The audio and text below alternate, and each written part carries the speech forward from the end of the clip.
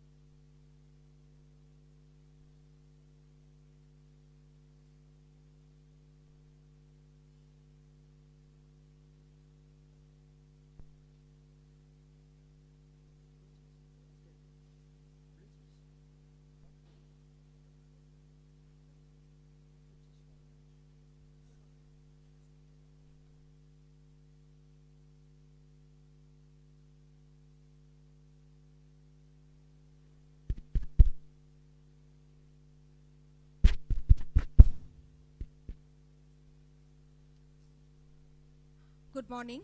We welcome you all to our today's seminar, GST and Income Tax, Risk and Rewards for Trade and Industry for the financial year 24-25. We welcome all the delegates who are present in the Williamson Mega Hall and also who have joined online. I request Mr. Pulak Shah, Mentor, National Fiscal Affairs and Taxation Committee, the Bengal Chamber of Commerce and Industry, to please deliver the welcome address.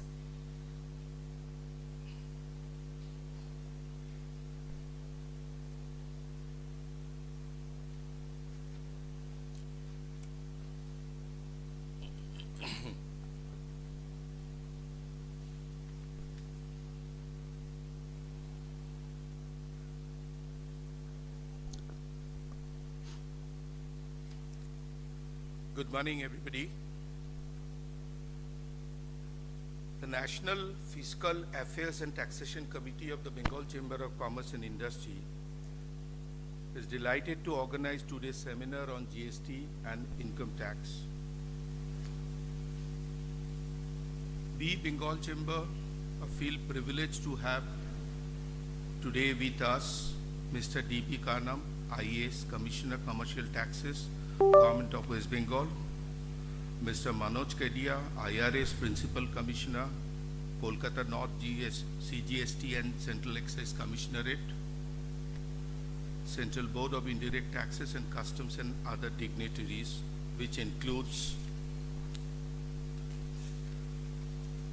Honorable Justice Sripati Ravindra Bhatt, Honorable Justice Muhammad Nizamuddin,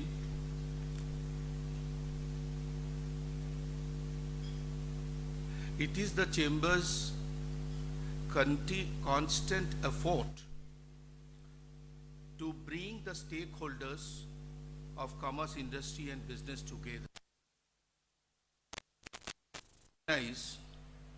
Programs inviting senior government officials as well as the professionals across the country. This is to create a platform for our members and invitees to interact on issues of concern of the industry. The Chamber also plays a very important role in the policy advocacy. The Bengal Chamber, by its legacy is an institute with significant contribution to taxation and fiscal matters of our country. Just to mention a few, the Chamber was associated with the framing of the Customs Act, played a major role in the framing of tariff policy and shipping laws, helped the government in drafting the first life assurance legislation in 1910, and played an extremely critical role in framing the country's first Income Tax Act. These apart, the Chamber has also suggested modification in the Indian Companies Act and the Indian Assurance Act. Today's seminar will cover some critical issues of GST and income tax. And these critical aspects includes that we have eminent speakers today for our various technical sessions. Under GST, we have two technical sessions where we have the speaker Vivek Jalan, who is the chairperson of the National Fiscal Affairs and Taxation Committee of Bengal Chamber of Commerce and Industry, who would be handling that the matters in relation to GST litigation, assessment, audit, and investigation, and other aspects. We have another speaker in GST, Rajarshi Dasgupta, Executive Director and Head of Indirect Taxes Aquilaw. He will deal with three major GST issues in 2024, GST planning and mitigation GST risk. Under income tax, we have the Justice Sripati Ravindra Bhatt. He will give a special address on analysis of the critical issues in income tax, TDS, TCS, issues under 194Q, 206C, 1H, 206AA, 206CC, 206AB, 206CCA, 194H, 194I, 194C, etc. We have the Honorable Justice Muhammad Nijamuddin. He will give a special address on the recent Kolkata High Court's landmark income tax judgments and their impact on jurisprudence going forward. We have another speaker on special address, that Advocate Giridhar Delia. He will deal with changes in the ITS for the assessment year 24-25. And then Srota Gopal Mukherjee, Senior Deputy General Manager, Direct and Indirect Taxation, Exide Industries Limited. He will deal with direct taxes, industry issues, and representations before the CBDT. We have always received overwhelming response from the industry. Our sincere thanks to the delegates who have taken time from the busy schedule to attend here, and also to all the delegates who have joined online. Consider today's forum relevant. We have very distinguished panel of speakers, as already have told. I'm sure this program will be a great knowledge sharing platform for all of us joining today. I once again thank you all for joining us, and wish that together we will make this program a successful program. Thank you very much.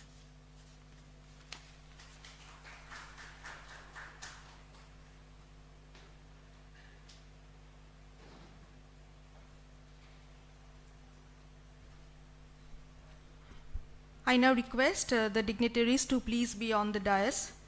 Mr. Vivek Jalan, Chairperson, National Fiscal Affairs and Taxation Committee of the Bengal Chamber of Commerce and Industry. Mr. D.P. Karnam, IAS Commissioner, Commercial Taxes, Government of West Bengal. Shri Manoj Kedia, IRS Principal Commissioner, Kolkata North, CGST and CX Commissionerate, CBIC. And also I request Mr. Shaha to please be on the dais.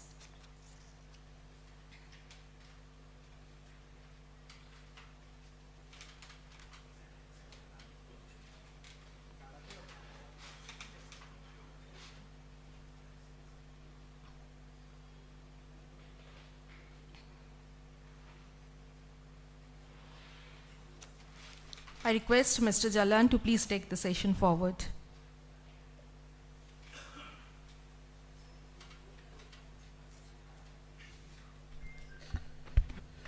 Thank you, Sharwani. and good morning to, first of all the delegates, dignitaries who have spared time from the closing of books of accounts and come here for this session. Honorable Shri D.P. Karnam Saab, Shri Manoj Kedia Saab, and Mr. Shah. Friends, the Bengal Chamber of Commerce and Industry, through its fiscal affairs and various taxation committees over the years, have dealt with, as Mr. Shah has said, various laws, and it has seen the implementation of various laws, including the Indian Customs Act, customs jurisprudence. It has played a very significant role in easing out the legislations. Now, through its National Fiscal Affairs and Taxation Committee, where we have combined direct, indirect taxes and the fiscal affairs, the Bengal Chamber facilitates raising of the issues and concerns relating to trade and industry with respect to GST, income tax, customs, and all taxation matters before the government. It also facilitates with government tax laws in letter as well as in spirit. Even before implementation of GST, the Taxation Committee of the Bengal Chamber of Commerce was driving the smooth implementation of GST through various training programs. It has also done a lot of policy advocacy with the Government of India, with the various state commissioners who are all very important stakeholders in the GST Council. Through the various taxation committees, it has helped trade and industry, where we have tried to ease out the legislation. For example, bringing in the RCM only for corporate insurance agents, getting the rate of GST amended for the solar power generating systems, and very recently in the last year itself, the National Fiscal Affairs and Taxation Committee of the Bengal Chamber of Commerce has played a major role in the issuance of Circular 195 of 2023 with respect to clarification of various issues relating to GST on the warranty supplies. The Chamber has also represented over the years with the CBDT on the various income tax matters relating to TDS, the income tax legislation provisions, and also 43BH of the Income Tax Act, which has seen the light of day only in the last Finance Act. Not only in GST, income tax, customs, etc., but even in the state legislations, the Bengal Chamber of Commerce and Industry has played a major role in easing out the compliance burden on the trade and industry, as well as partnering with the government and trying to create in letter and in spirit a true trade and government partnership for nation building. I still remember in the last year we had a similar program on 24th of April. Today, this time we have had it on 25th. Last year it was on 24th of April, and the then CCT had acknowledged in this forum the contribution of the Bengal Chamber of Commerce and Industry in getting the settlement of disputes scheme for VAT, CST, entry tax, etc. in West Bengal. And it has helped not only trade and industry, but as announced by the Honorable Finance Minister of West Bengal, it has also helped the government garner quite a handsome amount, and it has also, of course, helped industry to clean its balance sheet. The National Fiscal Affairs Committee is continuously pursuing various matters with the government and we would continue seeking the support of the government for a trade government partnership for taking our nation, our country forward. With this, again, I welcome all the dignitaries and all the delegates. And in this session, we will have Honorable Commissioner State Taxes West Bengal and Honorable Principal Commissioner Central Taxes West Bengal deliver their addresses to the audience, and then whatever representations we have got from trade and industry through our National Fiscal Affairs and Taxation Committee, we will try to put it before them and try to see what is the government's perspective. So with this, I invite Honorable Sir Shri D.P. Karnam Sahab to deliver his address.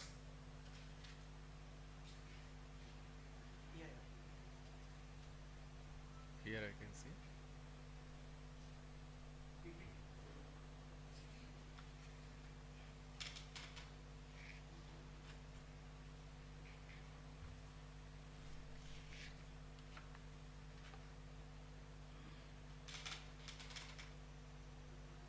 Here.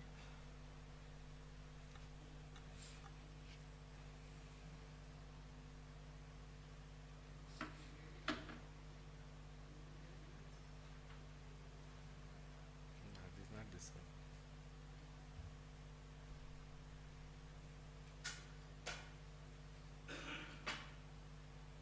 Not this one. This is not mine.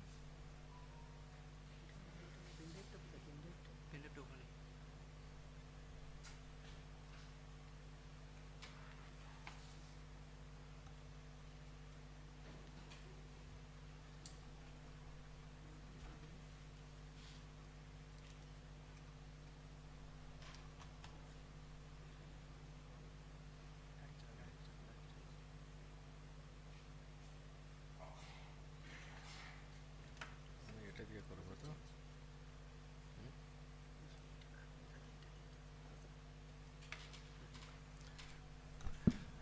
It's a very good morning all.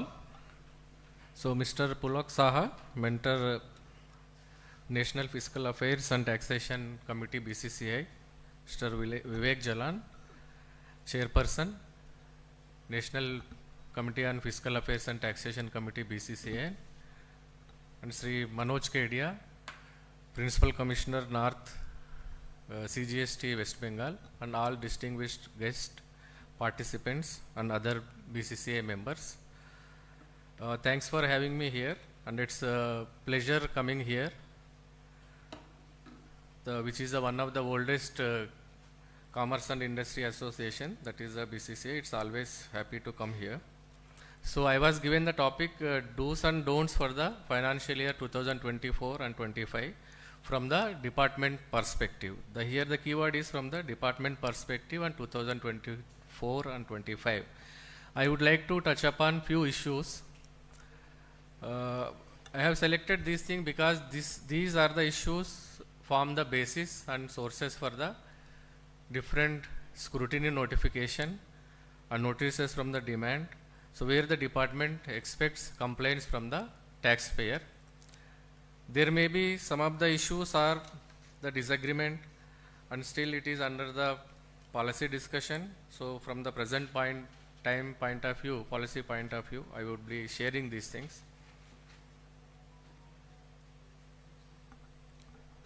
So we all know that GST is a self-assessment by the filing of return subject to the scrutiny. And we all know that GSTR 1 cannot be filed if the GSTR 3B is not filed for the preceding tax period, and GSTR 3B of a tax period cannot be filed if the GSTR 1 of the said tax period is not filed. And the rectification last date for the 2023-24 is the 30th November or date of filing of GSTR 9, whichever is earlier. And also the last date for the ITC claim, that is also the same date, 30th November, or filing of the GSTR 9C, whichever is earlier. Having said that, The first thing I want like to say under the do's and don'ts, that is a very important for the department, that is timely filing of the GSTR 1. The details of outward supplies furnished by the supplier in the GSTR 1 auto-populated in the GSTR 2B from the 2022 that we know. So here the what's happened, when the GSTR 1 is timely not filed, failure to file in this thing, so recipient cannot avail the ITC. So filing of the GSTR 1 after the due date, that is a reason for the delay claim of the ITC by the recipient. So we had 40%, 50% overall India, that is a percentage of GSTR filing. After this clubbing of the GSTR 3B and 1 is it is not filed, 3B cannot be filed. So percentage has increased now to it is a 60%.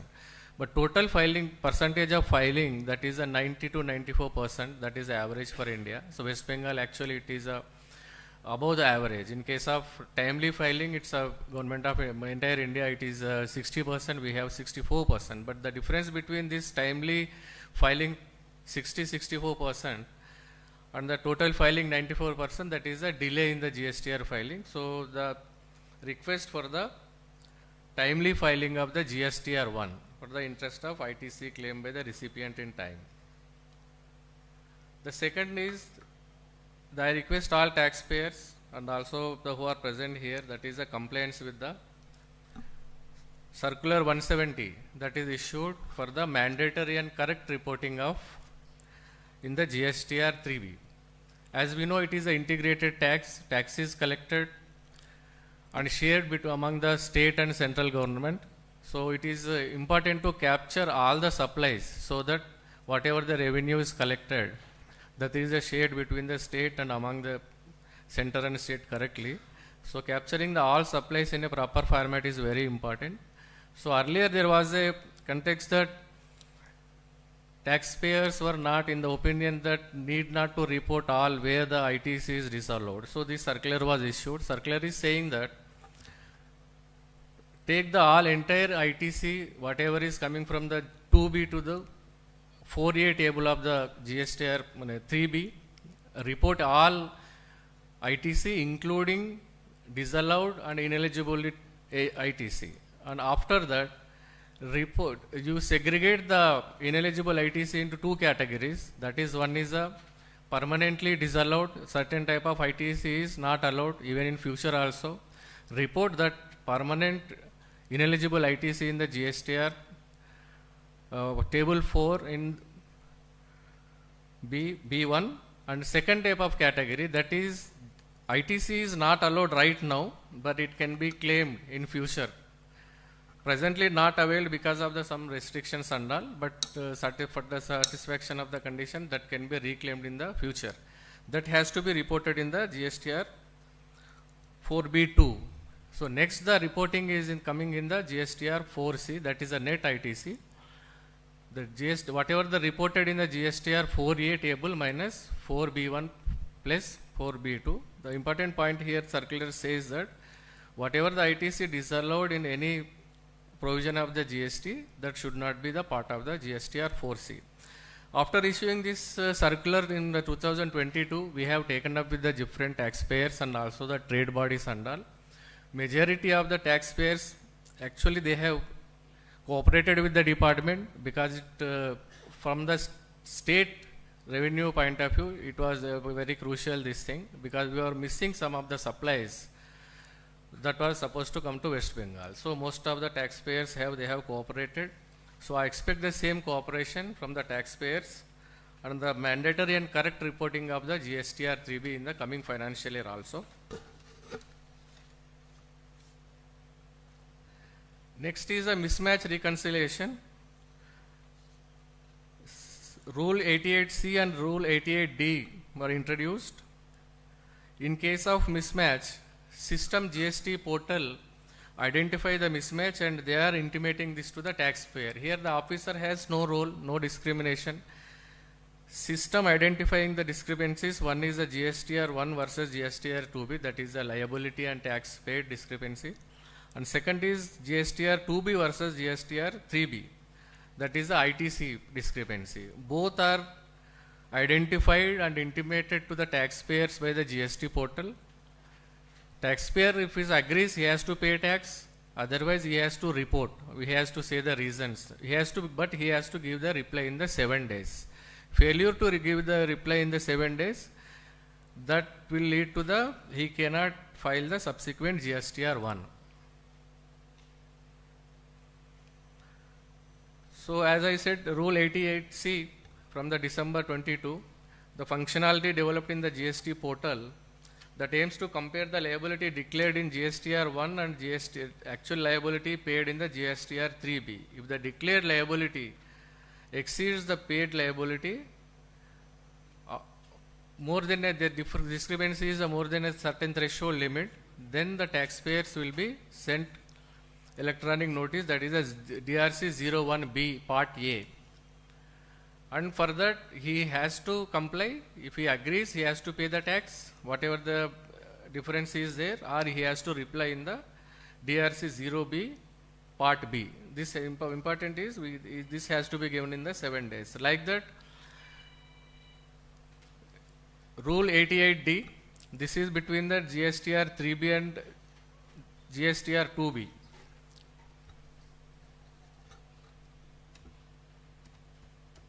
It's not coming.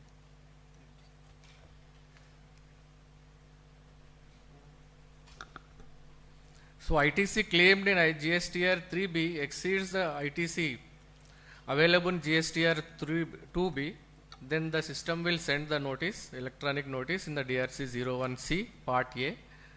So again the same thing, he has to accept or he has to give the reply in the, these are the two things important, because now under the different analytical reports generated by the GSTN portal, this mismatch is regularly being monitored. Third, one more important thing I would like to say where the compliance level is expected, that is the e-invoicing. We all know that e-invoicing introduced in the 2019, first it was, threshold level was at more than 500 crore aggregate turnover. Again, after that in a different phases, it has now come down to 5 crore since 2023.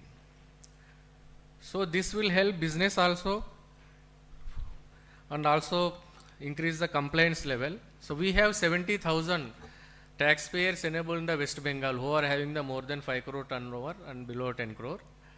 But actually the e-invoice generation is happening for the 50,000 plus. So there are 19,000 taxpayers, though they are under more than the 5 crore turnover, but e-invoice is not happening. So recently these reports have been generated by the GST portal and sent to all states. In the coming few months, we will be asking the taxpayers or nudging the taxpayers for the complaints.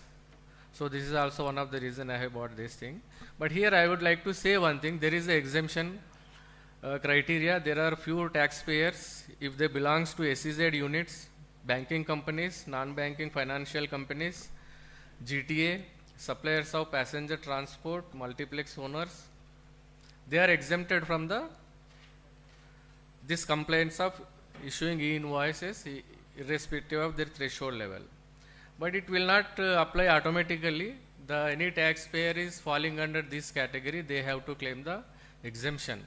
For that, they have to visit the portal, they have to fill up the declaration form by selecting the category by the drop down menu. This is a very simple process. If any taxpayer is having any problem, they can also visit our West Bengal www.comtax.gov.in for the filing the exemption declaration. So here are the two things. So if any taxpayer coming under the exemption criteria claim the exemption, or if they are not under the exemption criteria, compliance is required. Next is a mismatch issues, that is between the GSTR 2A and 3B. We all know that from the 2022 January, the 2B and GSTR 3B, that is auto population, is happening. Before that,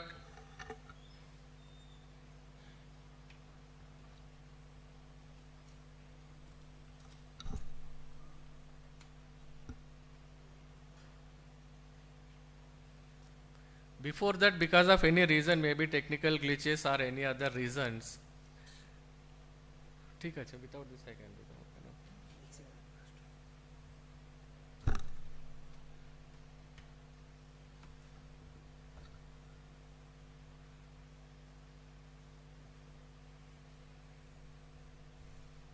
So circulars issued, two circulars issued, that is the circular number 183 and then circular number 193. Circular number 183, initially this facility was given for the 2017-18 and 18-19 financial years. After that, the same facility is extended till the 2021 December. In case of any discrepancy in the GSTR 2A and 3B, the recipient can claim the ITC based on the declaration or certificate given by the supplier. So when we have started the scrutiny proceedings, where we have received the declaration or certificate, we have allowed many taxpayers to claim the ITC. Now the 2021 and 2020 also scrutiny proceedings are on, notice has gone. If any taxpayer, if they can produce the CA certificate, if the total ITC in a year is a more than 5 lakh, if it is a less than 5 lakh, the self-certification by the supplier would suffice. So regarding this, any taxpayer is, if having any grievance, they can contact our PRO section also, but go through these circulars and use the benefit provided through this circular. So timely filing, correct reporting, mismatch solution and EU invoice compliances, that's from the department point of view I would like to say the dose. One more thing I would like to say, this is again one more discrepancy or mismatch report regularly generated by the GST and portal, and officers are also asked to find out the reasons. That is though it's a old one, but still it is a discrepancy, still the mismatches is continuing even in the next financial year also. This will be the one of the basis for the notice or scrutiny. That is a difference between the GSTR 7.8 and GSTR 3B. We all know that government departments or local authorities, they are mandated to deduct the 2% tax from the payment and report in the GSTR 7. Like e-commerce operator, they are supposed to collect 1% from the suppliers who are supplying through the e-commerce platforms, and they report to the GSTR 8 to government. So over the period, if we compare GSTR 7 and GSTR 8, the supplies and also the whatever the reported in the GSTR 3B, in case of any mismatch, that is also one of the important criteria for the scrutiny. So the request is here, the compliance is here to please reconcile your GSTR 7 or 8, whatever is applicable, that depends on the taxpayer's business, with the GSTR 3B to avoid this thing. So regarding scrutiny, just like to share that we have scrutiny completed for the first 3 years, 17, 18, 18, 19, 19, 20 is going on.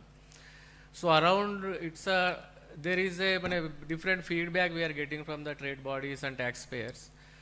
The number we have issued is total, we have from the state authority, I am saying, though we have the CGST and SGST, out of 3 lakh we have issued around some 6% different criteria based. So definitely the effort is going on from the department to how we can reduce the number of notice and all. Definitely the number will come down in the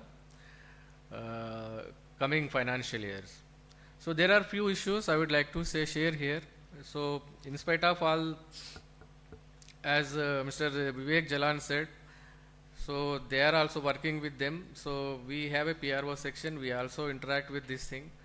And when we get the opportunity, we are also member in law committee and all. I think I can say the government is considering whatever the grievances, whatever brought by the trade bodies and taxpayers, genuine grievances and all. And many of the clarifications have already been issued. As now election period is going on, there is no meeting since last 6 months and all. Many of the clarifications are under pipeline. So like I would like to give some example. There is a demand from the trade that there should be facility for the amending the GSTR 1 before filing the GSTR 3B. This will reduce the discrepancies to a larger extent.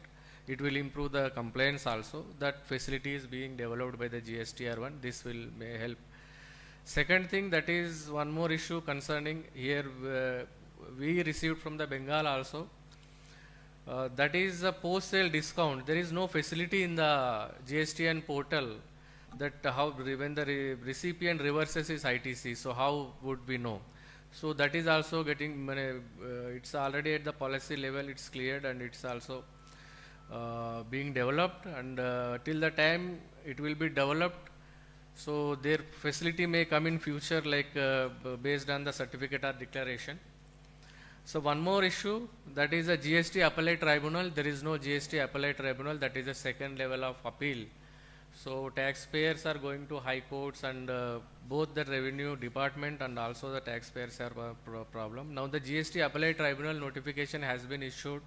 Maybe in the next financial year we can have the GST appellate tribunal. For the West Bengal, there will be 2 boards in Kolkata covering the Sikkim, Andaman and West Bengal. So appointment of the members and also creating infrastructure is on, so we can expect that. This is a thing. So these few things I wanted to share from the department perspective, do's and don'ts. So there is questions will receive. Acha. So thank you all, and wish you all the best. And there are so many technical sessions are in the second half and all. I hope you all will immensely benefit from this thing. Thank you.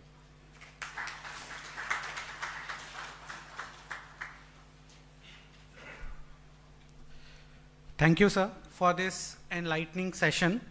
And 3 important takeaway, friends. We'll have the question and answers post Mr. Manoj Keria's deliberation. But 3 important takeaways from this session. And I would say the most critical is this post-sale discount facility, utility, I would say, on the GST portal. Because now we are all arguing on the doctrine of impossibility. How if I issue a credit note, how I can ensure my my recipient has reversed the ITC. So this is a very welcome move, and thank you, sir, for considering it from West Bengal. 2 other important things which sir has said is this circular 170, the implementation and the following circular 170, friends. One more thing I would like to add over here, circular 170 of 2022 has been notified by notification 14 of 2022 dated 5th of July 2022. So it is not only a circular but also a notification from Bengal Chamber. I remember even in the last year, August, we have taken it up. Trade is requested to please follow it in 24-25 if not done. Third is this e-invoicing. I still remember around 2 years back, there was Honorable CBIC member was there in one of the seminars, and she had said that the compliance is low. Even today, as sir has said, that the compliance in West Bengal is only 70%. Friends, it also means that the recipients of those invoices, they will not be allowed ITC. Under Rule 48, Sub Rule 5, if your supplier has not billed you in e-invoice, where it is mandatory for him to do invoicing, you as a recipient may also be denied ITC. So here vendor compliance is important. Now with this, I would request Honorable Principal Commissioner Sir, Shri Manoj Kedia, to deliver his lecture.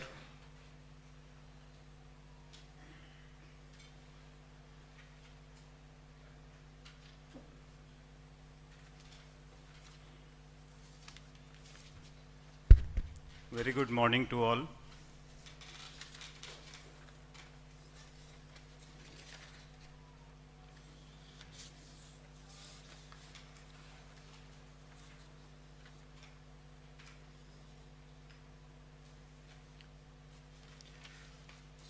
Sri Pulak Saha, Mentor, National Fiscal Affairs and Taxation Committee, BCCI. Sri Vivek Jalan, Chairperson, BCC, National Fiscal and Taxation Committee, BCCI. Commissioner of SGST, Sri Devi Prasad Karnam, members of the trade, and ladies and gentlemen. The topic which I have been given to discuss or deliver my lecture, that is on very major foreseen critical issues in the light of various trade and industry representations. So I think what I understand with this topic, that what are the issues which department is raising or expected to raise, and which trade and industries are facing. I have worked in audit, in Bombay audit. In fact, all the big industries, I have audited almost all the big industries from all sectors. And what I understand, we can divide this topic, why the dispute arises, how the dispute is arising in GST. So,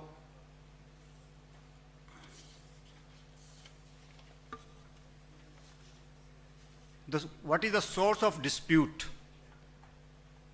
Let us understand, because every industry is basically facing the dispute and going into the litigations. In the first session, it was said that a lot of compliance is there, and because of non-compliance, if you find that difference between GSTR 1 and 3B, 2 and 3B, GSTR 7 and 3B, the demand notice are being issued. In addition to these, many other disputes are arising, and thousands of demand notices are being issued to various companies, whether it is a company or proprietorship or partnership firm. So let us understand why the dispute is arising. The first dispute comes from the multiple registration. See, our law is framed like that any company, if they are giving supply in different state, they have to take multiple registration. Multiple registration is one of the reasons for the dispute.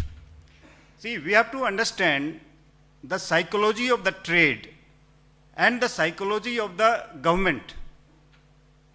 Because of difference between these two psychology, the dispute arises. See, if as far as businessman is concerned, they think we are supplying the goods from one state to another state, so actually we are supplying it. So why we should basically invoice to our depot and make a payment, then from the depot again the invoice should be raised. Now with the GST, the concept have changed, and the businessman has to change their concept in the thought process. So because of multiple registration, the supply between two different entities, means deemed supply, it is a matter of dispute. So a lot of dispute, so-called notice are being issued because of the deemed supply.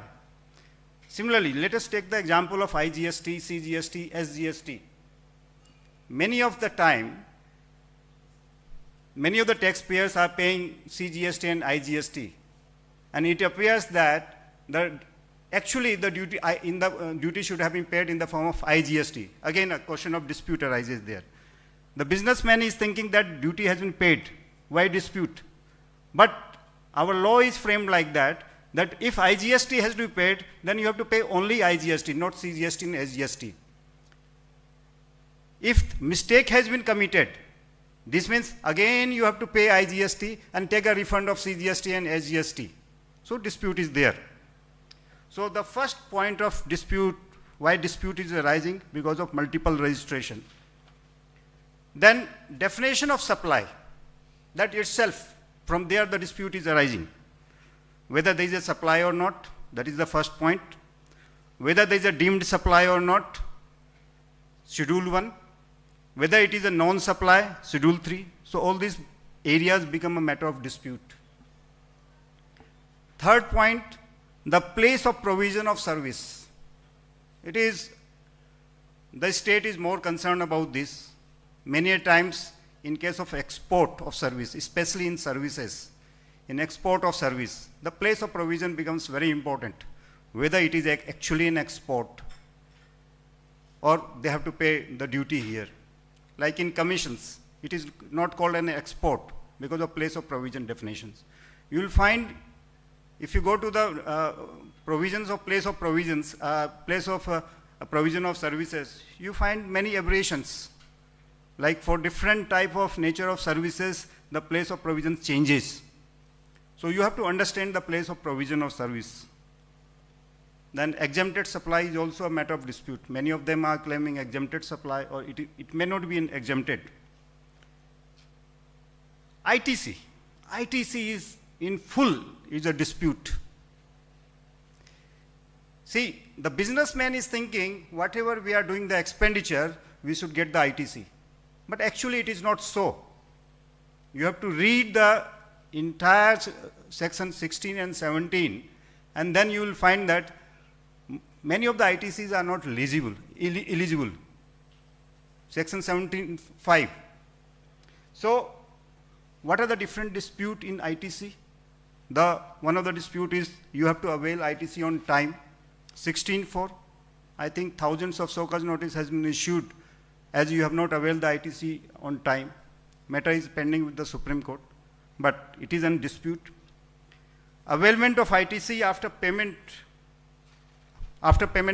like 2 and 3-way difference. Once it is, if it is not paid, duty has not been paid, you cannot avail the credit. Again, this dispute is going on with all businessmen.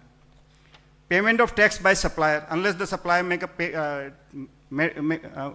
does the payment of tax, the recipient cannot avail the credit. Then actually there has to be a supply of goods or services. The just transfer of document is not, you cannot avail the credit just by way of getting the document. The document has to come with either services or goods. It's a big challenge which is going on, the department is facing. Then reversal of exempted supply as per formula, Rule 42. You have to, Rule 42 is fully misutilized. Means, if you just go to the realty sector, construction of residential complex and the office complex, commercial complex. Because in the beginning, the sale is taking place at the end, registration is taking place at the end. But the duty is being collected at the time of advance, collection of advance. And they are availing the ITC. And once the out of this occupation certificate is completed, this means building is constructed, then it is no longer a service. It becomes an immovable property. This means the realty sector is availing the entire credit. There may be a possibility that duty has not been paid and they have availed the entire credit. And now they are not supposed to make a payment of, because it has become an immovable property. It's a big dispute. The calculation is the Rule 42. Rule 42 was amended later on. Because, it was more of a clarification. But if you just go from 1718, so actual Rule 42, the reversal was not done properly. So it was a dispute. Then ineligible credit, 17(5). Lot of interpretation issue is required. Clarification is required under Rule 17(5). Now let us come to the valuation, especially in case of retail sale, whether it is a composite supply or whether it is a mixed supply. In case of mixed supply, the highest rate becomes the rate of duty. In case of composite supply, it is the principal supply rate of duty you have to pay. So here also a lot of dispute is there. Valuation definitely not much dispute is there, but definitely the dispute is with regard to the discount, etc. So what I find that there are a lot of dispute still which are being dealt with. I will just give you the list of dispute which I have found out, and we have been, department is issuing so-called notice in that. We can just have the view on that. These disputes are basically different for different sectors. Some of the sectors, they are free from dispute, not much dispute is there. But if you say, and these disputes are more or less sector specific. If you say Rule 42, exemptions reversal of the ITC, this is more or less specific to the sector, especially the realty sector, construction of the residential complex and the commercial complex. It is more specific to them. And the trade or business where the exempted supply is being done. So it is more. Reversal of common ITC, because in many of the business, the exemption is there. Like banking sector, if you see the banking sector, financial, in case of banking sector, there is a provision to avail 50% credit. They can opt for, or they have to reverse for the exempted supply, because all banking, the interest earned is an exempted supply. So they have to reverse. But actually, are they reversing? Again, the 50% credit, the 50% credit has to be of the eligible credit. The interpretation of eligible credit, again a dispute. First you have to examine what is the eligible credit. Eligible credit means you have to remove all the credit which is not allowed. That is section 17(5), that has to be subtracted. So I am just giving you few of the examples where the late availment of ITC, section 16(4), I think thousands of so-called notices are issued here. Section 17(5), this is applicable to almost all trade. The psychology of the trade is that first you avail the credit of all the expenditure they have made, and if the dispute comes, then with demand is raised, then they will reverse it. That psychology need to be changed. If the provision is very clear that certain ITC is not eligible, is not allowed, so same should not be taken. So section 75 is ITC, ineligible ITC, this lot of demand is raised here. Then Rule 42 I have already discussed, especially in case of realty sector, construction of residential complex, etc. Then non-payment of GST under RCM. I think this is a very common type of dispute which is being raised. See, whatever expenditure in foreign currency is being done, everything, almost everything is subjected to RCM. And we find that in many of the cases, major of the cases, corporate, they are not basically making payment under RCM. So this is again a point of dispute. Then non-distribution of ITC by head office. A lot of so-called notices were issued here. So the provision is that you can basically have the registration for ISD, and through ISD it can be distributed. But my experience shows that ISD registration is taken very rare. In most of the corporate sectors, the head office is availing the credit, and after that they are raising the invoice to other branches where those services are being used. That is fair enough. I think the board has clarified this issue. But again, how much to be allotted to which branch, that becomes a matter of dispute. Then there was earlier, now this provision has been, the clarification is given, service provided by head office to its other branches and the GST liability on that deemed supply. So it is still, it is basically depend upon the valuation. You can make a zero valuation or you can make certain valuation. If you are making a certain valuation, that becomes a dispute, that actually you are actually calculating the right value for the deemed supply or not. If it is zero, no problem, because the provision says that. But if you are making certain calculation, so there also lot of demand are being raised. Then refund under inverted duty structure. This is a concern which has been raised by us.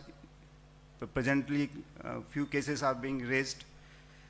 As far as the refund is concerned, it is given under section 54.3, and section 54.3 says that no refund shall be granted of accumulated ITC, no refund of accumulated ITC shall be granted. It starts from that, and after it says that it will be granted in case of only two cases. And first is if there is a accumulation due to export of goods without payment of duty, and second it says that if there is an accumulation of ITC due to inverted duty structure. See, making law is very easy, but actually we find that there are only few cases where there is a pure case of inverted duty structure. In most of the cases, there are multiple. The accumulation is happening not only due to inverted duty structure, but it is actually happening due to other reasons also. In one of the cases, we found that the valuation, accumulation was happening due to valuation. Valuation means it was a case of the raw material cost was 100 rupees, the sale was at 50 rupees, and the difference of sale that was given as a subsidy by the government. So accumulation was actually happening due to the value reduction, but they were claiming the refund of accumulated ITC due to value addition, value reduction. So it becomes a matter of dispute. Then deemed supply, you will find a lot of dispute here. ITC reversal on goods returned, lost, destroyed. I have seen a lot of pharmaceuticals companies. Every pharmaceuticals companies, because the goods are basically, it is expired goods. Those expired goods are actually returned to the manufacturer, and those amount is basically returned back to the actual retailers. Now actually there should be a system. If you see the chain process, whosoever is sending the goods, he has to basically pay the duty, and whosoever is receiving the goods, he has to basically take the ITC. But this actual seamless process is not being followed by most of the pharmaceuticals companies. So in each and every individual case, the department has to file, department has to do the investigation, what process they are doing it. Are they actually reversing the ITC for the goods returned? So here also demand is being raised. Now deemed supply, if you say that GST on business transfer, merger, acquisitions, what is exempted? It is only slump sale which is exempted. But one has to be very clear that if there is a slump sale, then only there is no requirement of paying duty. But in other cases, it is a deemed supply. Transfer of, and the duty liability has to be calculated properly.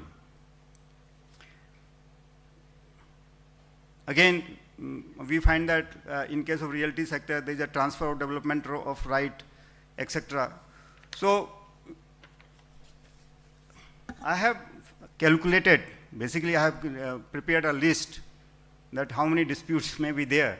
So it was in general more than 44 to 45 types of disputes are there. So these are the basically dispute which can arise. How can we avoid it? I can say in short that your accounting system has to be proper. How to avoid? I am talking about that. See, what exactly has happened? You are basically, as a single entity, everyone is on the SAP. You are basically maintaining a single system, seamless system throughout India. But as per the GST, the different registration at different state becomes the different distinct entity. This means you have to keep the accounting. You are preparing GST 9C. So you have to keep the accounting as per the distinct person. This means for every registration unit, you have to keep it separate accounting. Unless you keep a separate accounting, unless you are able to satisfy the auditors, unless you are able to satisfy the investigators, it will become very difficult. And somewhere it leads into, because the businessmen, they are not able to give entire details, and finally it converts into so-called notice. It's very easy to issue the so-called notice, but it is very difficult for the businessman to explain everything. So in my view, basically we need to change the approach. We need to understand that we have to keep the different records which are state-wise, so that whenever there is an audit team or whenever any officers are coming, any team is coming, you are able to provide them the separate balance sheet, means trial balance sheet for the state, and the back paper like ledgers and corresponding invoices to the concerned officer, so that they can examine. And wherever, that is the first, keeping the accounts is the most important. The second point which I want to explain, that every businessman should find out what are the risks involved with regard to the taxation, what are the possibility where the demand can be raised, and at least a decision should be taken by the concerned business that yes, either the duty ITC not to be availed or GST has to be paid, or if you think that if such risk is in interpretation in nature, so definitely you can always go to the court and take the legal opinion or take the risk with regard to that demand notice. So that's all. I have already explained you what are the possibilities. The risks are still too many. The department will be analyzing all the issues, and there is a possibility that there is one more risk which I am telling you, that since they are different state and you are taking a different registration, so multiple interpretation may be there. So in case if there is a multiple interpretation with other states, definitely those things will be brought to the notice of the officials, so that it can be resolved as soon as possible. So thank you very much.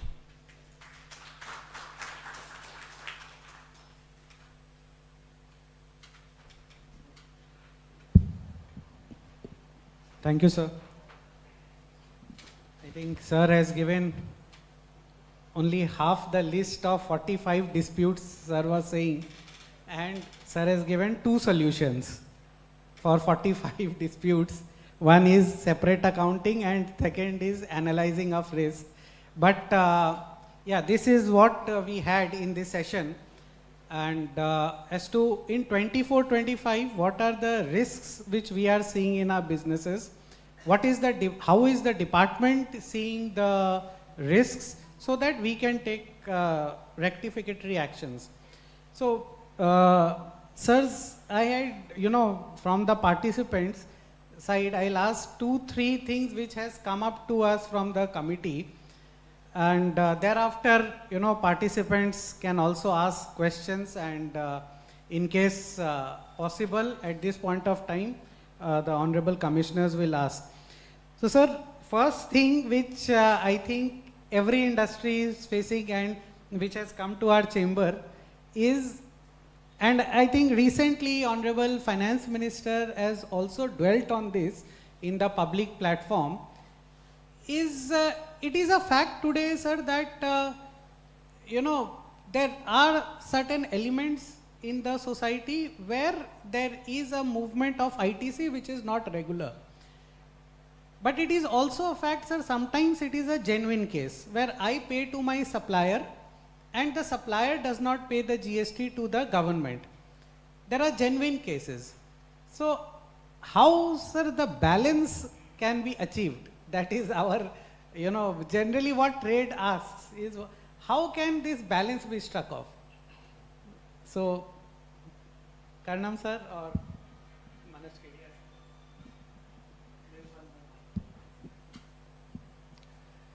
So regarding this, we have to see in the two phases when this rule 37A inserted that allows payment by the supplier till the 30th September of the next of the preceding after the financial year. If we fails to do that by the 30th November, the ITC has to be reversed. But the main issue is, I think, before that period, where the supplier failed to this thing. So we had a Honorable High Court Kolkata case, Suncraft case, we all know. After that, there was a press release also issued. The whatever we are following, that's I would like to say.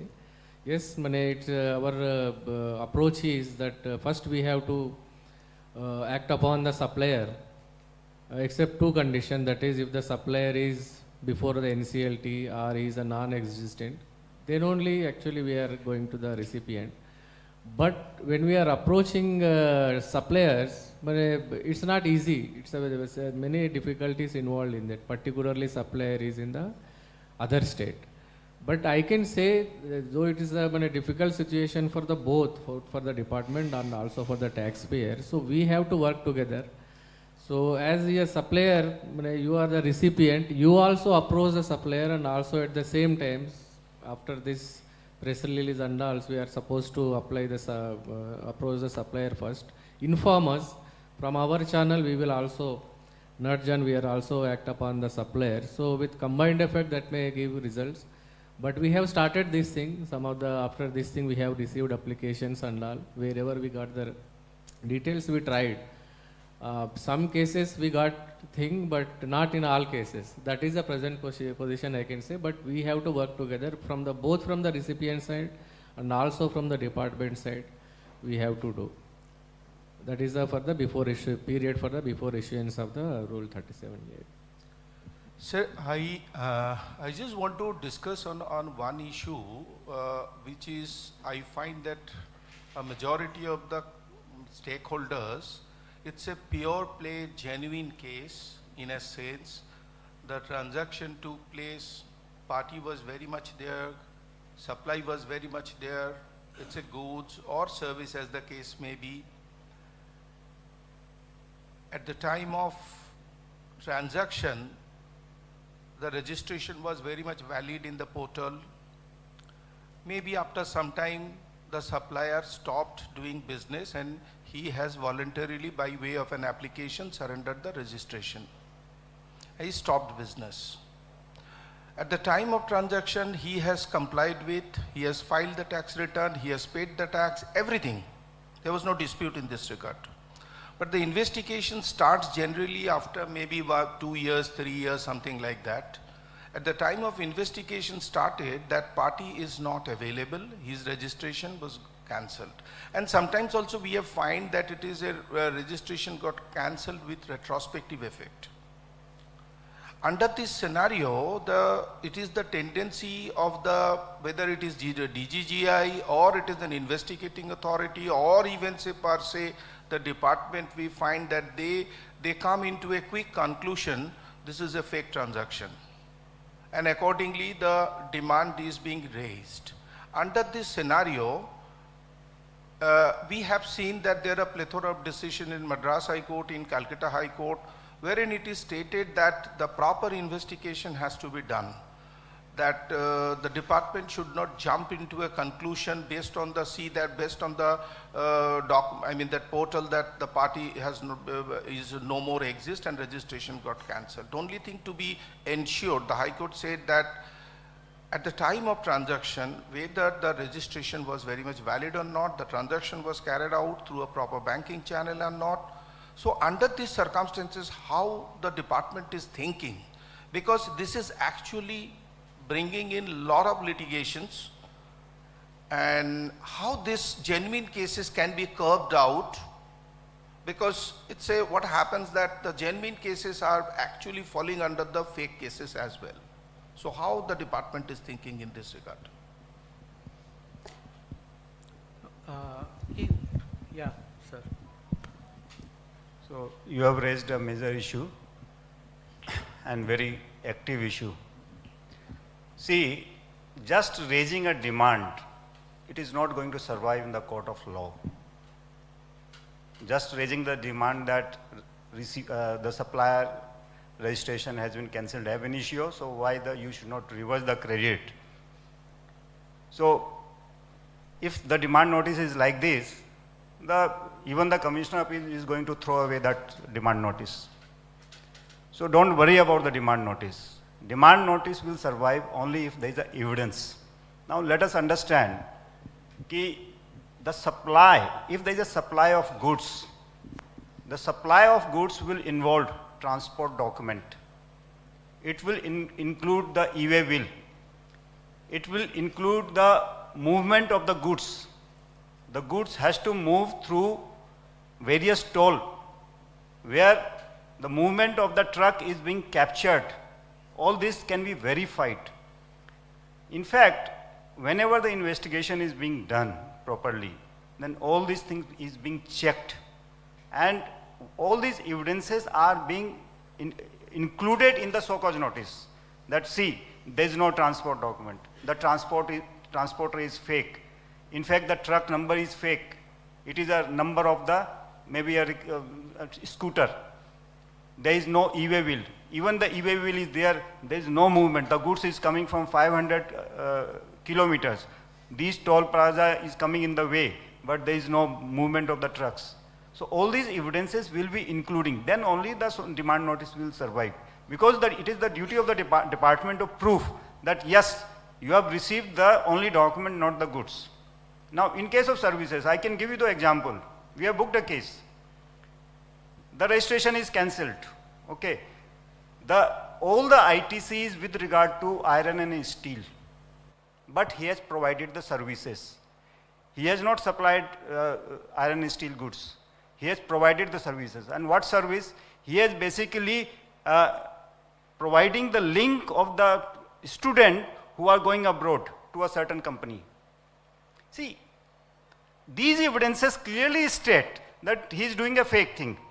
So it is the department responsibility doing the investigation. It is department responsibility to ensure evidence may be many and may be of different kind, but department has to ensure and include in the demand notice that these are the evidences because of which it is proved, or it appears that you have just received the document and not the goods or services, and why this transaction should not be, basically ITC should not be reversed. So I think then only the demand notice will survive. Sir, one thing, sir, I agree with you. I'm talking about just 10 days back, I got a show cause notice from DGGI Mumbai, right? This is absolutely, I spoke to the promoter of the company, and they are a very renowned company, and they said that no, there was no hanky-panky, 100%. The party, why he has opted out for not doing business, that is not in our jurisdiction or lookout. We did business, we paid, we have provided LR, we have provided everything, but the DGGIs, they jumped into a conclusion that at the time of investigation, the party's registration was cancelled and he was non-existent, so it is a fake. Now what happens, as you rightly said, that I know that even if it is not in the appeal, in tribunals, surely we will get the relief, but in the process, the party has to shell out about 25% of the pre-deposit.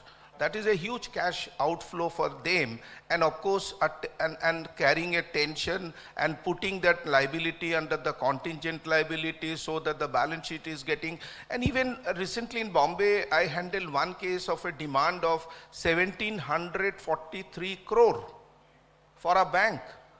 and that it was done in such a way, they have not even applied the money, applied the mind. The entire income was duplicated because of the mistake at the very initial period of time, and what has happened, the entire income is out of investment. So, Mr. Saha, actually, I mean, what audience can see, I can tell you, at least I can see, when I see you, I can see DY Bithel Enterprises, Madras High Court. When I see Manoj sir, I can see Ecom Gill Supreme Court. And Kandam Saab has talked about Suncraft Energy Supreme Court. Yes, so absolutely. I am sure, you know, so much of jurisprudence has already happened on this. Now the thing is that I think that there should be a proper, and you know that GST, the purpose of GST is that give a relief to the business, right?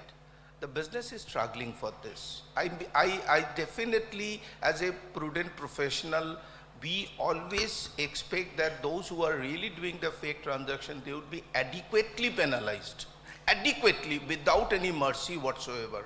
But all should not be treated at par. That is the only thing what we as a professional, we expect, and we are working as a bridge between the department and the stakeholders. Yeah, so due to, please. I have advice in this case. See, from the department perspective, I can say that the investigating authority, basically they are not getting a support from the... Maybe sometime, maybe. So maybe they I are not agree. getting all the documents. Maybe I Secondly, if you are right, if you are fully confident that there is no problem, then you must approach the higher officer there and explain the things. Sir, one thing, sorry to say one thing, the departmental authority come only for 3 days for carrying out an audit of 3 years voluminous document. They don't have time. That is also another problem we face. So I mean that something has to be worked out so that we can work together for the achievement of the country's growth and the purpose. No, I am basically, I can tell you that I have done an audit for 1 year and continuously more than, see, it's a challenge for us. Yeah. For taking a person of 200 people and conducting the audit of 100 units, and for 5 years, 1 unit means 500 balance sheet need to be seen and completed in a month. It's a Herculean task and it need to be done. But definitely we have so much of grip on the subject that if they produce the document, only problem which department face, that the representative of the taxpayers, they are not coming forward and they are not giving all the documents as required. If you are giving the document, I am dead sure that demand notice shall not be issued.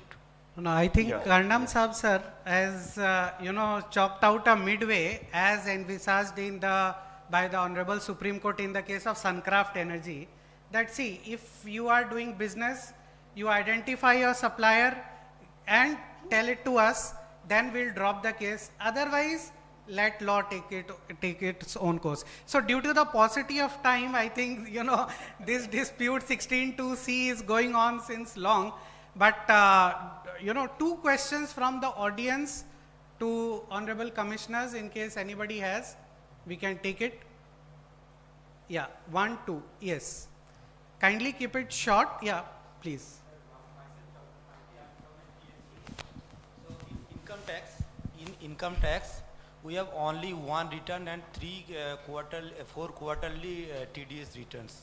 However, in GST, we are filing more than 60 returns in a year, and it is very cumbersome process for us, and keeping aside the regular accounting job also. So it is our sincere request to you, if you could reduce the burden of filing return, that would be really helpful. That is only my suggestion or demand, you may say. Right. That is, sir, if you can, yeah. Suggestion is well taken, but even from the department also we wish that. But let us see, in future it may happen. And I think Manoj Kedia sir has already said that, this multiple registrations is actually, overburdened compliance. Yes. Yeah, sir, my question is that in case of a ISD registration, how the common service of under RCM be taken or distributed? Sorry, come again? In case of an ISD registration, suppose I got some common service which is under RCM model. So how that payment of that tax be paid and credit can be distributed? So, sirs can answer this, but just before that, one liner from me. You know, if you see Rule 54, Sub Rule 1, capital A, that dictates this process of routing RCM payments through ISD. So, if you have a ISD in West Bengal and a normal in West Bengal, pay it through the normal registration, route it through ISD thereafter, right? If you see Rule 54, Sub Rule 1, capital A, I think that would clarify. But sirs, if you can. Okay. Yeah. So I think we have time for only 2 questions, which we have said earlier. If you have any questions, Saurav, you can, text it to Shorbani or the chamber. You have a? E-way bill. Okay, one last question. Kindly keep it short. Yeah. Can you be a little louder? I think their mic is not working.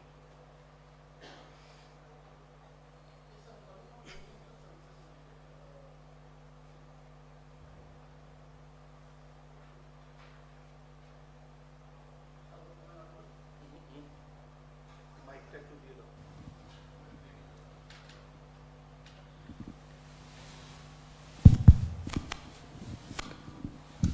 Hello.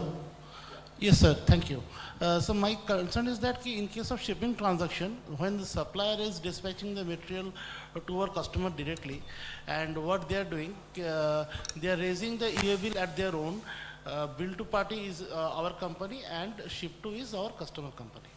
So now the challenge is that I could not take any dump or any record under my credentials while I'm searching in my portal of EA bill. And department is raising the show cause in this behalf based on your tax invoice, where is your EA bill?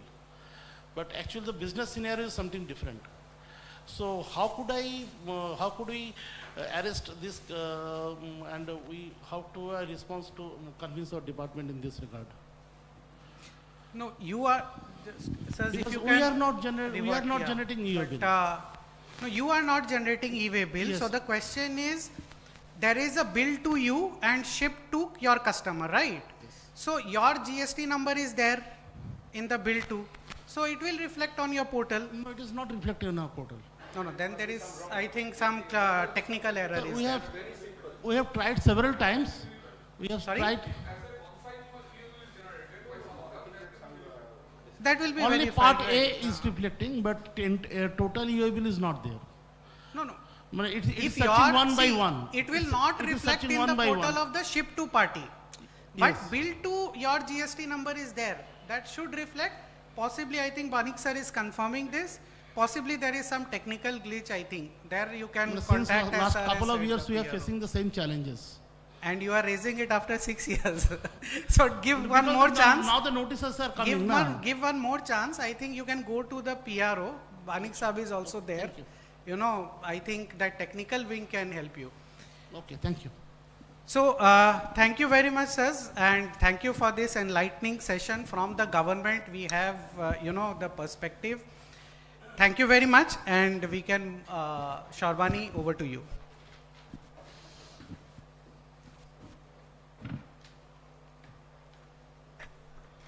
Thank you, sir. Now we have a very pleasant task to perform. I request Mr. Shah to please present token of appreciation on behalf of Bengal Chamber to Karnam, sir.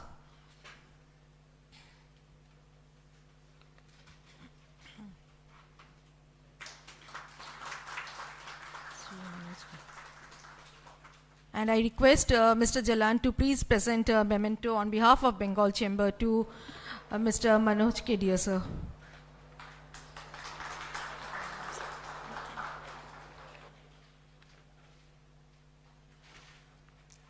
Thank you. We will now proceed for the next technical session. So we will take 5 minutes for the changeover.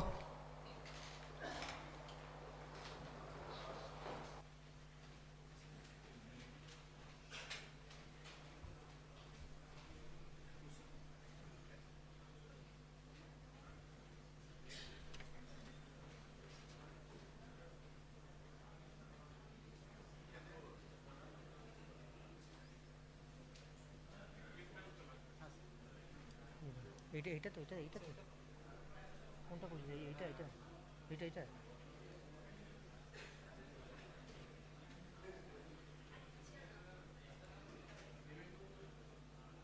এটা কি আছে? এটা কি আছে? ভিজিছে না?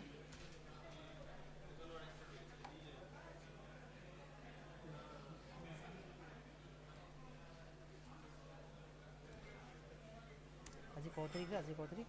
25 তারিখ।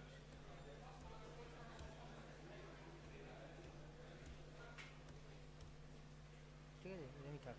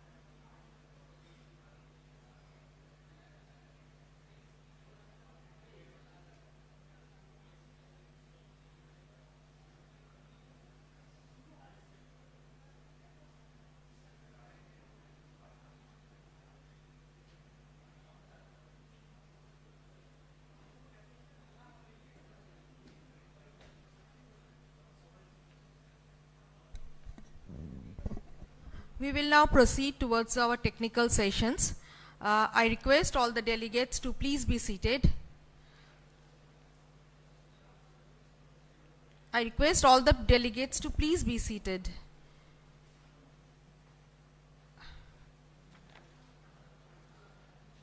Our technical first session is on handling GST litigations, and I request Mr. Vivek Jalan, Chairperson, National Fiscal Affairs and Taxation Committee of the Bengal Chamber, and partner Tax Connect Advisory Services to please be on the dais and take the session forward.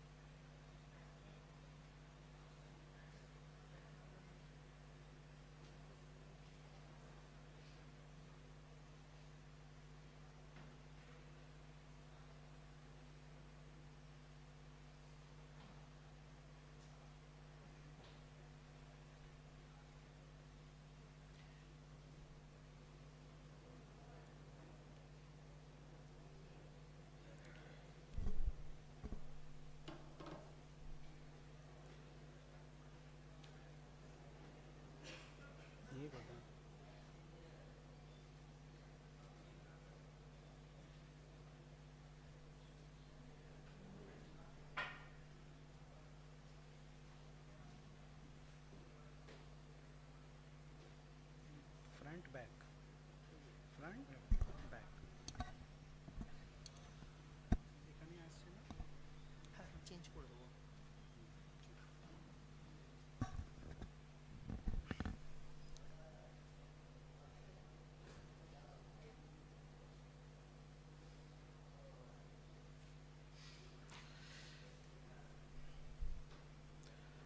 So, good afternoon once again, and already we have short the time a little bit, but it was a good session in the beginning with the government. So here, friends, now going forward after 6 years of GST, and we heard the Honorable Principal Commissioner also speak already. Already they have, you see, 45 risk areas, and this is with the Principal Commissioner who is steering the ship. So, we also as trade and industry, we also need to handle litigations in the best possible manner so as to reduce our risks. In fact, I still remember, sitting in 2024, there are many, many issues where the revenue was very confirm and strict in 2021-22 that no, this will lead to an order and we will not drop this point in the show cause. I will give you a small example.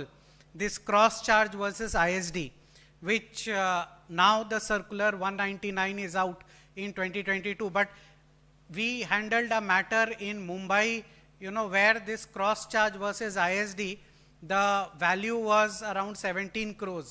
And we said, "Theek hai, no problem, we will route it through ISD now." But the question was 17 crores rupees was the tax and 13 crore was the interest. So we said this we cannot do because it is a mere procedural, issue, cross charge versus ISD, and it was a DGGI investigation. So we all know that how, DGGI sometimes works, and there was a pressure, but we said no, procedural issue, we will not pay interest. We can, if you want, from cross charge, we can make it ISD. We had ISD, but we will not pay the interest due to this issue. And in 2023, we have circular 199, where actually the government has said that cross charge or ISD, both you can follow. So, litigation handling, there is an art where you have to not only know the law, you have to know the, precedents, you have to know the jurisprudence, and most important, as the commissioner has said in his session, you have to know pan-India market, what is happening across pan-India network, how, what Mumbai is doing, what Bangalore is doing, because what Bangalore will do, it will flow in 1 week to Calcutta. It will flow in 1 day to Delhi, and similar show causes will start. Like I will tell you this, tax on holding company having share in subsidiaries, right? You would have heard. There were so many cases. It started from Bangalore and it flew across the country, and thereafter, luckily within 6 months, the GST Council came out with the circular. So similarly, whatever circulars you are seeing, it is all a result of litigation which has arisen somewhere in the country and flew across the country in a matter of minute. In social media we say it went viral. So nowadays litigation also goes viral. 1.1 officer in Kerala will raise and it will go viral in 29 states. And that is why we say that it is important that, one handles litigation with the right strategy. So we have spoken on GST tribunals. One by one, I will take you through this process of how to handle litigation, where to draw the line in, GST, and few I have on income tax space also, although we have a next session of, stupendous speakers on income tax. So GST tribunal, just talking to, the board members and the commissioners, and I think by August, GST tribunals, August or September, we should see at least some tribunals being formed. Now the space is also more or less decided. The application for the membership to the tribunals has also gone. One important part for trade, how to prepare for tribunal is that, now again, there are two ways by which department is working. Maximum 99% of the state departments, the moment you get an order from the first stage, right? If you get a confirmed order from the first stage, 99% of the state departments bearing 1 or 2, they are going for recovery, because they are saying that the circular says that because tribunal is not formed, the time barring will be stayed, but they have not stayed the recovery. So you are seeing people are going to the High Court and taking a stay after paying 20% of the pre-deposit of the amount.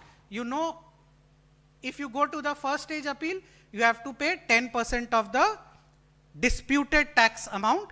If you go to the tribunal, plus 20% of the disputed tax amount you have to pay as a pre-deposit. So the central government, they are not going for recovery, barring formation of the tribunal. So if you are in that space, the recovery has not started against you, but the moment tribunal is formed, your clock will start ticking, and you have to file the appeal within X number of days from the date when the president is appointed in Delhi, right? So one, you have to be ready for all these waybill cases. You have to file the appeal. You are seeing so many waybill cases, so many first stage cases. Plus, and most important is the cash flow. You have to, as your tax department, finance department, you have to give a visibility to your management that, sir, we have got these many cases, this is the disputed tax amount, 20%, let us keep it aside. Not a provision. I am not telling you to take a hit to the profit and loss account, but you have to give a cash flow. There will be a cash flow, although it will be in deposits. Litigation under GST, we are all now, after 4 or 5 years of tremendous litigation, we all know it is more of a concurrent litigation, never ending litigation. And we have all, you can go to our channel Tax Connect Advisory Services in December, where everybody was celebrating. In fact, I suppose in the Gujarat High Court, even people have challenged the extension of section 73, right? The time barring period under 73 was extended. So people have challenged, but those were maybe, that is coming out of VAT. But in service tax, central excise, whoever has practiced, they all know 99.99% of the show cause in service tax and central excise were issued under section 74 with an allegation of fraud, misrepresentation, etc., right? And there is 2 more years for time barring. So, in our channel, if you go, I had said at that point of time that don't rush, there is nothing in 73, and the department will go under section 74 and issue the show cause notices. And after that, the Honorable Madras High Court also confirmed there was a challenge where there was a audit, GST audit under section 65 in a taxpayer, and the officer issued a show cause notice under section 74 with an allegation of fraud, suppression, misstatement. The Honorable Madras High Court has also held that it is upon the best judgment of the officer whether to invoke section 73 or to 74. So even for financial year 17-18 and now after 30th April 18-19, friends, show cause notices may be issued under section 74. It is not time barred. Next, section 61, scrutiny assessment. I am sure most of us would have got an ASMT 10 sometime or the other in some state or the other. So there is a procedure which is listed down under section 61, read with rule 99, right? Most important, I would, stress upon 2 important things on bold on your screen.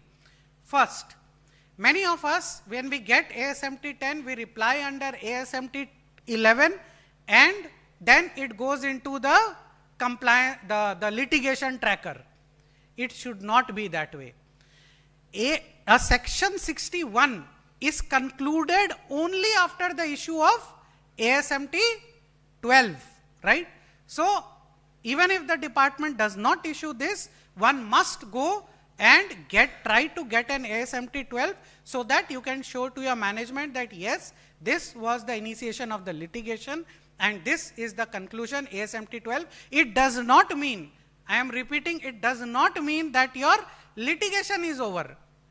Section 65 is there, audit हो जाएगा, audit नहीं होगा तो समन आ जाएगा, section 67 हो जाएगा, but at least you have passed 1 exam out of 10, right? Second important thing is that many a times we are seeing that there are ASMT 10s where it is required to produce books of accounts. Or tell me why your ITC utilization is 99%, why your ITC utilization is high. That is not a matter of ASMT 10 scrutiny. ASMT 10 scrutiny of returns is to some extent 143(1) of income tax. Its scope is very limited. It will give you a discrepancy in the return and it will ask you about a discrepancy in the return. Nothing more than that. It cannot ask you, tell me, you have made an export. Tell me whether you have received the money in convertible foreign exchange or not, right? So scope of ASMT 10, scrutiny under section 61, one has to be very clear. Honorable Commissioner Sir, Principal Commissioner Sir was talking about trial balance, right? And that is why I said, sir, you have given 2 solutions to the 45 risks you have said. Of course, trial balance or a statement like a trial balance, it is our advice also, should be maintained state-wise. Maybe trial balance, maybe something like a trial balance, right? So what we do from the SAP, we take out business area wise. First thing when we start 9 and 9C is make a column, say that 20 states, then make a column wise 20 added, total, match it with the financials. That is the start of our GST audit under 9 and 9C, right? So this is our view. Now let us come to the law, right? Let us understand what the law says. Very recently, around 10 days back, we handled a case where a reversal under second proviso to section 16(2), which says that if you don't pay your creditors within 180 days, you have to reverse the input tax credit, and when you pay, you take it away. So what one officer has done, he has taken the pan-India trial balance. There he has seen that there are creditors worth 2,000 crore. 2,000 crore into 18%.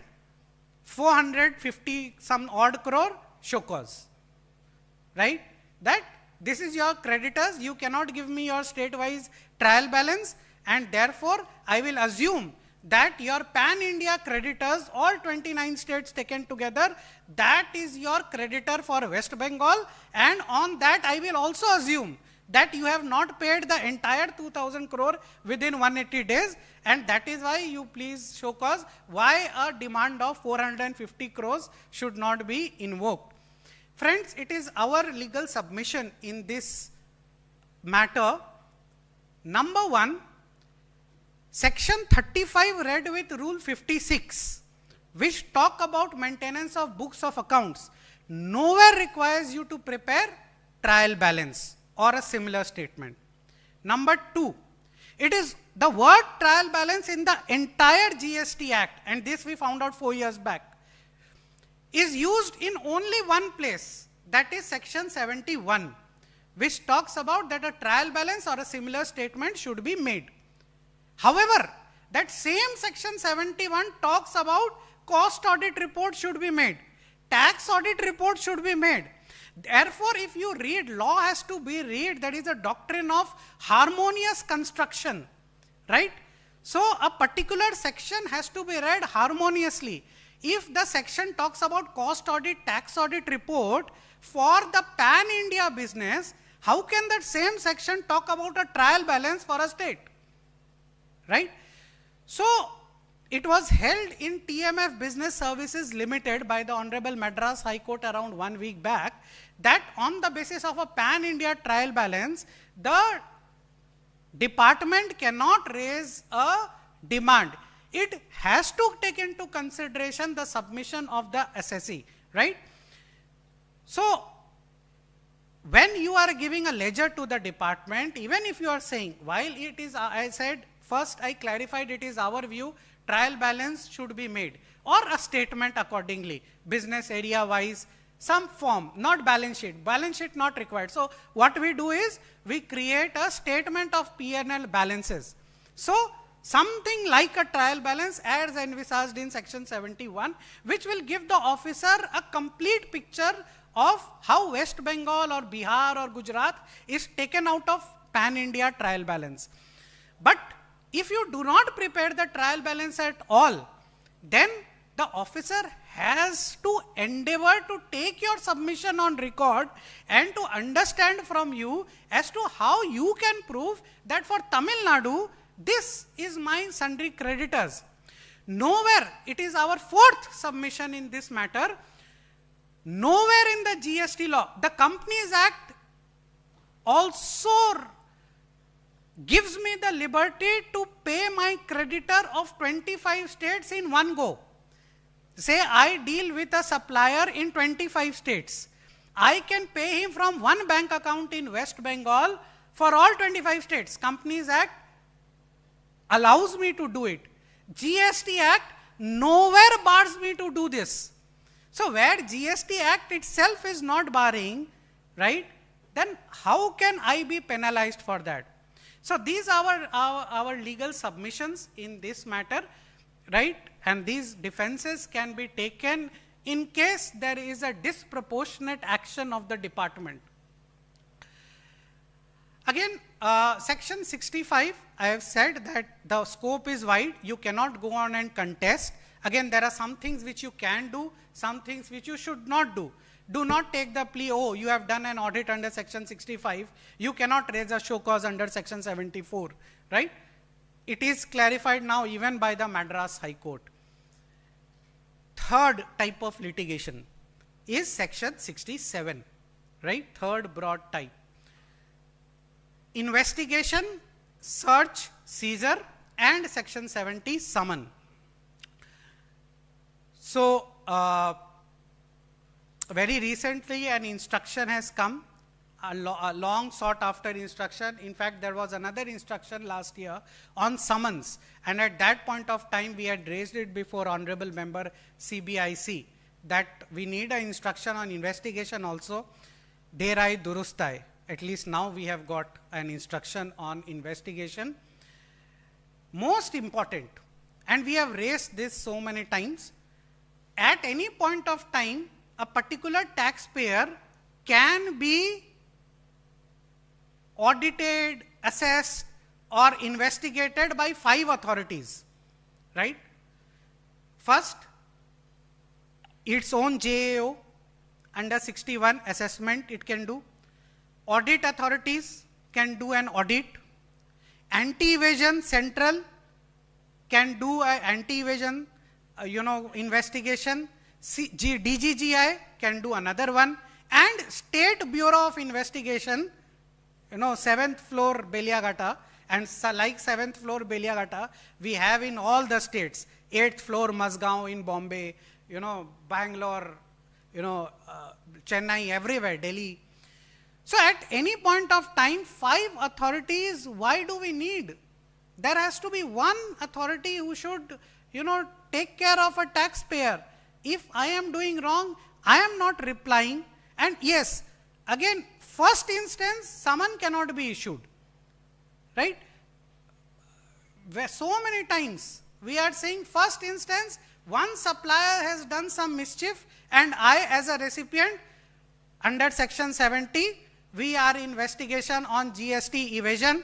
In this matter, you are required to represent at 3 o'clock on 26th of April in Karaya Road, Park Street, Kolkata for giving statement.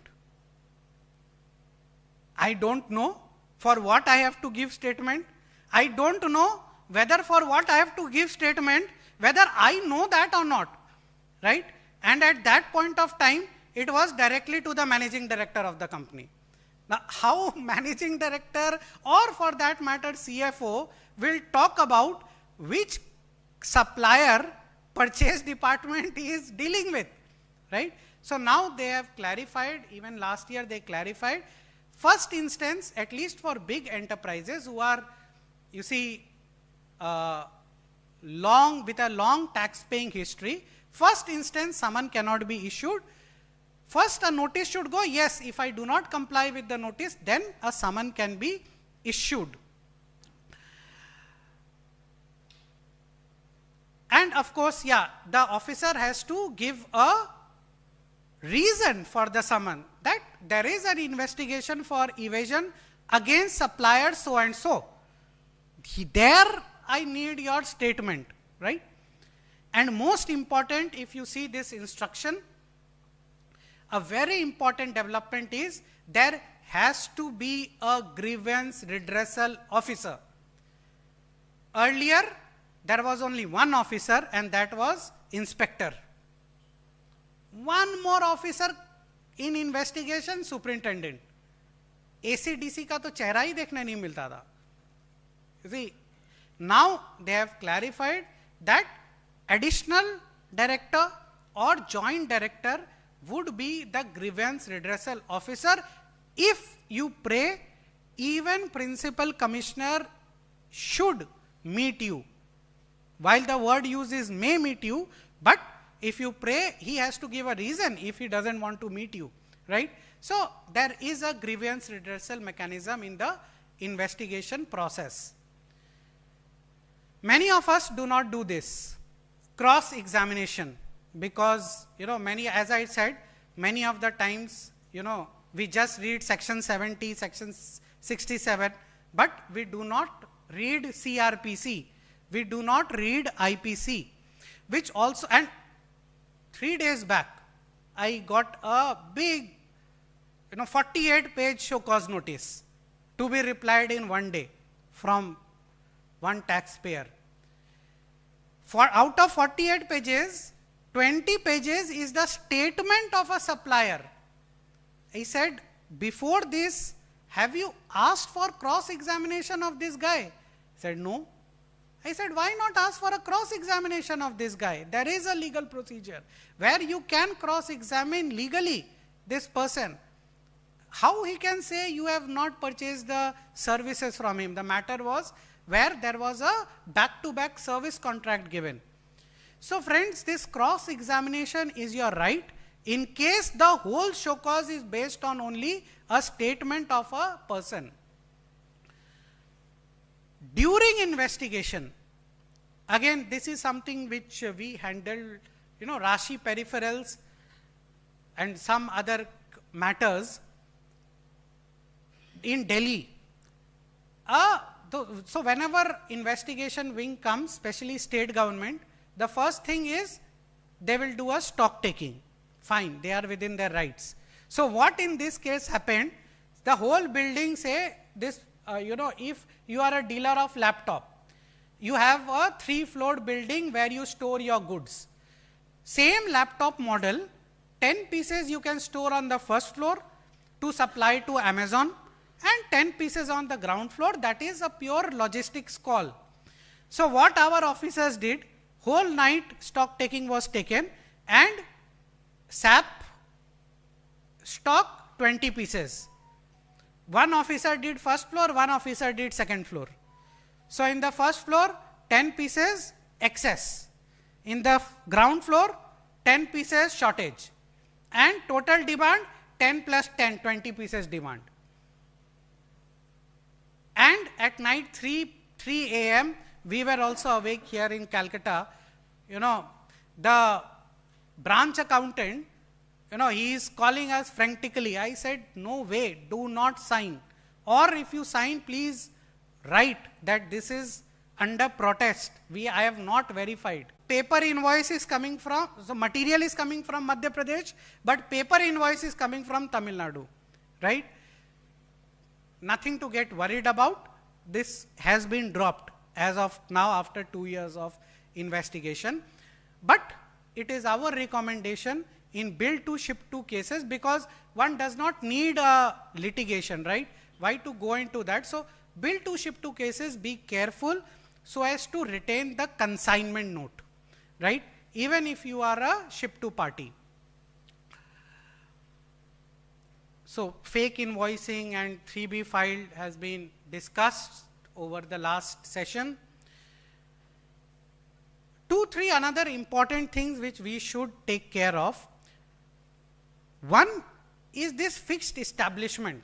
In fact, due to paucity of time, I could not put it up to the commissioner. We have got a query from various members. I will give you an example. Please listen to this. I think many of you would be doing this, but I will tell you why you should not do it given the current dispensation, right? So you are located in West Bengal, right?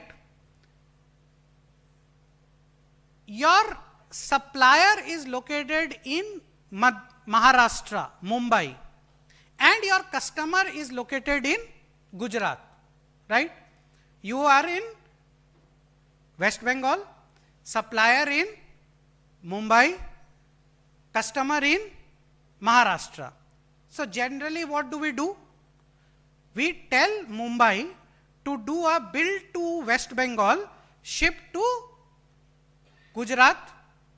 But if we do this, Gujarat will know Mumbai, your customer will know your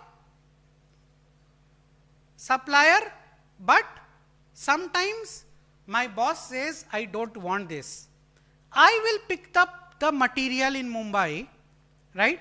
I will take an X-Works Mumbai, and my transporter will be there. I will give to my transporter, ले जाएगा, और वहाँ से हम करेंगे. And there are opinions which say, कोई बात नहीं साहब, you can do it. You show a dispatch from Mumbai.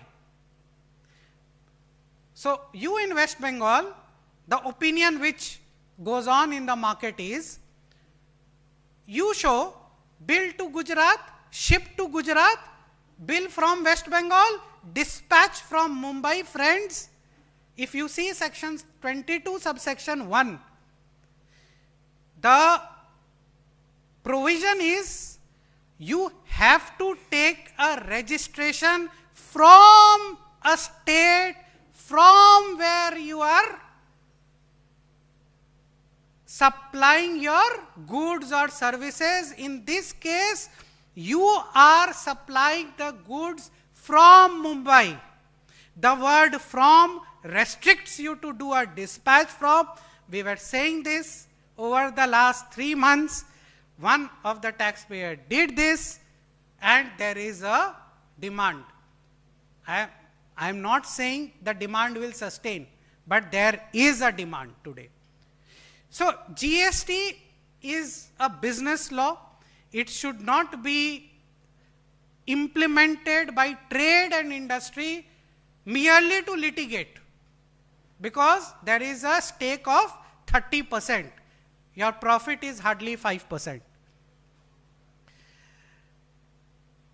Two other things, again, as Honorable Commissioner was saying,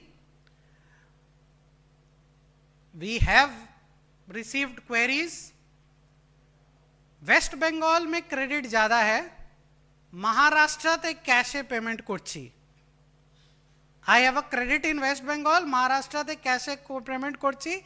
Can I do a service bill from West Bengal to Maharashtra? Section 122 subsection 1. It is a misdeed. There is a punishment under section 132 which includes imprisonment in certain cases. This is fake invoicing. Even if it is a stock transfer per se, but it is fake invoicing, movement of ITC, transfer of ITC, transfer of invoice without provision of service, even if it is your own company, your own branch. Certain industries, they are doing this even in the material part. Showing a material is moving from here to there, government has no loss. What is the loss? I sell one laptop to A to B, B to C, C back to me. And every stage I pay 1% tax under Rule 86. Where is the loss to the government, friends? That there was an arrest in this matter. Mere movement of laptops, actually nothing on the ground, paper movement. And tax was paid. No, you see, defraud in ITC. So let us be aware of this till the time GST law is in this state. Okay. So this is what, the litigation space which is, slowly developing. Few things which is our view based on certain, developments in the country. Very recently, you would have heard that Honorable Bombay High Court has ruled and clarified, and now it is done and dusted. Many of the officers, they were taking a view that Mohit Minerals case, where the provision section, the notification 8/2017 IGST was held to be ultra virus, and it was held that there cannot be a RCM on ocean freight. Many of the officers were taking a view that it is only CIF case, right? Now, Honorable Bombay High Court in the case of this Agarwal Coal Corporation has held that no ocean freight, no RCM on ocean freight, CIF, FOB, there are 14 Incoterms. एक Incoterms को लेके बैठेंगे CFR, X वर्ग, तब तो 12 मोहित minerals हो जाएगा. There are 12 and now actually 14 Incoterms internationally if you go through World Trade Organization. So no ocean freights, clear. One thing on income tax, you know, even 10 days back we were discussing, and somehow, you know, I leave it to the income tax speakers. Vivek ji is here, you know, some other stalwarts are there, even justices are there. Friends, who is taking I want a raise of hands, right, in this. Is anyone taking a Form 10F or a no PE declaration when you are making a payment of more than 2 crore for imports? Import of goods, more than 2 crores, no PE declaration, TRC of the seller, 1. Okay. So, I am not sure how many are doing, but Section 9 subsection 1 clause 1 explanation 2 capital A of Income Tax Act, it provides that where there is a payment of more than 2 crores for import of goods to, it would be construed as business connection, and TDS under 195 consequently should apply until and unless you take a relief under Article 7 read with 5 of the DTAA, right? And if you want a relief under Article 7 and 5 of DTAA, then TRC, no PE, mandatory. Again, I would leave this to the next session. I would not dwell on the income tax part, but because we were on this import freight, ocean freight and all, I just came to my mind. I was dealing with it 10 days back, you know, and I took 4 days for just releasing my opinion. RCM on expat salaries, Northern Operating System case. So if you are a foreign company, if you have an expatriate over here in India, there was a Supreme Court judgment under Northern Operating System under the service tax regime that service tax would be applicable on RCM basis, right? The same has flowed down to GST, but CBIC has also clarified that you may distinguish Northern Operating System case, right? I will not go much, you know, into the intricacies of this, but if you distinguish your case with Northern Operating System case, or I would put it, if your case is distinguished from Northern Operating System case, then a nuanced decision has to be taken by the department, right? It cannot be head and tongs.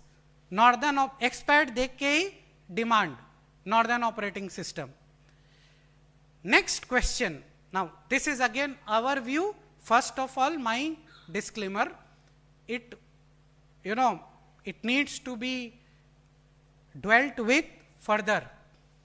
Now, in Northern Operating System, if you admit that yes, my case is Northern Operating System case, I am bound to pay RCM. Or let us take one more simpler example. I have forgotten to make a RCM on freight. I know after 2 years, I have forgotten RCM payment.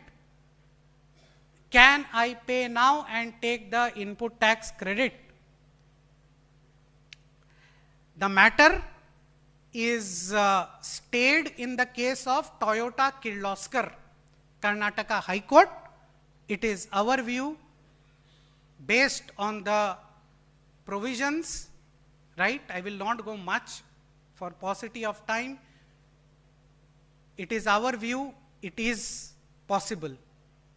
Whenever you are paying RCM, that challan is, or your self-invoice is your duty-taking document. RCM paid by mistake. Transporter was on forward charge, gave me a bill on forward charge, I took that ITC. Now I paid RCM, or transporter, I don't need to pay RCM in certain case. But I pay RCM, take a credit. Can the credit be disallowed? Just because I was not required to pay RCM, but I paid RCM? Again, our view, credit should be allowed.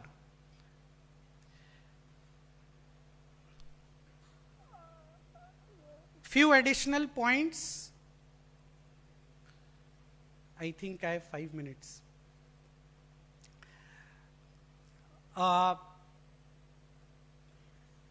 GST on post-sale discount, this we have represented as from the chamber. Till now we have not got a circular. We have gone to almost every, North Block and state governments everywhere. But till now, so simple example, you are a dealer of cement. Your principal gives you cement at 10,000 plus, say 18% GST to make matter simple. Now, after 1 month, your principal gives you a post-sale discount, which was not known at the time of sale, of 500 rupees. And he gives you a commercial credit note.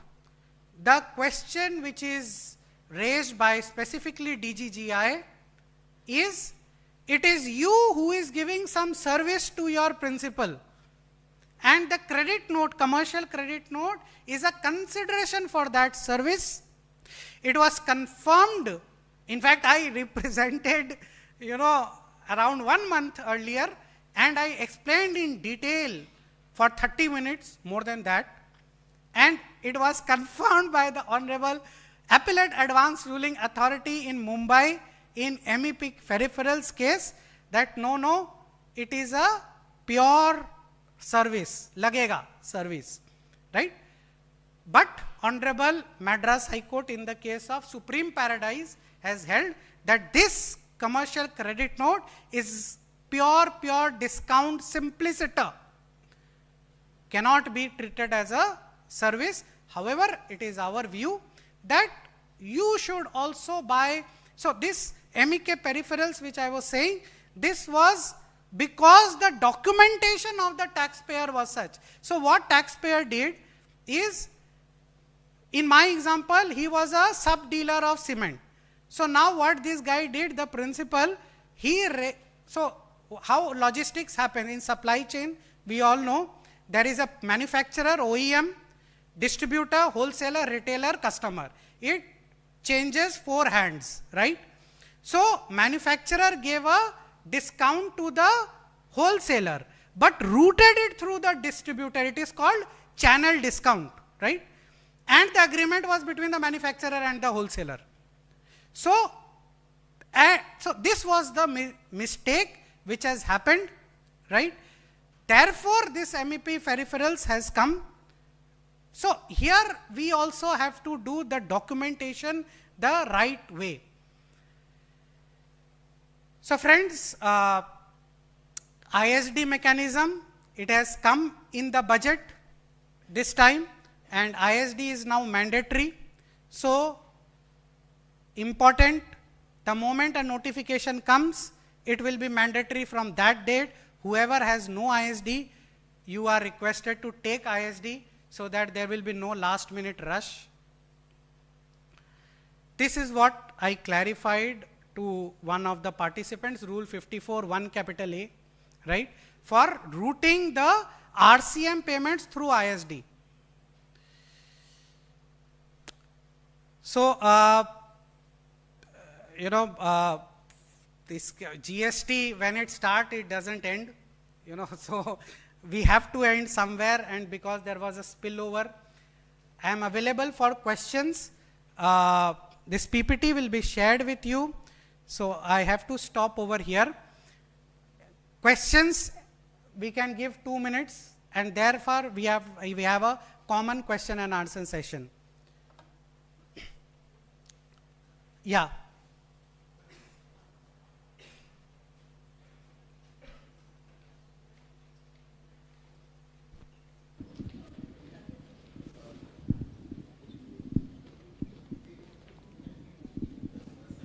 Two minutes. So, as you pointed out, since if I don't have a registration in another state and I'm supplying from there to the customer, say I have a registration in that particular state, but for not that particular place, I don't have that either as an additional place of business or the principal place of business, but I'm trying to supply from there so that I don't, my vendor is not known to the customer. So, still I need to declare that as an additional place of business, or doing once a time that is allowed? Additional, of course. I have to declare that as an additional place. Yes, yes. Even if it is very off and on, basically once, or maybe I do it only once in a year. Of course. Additional, yes. For that type declare, thereafter remove. That is the law. But, you know, you have to take a call. Thank you.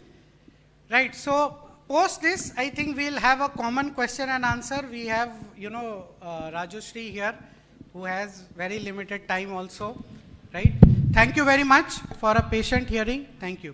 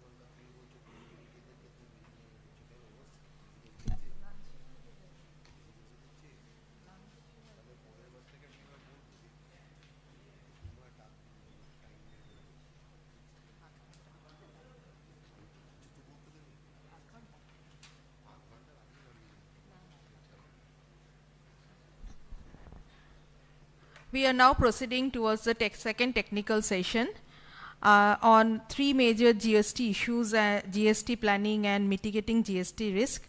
I now request Mr. Rajoshi Dasgupta, Executive Director and Head of Indirect Taxes from Acqui Law, to please take the session forward.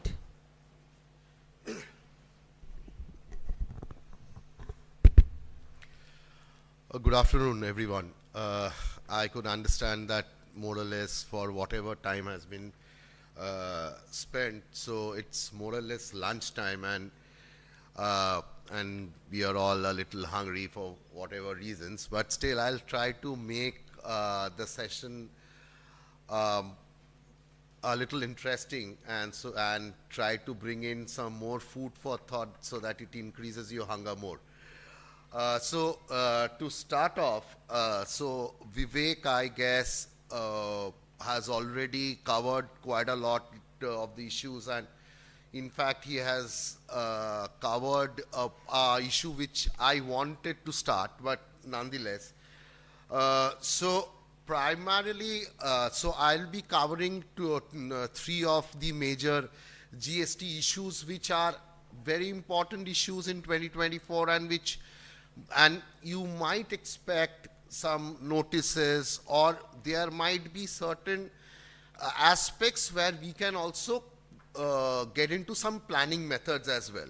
So this is the first part. The next part I will primarily cover on how you can plan GST from the perspective of tax optimization, how you can save legitimately and can get some cash back. And last part of the presentation is that how you primarily can work on the risk management part of GST. So to start off this secondment, just to give you a little bit of a background on the situation typically on large companies which has presence out of India.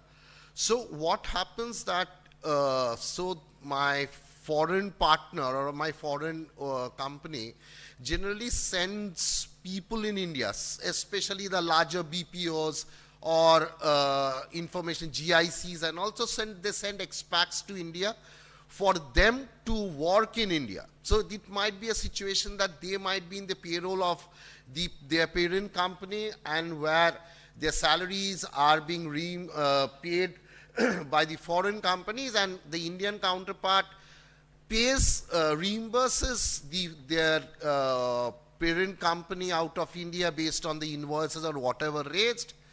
But these people work under the supervision and the control of the Indian company for whatever part of their tenure of stay. So what happened that during, under the service tax regime, there was a judgment delivered by the Supreme Court of Northern Operating Systems, where they have held that such transactions, based on the data fact, the Supreme Court gave a large judgment based on the data and the fact that such transaction or such kind of operation would tantamount to tax under the service tax regime.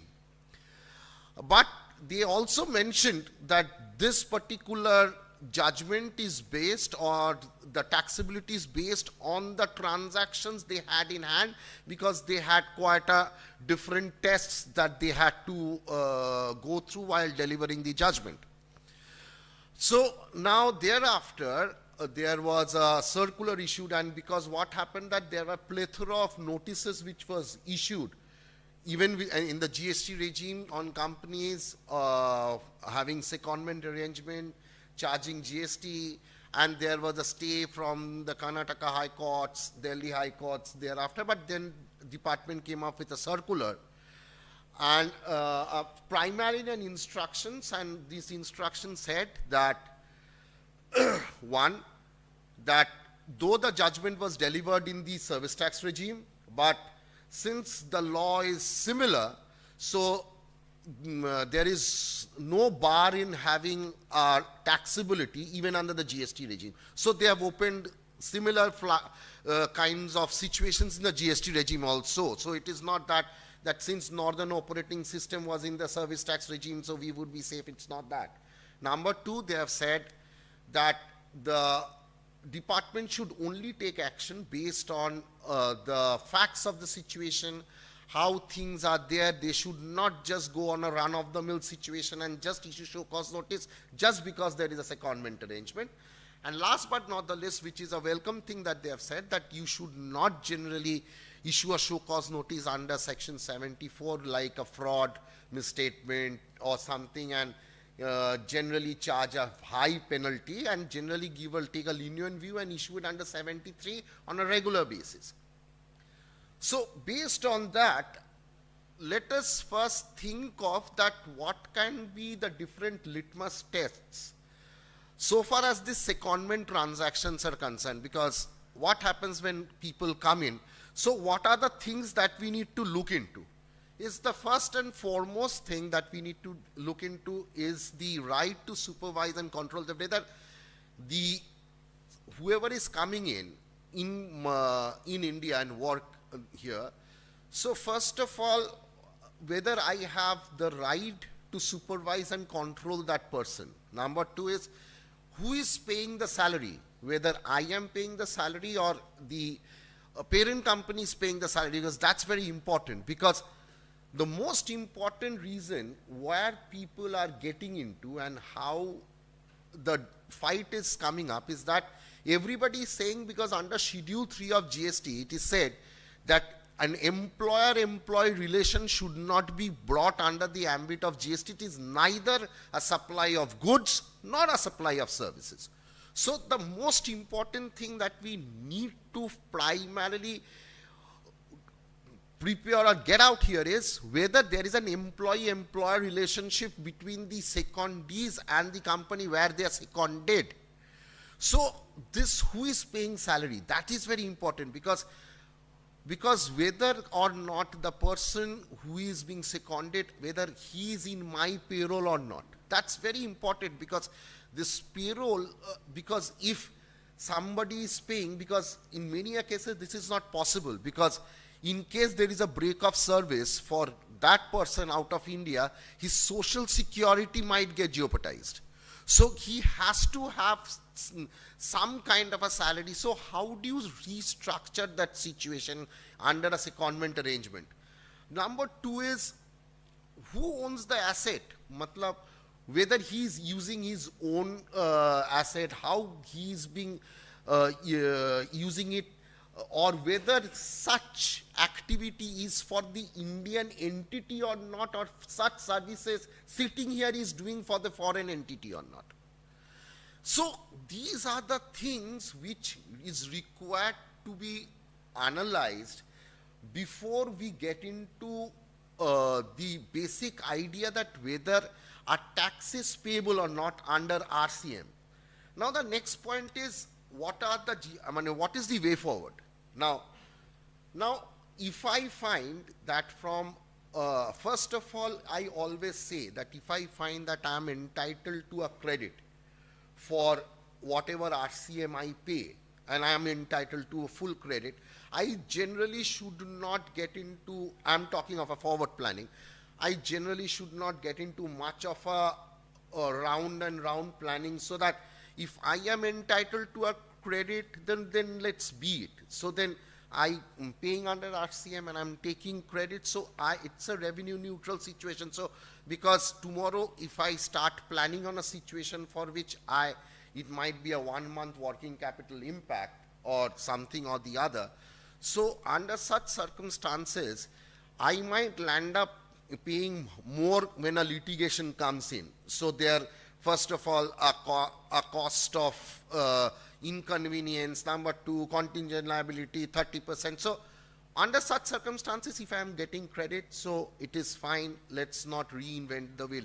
In case there are situations that my output liability is not exigible to GST, or I might have a partial exemption or something where there is a larger loss of credit, then only I can get into a process of planning on restructuring my secondment arrangement. Because what has been done there, I can go ahead in fighting on that, but what can be done is I can restructure my secondment arrangement and prepare a situation where I can create the employer-employee relationship status.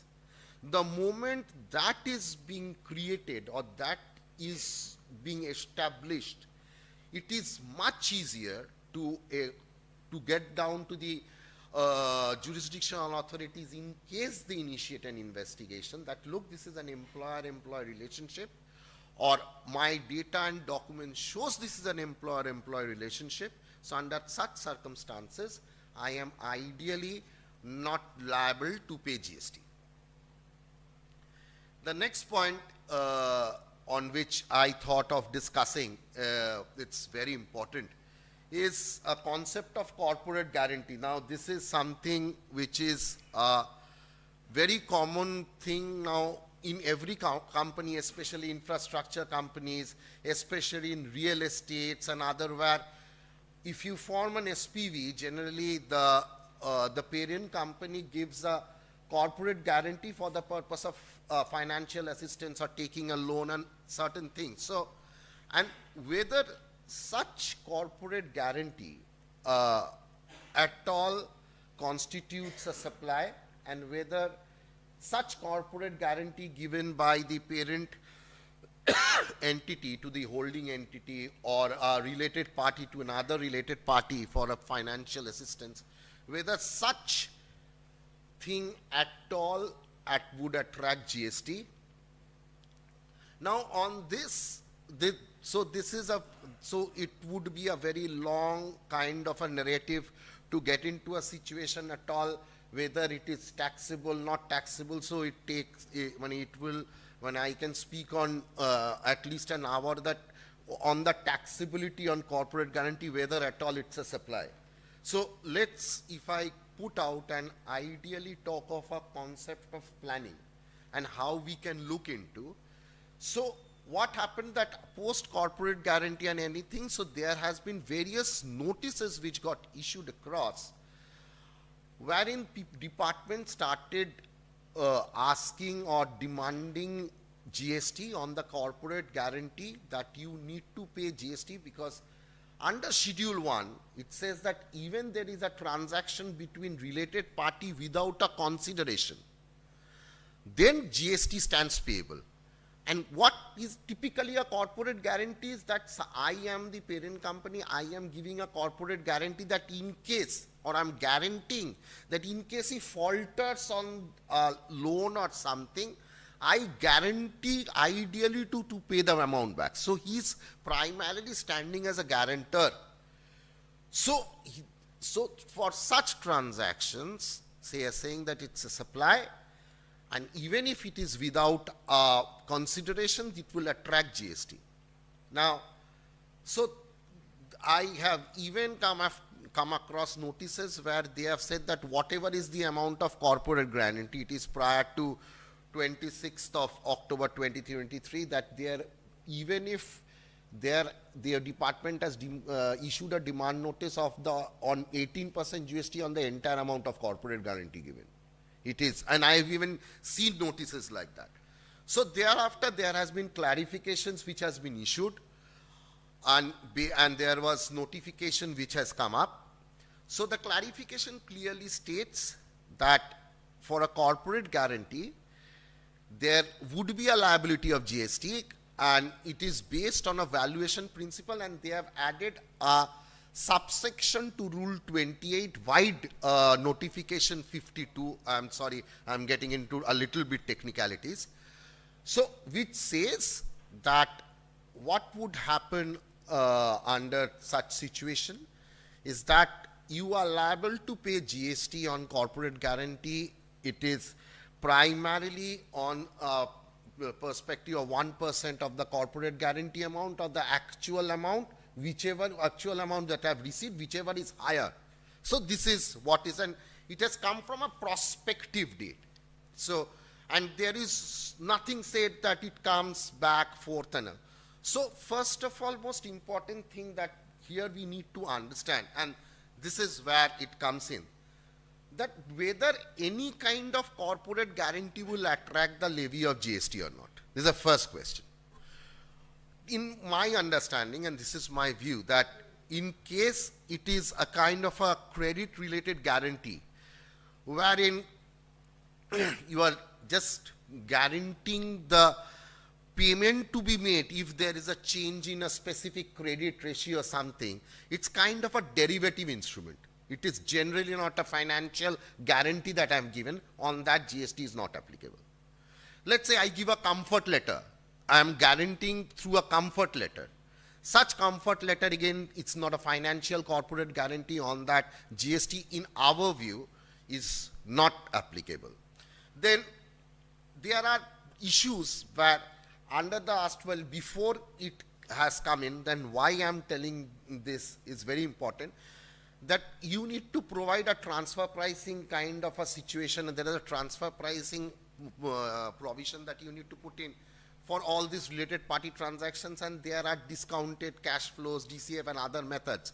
So people on the erstwhile period prior to 26-23, department are trying to even issue notices on that. So whether it is applicable retrospectively, in my view, no.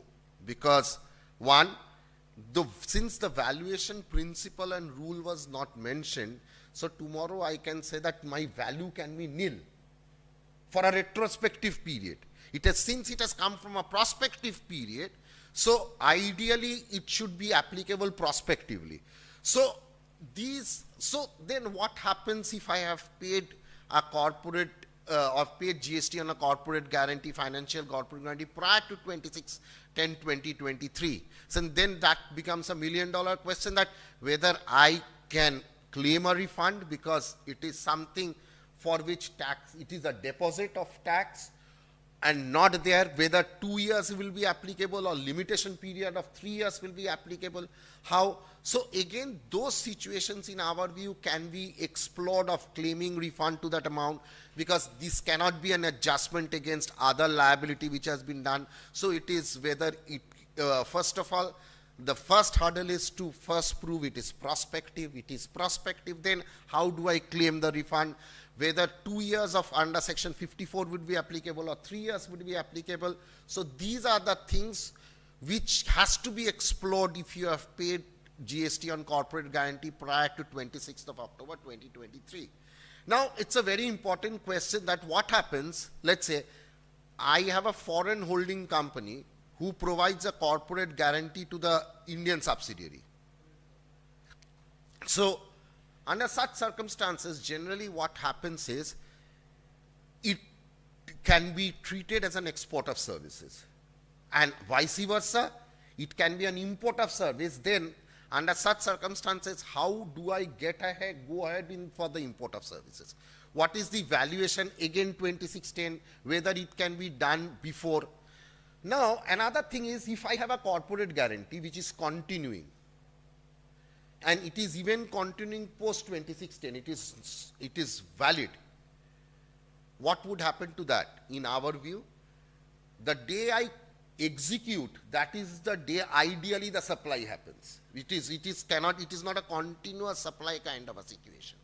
So, in our view also, corporate guarantee executed post 26/10/2023 would ideally come under the ambit of GST if at all somebody so far as the valuation principles are concerned, and not prior to that. Now comes, this is the third point I thought of, because it is a mix of issues and litigation and a little bit. So generally what happens, and this was a major discussion today here when the honorable commissioners were there, that what happens, let's say, if somebody files a return beyond the due date. When I say the due date is, if it is beyond 30th September, UC 16.4 says that for a particular financial year, previously it was up till 2022, I guess, that for the returns of September, which is 20th October, which was thereafter replaced by 30th November, that whatever I need to file, I have to file by 30th of November, that is the 3B, GSTR1 and everything, so that it is not the due date, it is the date at that point of time. So what happens, say, if somebody files a return post that, am I entitled to credit? And if not, and the department will definitely issue a show cause, because the problem which is there now with now people are getting more and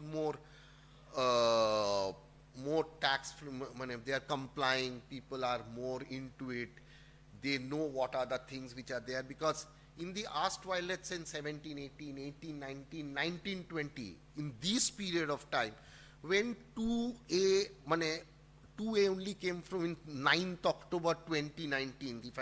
So before that, there was no proper electronic statement. There were situations where the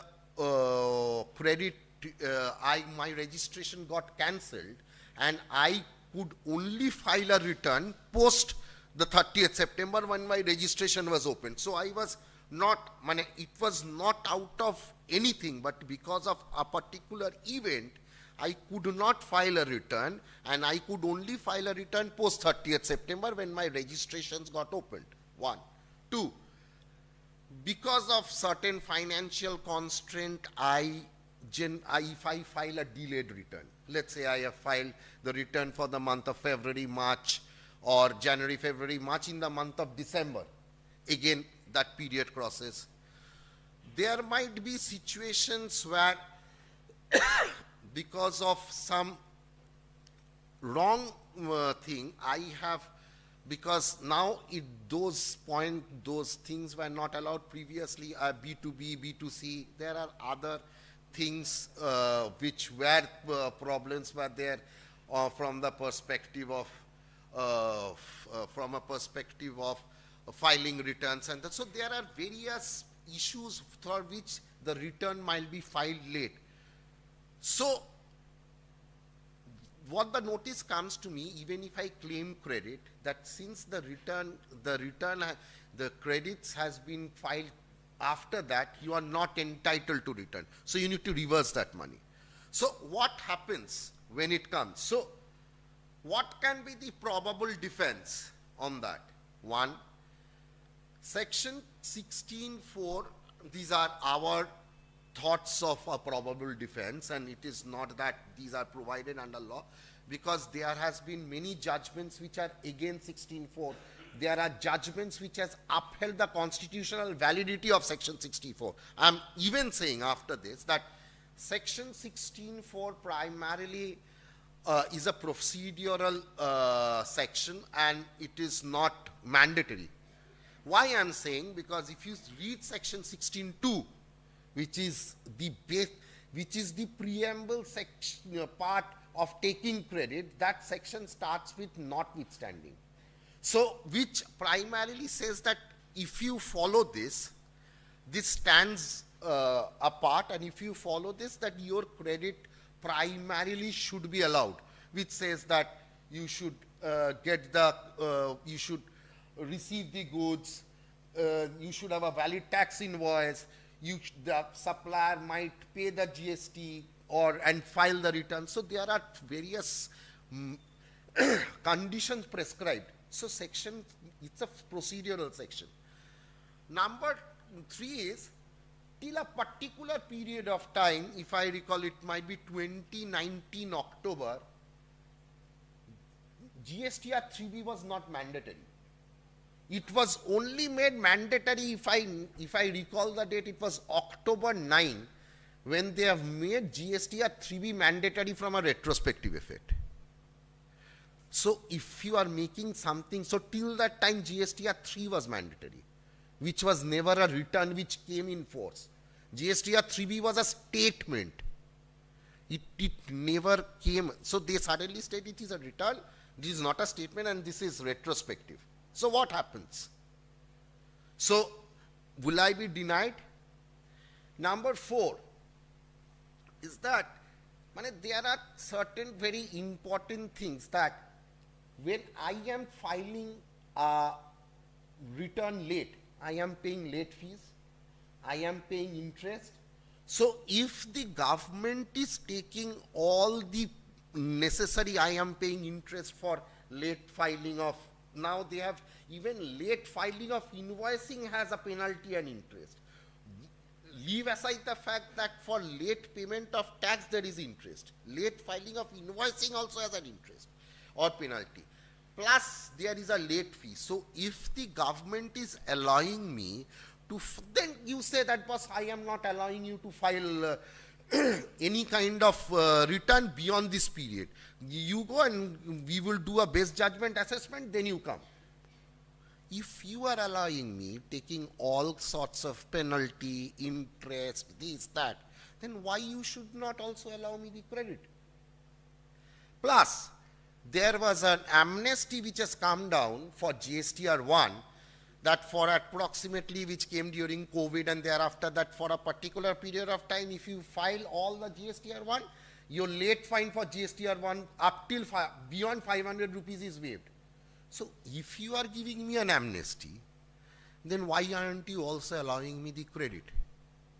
So I'm not saying, because these are things when you are getting notices, how would you plan or how would you take a defense? Another very important point, before I go to the risk and planning, is that there is another very important thing which comes down on the basis of 180 days, payment beyond 180 days. There's a typical law which says that if you pay, and it is provided in the section 16, that from the date of the invoice, if 180 days it is being paid, then ideally you need to reverse that credit. Once you make the payment, you can take the credit back, and at that point of time, there is no time limit for reversal. First of all, you can take even after 5 years. There is, after reversal, there is no time limit of taking credit. 1 year, 180 days, all these things are gone. Now, there is something beyond that.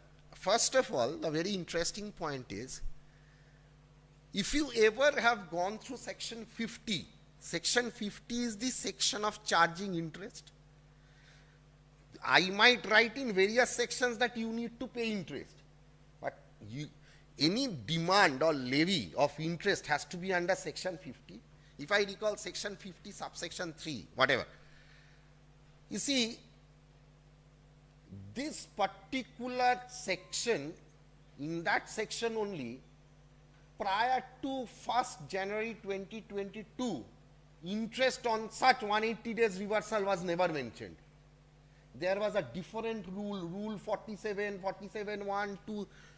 Now, post 1, they have realized that there is a mistake and there is some gap. They have changed the section from 1st January 2022, wherein said that all, so which primarily validates that 180 days interest. Beyond that, you need to pay interest. So, what do I say? That tomorrow a department comes in. So, the first kind of a challenge, I would say that till 31st December 2021, I'm not liable to pay interest because the basic charging provision has not been changed. It has a different charging provision.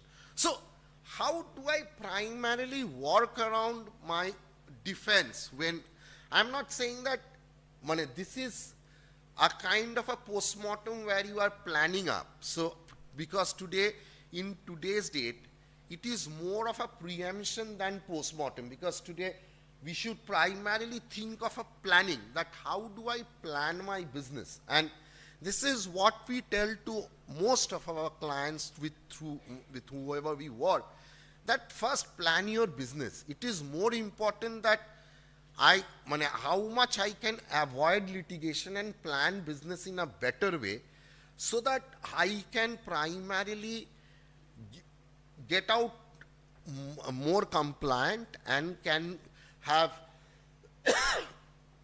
more value added situation in the business. Let's say if I talk of planning on input, let's say if I have 100% claim of input, it is fine, and there are there cannot be a better situation than this. But let's say I have a situation where my input, I am entitled to a partial credit. How much you have delved into such credit, that how do I plan my ineligible list or my partial exemption list? I am telling you that every time when we do some review, we find out something. I'll give you a basic example. Many of us know that under 17(5)(c) or D, when I do a construction, works contract, immovable property, a lot of things comes within the it is primarily, comes in the block credit situation. A lot. But let's say, typically in a Rajarat situation or some other places where I can't buy property outright. So these are sublease properties where the vendors, because they the lease, there is a subsequent sublease, then in the subsequent sublease for a period of time where they charge me nomination amount, and that's quite a lot of money, which has a lot of GST of 18%. Whether I'm entitled to such credit, in our view, yes, because it has not a block credit under 17(5)(c) or D. Because how? There has to be some way that it has to be blocked. So how? A lot of people say that this is ineligible list. To me, it's an eligible list. Now, how do I plan on my exemption, partial exemptions and claim, and again revisit my books and see that how much I can work into a one-to-one situation? If I have a group company, whether I can transfer some credits in other ways, or I'm not talking of billing, like Vivek was saying, he is absolutely right that issuing invoices, no. These are planning of credits, that whether if I have a centralized purchase and I might not have a higher output, I might not have a centralized purchase, I might create a decentralized purchase and have the bills issued to different entities for availment of more credit. So how much are we working around? Regular reconciliation of your 2B and 3B. Because believe in me, we have seen that for non-reconciliation, yes, at the end of on 30th September or 30th November, you will finally get a credit. Think of the working capital impact that is there for you not taking credit within a stipulated period. The credits are accumulating, you are not taking credit, you are taking credit after 6 months. So 6 months you are losing on a working capital basis. So how you plan there? Number 2 is where I was talking of 180 days. Another very important thing is just to let you know that even payment through book adjustment is a legitimate payment, because they say that you are entitled to take the credit when you pay the value as well as the GST. So even payment through book adjustment is a legitimate payment. So even today I have a book adjustment done, that is also a legitimate payment, and that can be also treated for the purpose of availing credit. So these things, and how do I cross charge for common cause? These are very important. Similarly for the output, there has to be a regular checking of HSN and the correct GST. I give you a typical example. So for one of the FMCG company, so there are, it is called cattle feed. They also manufacture spices, so they also sell cattle feed. So what happened that for cattle feed, you cannot mention FSI in there, because cattle feed is not for human consumption. But FSI registration is taken for a factory as a whole, and it automatically comes on the packing materials through which it is sold.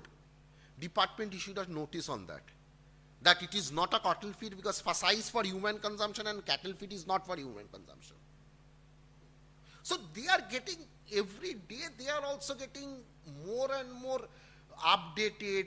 They have their data in place. They are appointing agencies ideally to train them. They have connect to various other authorities for the purpose of, they are having connect with, to fetch data, and also under such circumstances, so these things has to be revisited. Reconciliation of your books. So how regular you are reconciling your books, so that those things which are missed out, especially why I am saying that what happens for larger companies, you need to do an index adjustment at the end of the year. So index adjustments, for index adjustment there are many things. Let's say you have passed on a discount, or there is a voucher. So I need to take as if it has been sold. So for index adjustments, I need to report data which has not happened. So how do I doing a tax treatment on that? So how do I doing a tax adjustment on account of that? Related party transaction, very important. Whether the proper valuation I am creating, whether I have already a valuation done internally, whether I have proper data in place for what will happen for the purpose of cross charge or not charge or other related party transactions. Everything needs to be properly checked, valued, and seen that whether I'm not missing out anything. Another 2 things is concessions to staff. So even under Schedule 1, there is something on which GST is payable beyond a particular amount. If I said, think it is 25,000 or something. Even what is the concession amount that I am paying to the staff, whether that is properly documented, how am I properly passing out, or it is a free gift or something, everything has to be seen, and that risk assessment needs to be done.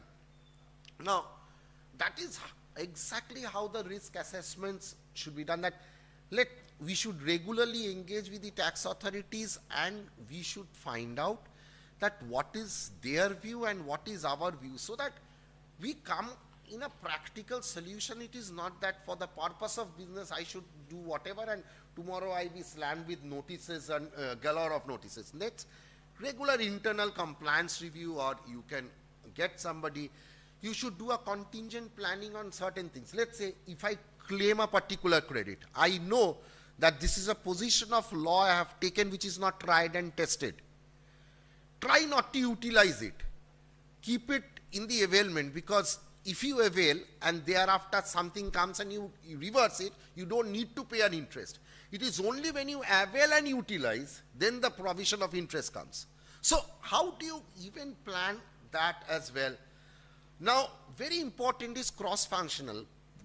Have all your teams in place. Do a lot of discussions, plan out. Most important, training.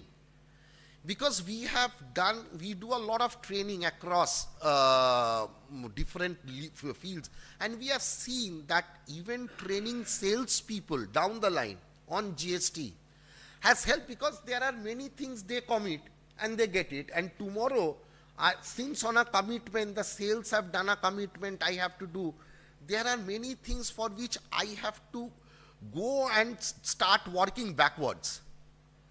Training helps us in ideally be more knowledgeable, and we should not commit on something which is not existent under law.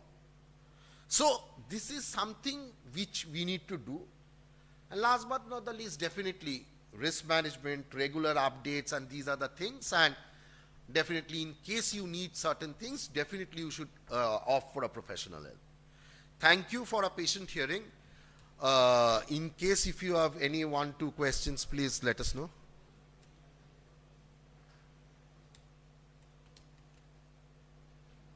Nothing. Vivek, do we take the questions or we have the next?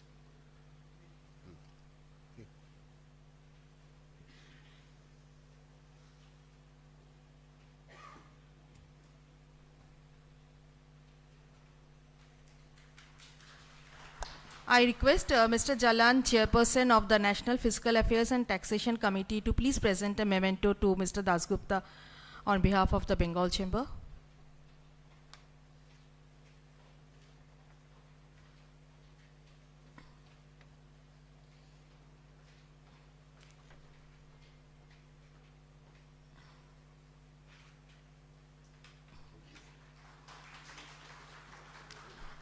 We will now proceed with the open house question answer session.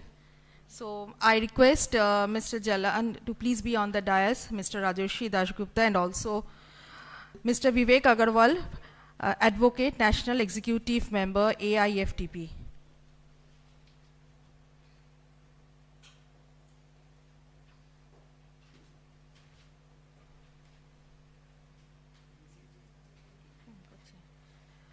So, before proceeding for the question answer session, I request Mr. Agarwal to please address us on behalf of AIFTP.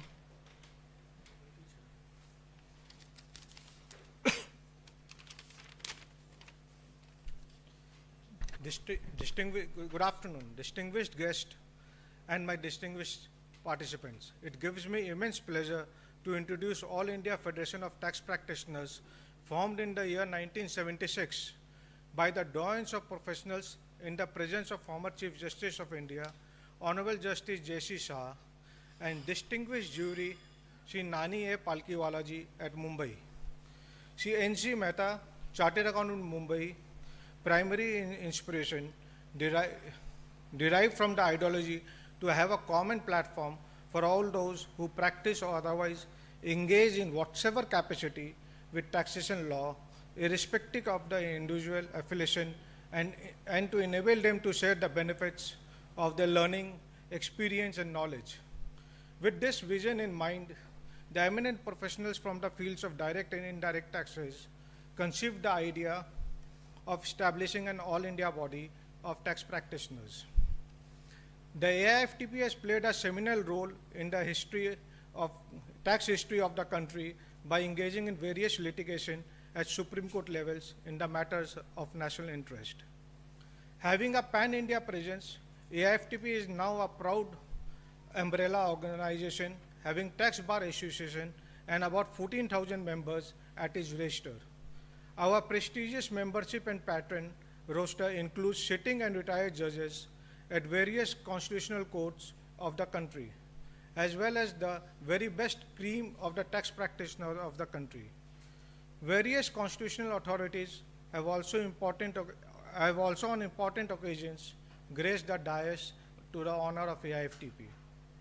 Now it is very high time that the chamber and the professional bodies come together and conduct such conferences, where all the three stakeholders, that is the department, industry, and then the professionals, are on the same platform to solve the problem in taxation and help the government in ease of doing business. I thank Bengal Chamber of Commerce and Industry, and more particularly CA Vivek Jalan, for the wonderful initiative.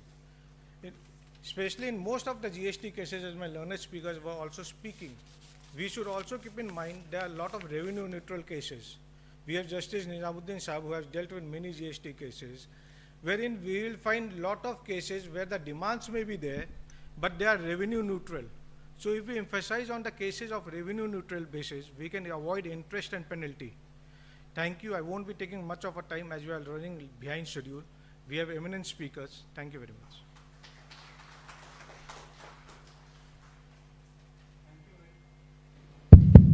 Thank you, Vivek ji.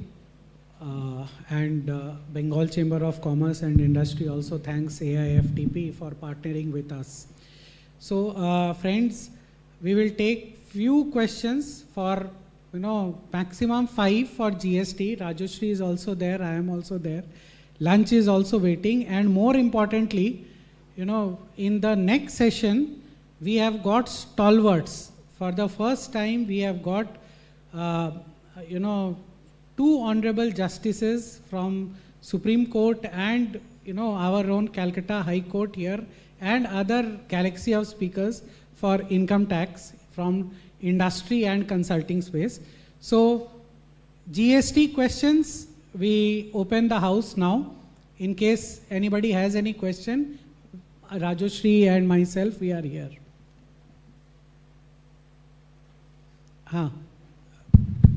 To mic dear.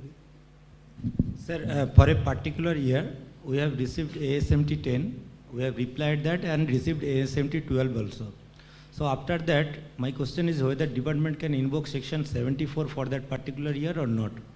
Because all of the documents that they have asked for, we have already submitted.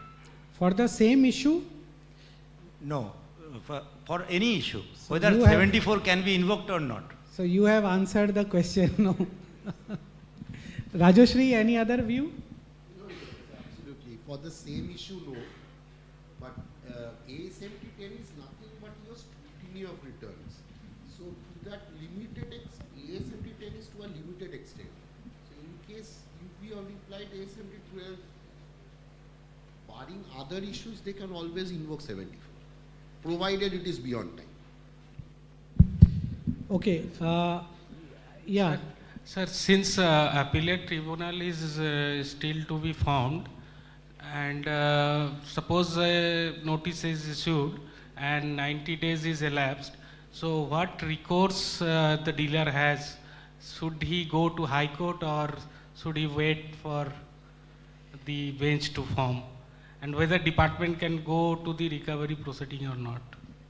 See, we have discussed this, and honorable justices are here who have, passed the same, order in so many cases.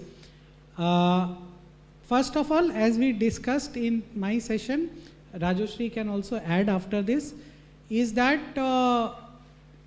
that circular which is there, it is only to prevent the time barring period. It is not a stay on recovery proceedings barring formation of the tribunal. And that is why the department is going for recovery proceeding, specifically the state departments are going for recovery proceeding. If such be the case, either you can go to the commissioner, like if you were there, as I said, last 24th of August 2023, where we had a seminar here, And at that time, the Honorable erstwhile CCT has said in the open forum that, okay, I will take 20% and I will not initiate recovery. That is a commissioner's call, which you can always plead before the department.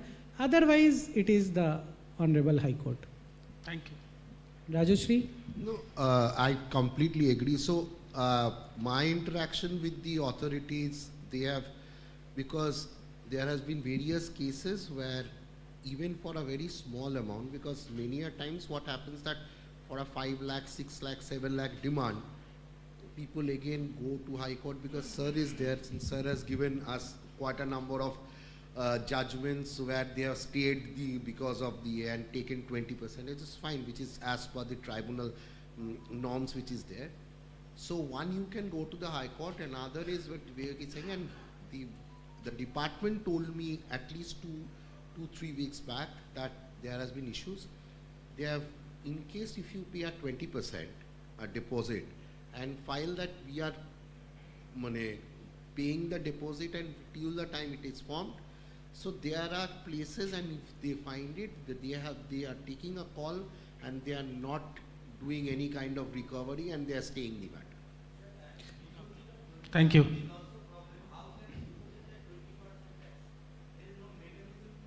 DRC 3, yeah. With in the narration, you can write pre-deposit. Narration, absolutely. Okay, we have 2 queries from online participants. We'll take that. First is from Shyam Steel. Is it possible to amend GSTR 1?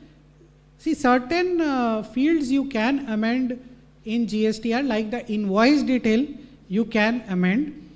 There is a restriction to the number of times you can amend that. I think you can amend certain fields like invoice number only once. However, there are certain tables which you cannot amend, like table number 12 or table number 13 HSN or document series. So, partial amendment is possible, but yes, revision of GSTR 1 is not possible. Like in income tax, you have revised return. Here, revision is not possible. Okay, next, Rajashri, you can take this. If GST is applicable on corporate guarantee, what will be the value of consideration to charge GST on same service? Value of consideration on so corporate it is guarantee. 1% of the corporate guarantee or actual amount, whichever is higher. Right. And I think this is also, this is before the Delhi High Court. They have stayed to the extent of the valuation. Right. So I think everybody is now hungry after very, exhaustive and consuming session. Sharbani, I think we can break for lunch now.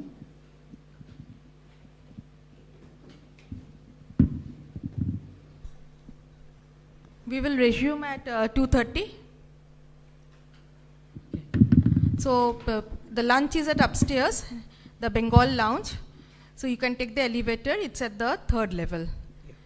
2:30 sharp. 2:30, and we will start with the income tax session from 2:30 onwards. Thank you.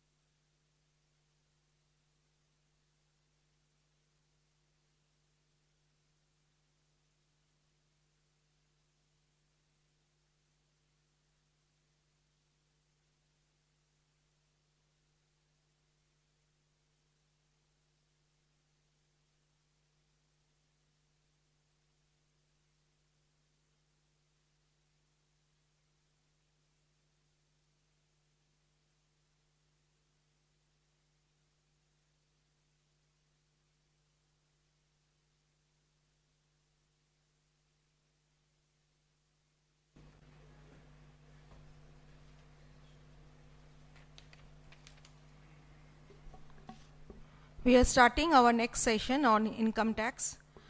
I request Mr. Vivek Jalan, Chairperson, National Fiscal Affairs Committee of the Bengal Chamber of Commerce and Industry, to please be on the dais. I now request His Lordship, former Justice Shripati Ravindra Bhatt, former Judge of the Supreme Court of India, to honor us and please join us on the dais.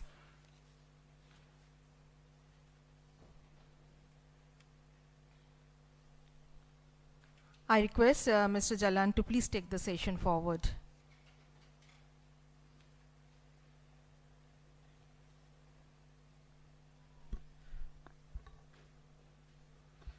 Welcome back post lunch, friends.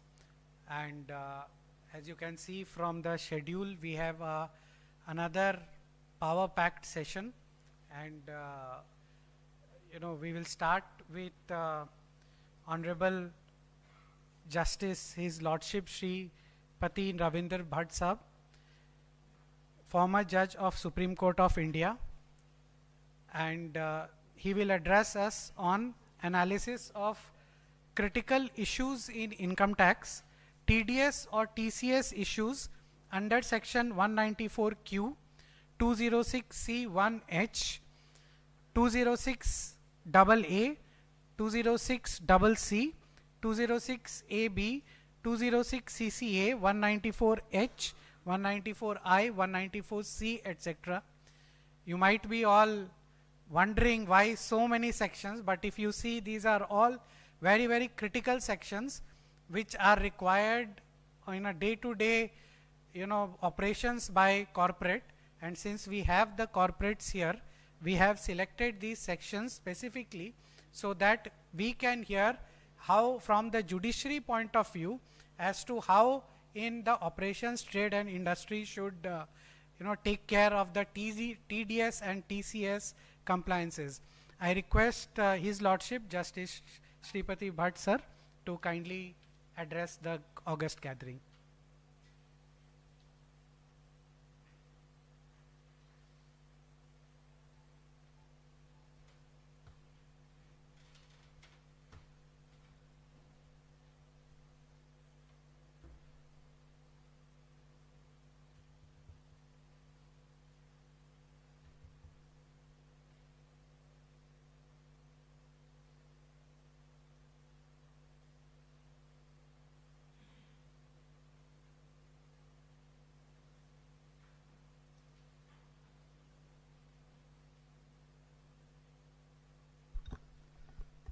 Good afternoon, Mr. Vivek Jalan, Justice Nizamuddin,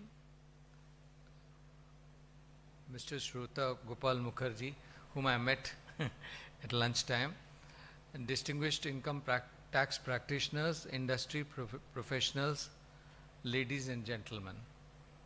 I am grateful firstly to the Bengal Chamber of Commerce for inviting me to participate in this event and share my views. As you all know, TDS or tax deduction at source is not really head of income tax, it's not a charging provision. It's part of the tax recovery or tax collection mechanism.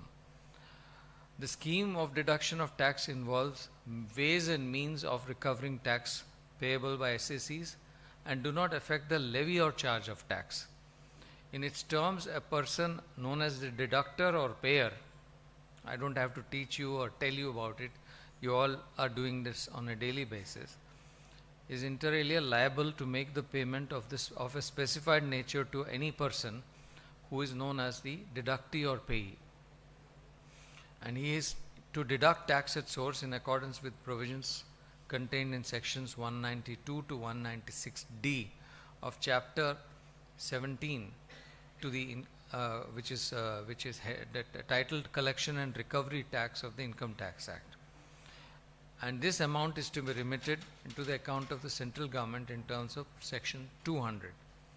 The tax which has been deducted at source will be deemed to be the income received by the deductee and subject to certain exceptions which are spelled out in section 198. The credit for this tax deducted at source is given to the deductee. in accordance with provisions of 199 read with section 203. Although the obligation to pay tax with respect to certain payments or sums of amounts is imposed on persons responsible for making them, that I, the payer, deducts from the amount payable to you, the payee. Yet, section 199 makes it clear that the deduction made under the Act and paid to central government is to be treated as payment on behalf of the SSE. So basically any payments, outgoing payments made and deductions made from such payments are to go to the credit of the person receiving the payment. The scheme of TDS applies not only to the amount paid which bears the character of income, such as salaries, dividends, interest on securities, and a whole lot of specified, and that's where you have all the other alphabets, 194A, B, C, D, and so on and so forth, with double A, and then 206, and a whole lot of other things, H, I, and the later amendments and additions. These are to be treated as payments on behalf of the SSE bearing the specific character of the income. The provisions are meant for tentative deduction of income tax subject to regular assessment. And this, the Supreme Court in a law decision about 15 years ago in Eli Lilly said that there are various provisions relating to TDS under the Act which at times appear to be in conflict with each other. Further, there are thin lines of difference among these provisions and to understand them, a careful reading is needed. Each section regarding TDS under Chapter 17B deals with a particular kind of payment. So you will see one of the most recoursed provisions is 194C, contractors and subcontractors. So particular kind of payment to the exclusion of all other sections in the chapter. Over a period of time, the Central Board of Direct Taxes, the apex administrative body, has issued clarificatory circulars, and in the situation of TDS related provisions as applicable to a transaction, including guidance which mitigates conflicts between overlapping situations. One of these main circulars, which we may call as the master circular, is number 720, entitled Payment of any sum shall be liable for deduction of tax only under one section. It is dated 30th of August 1995. The interplay between some of the important provisions relating to TDS, which prima facie appear to be conflicting or overlapping, are, for instance, you have sections 194Q versus section 206C1H, which is TDS on purchase versus TCS on sale of goods.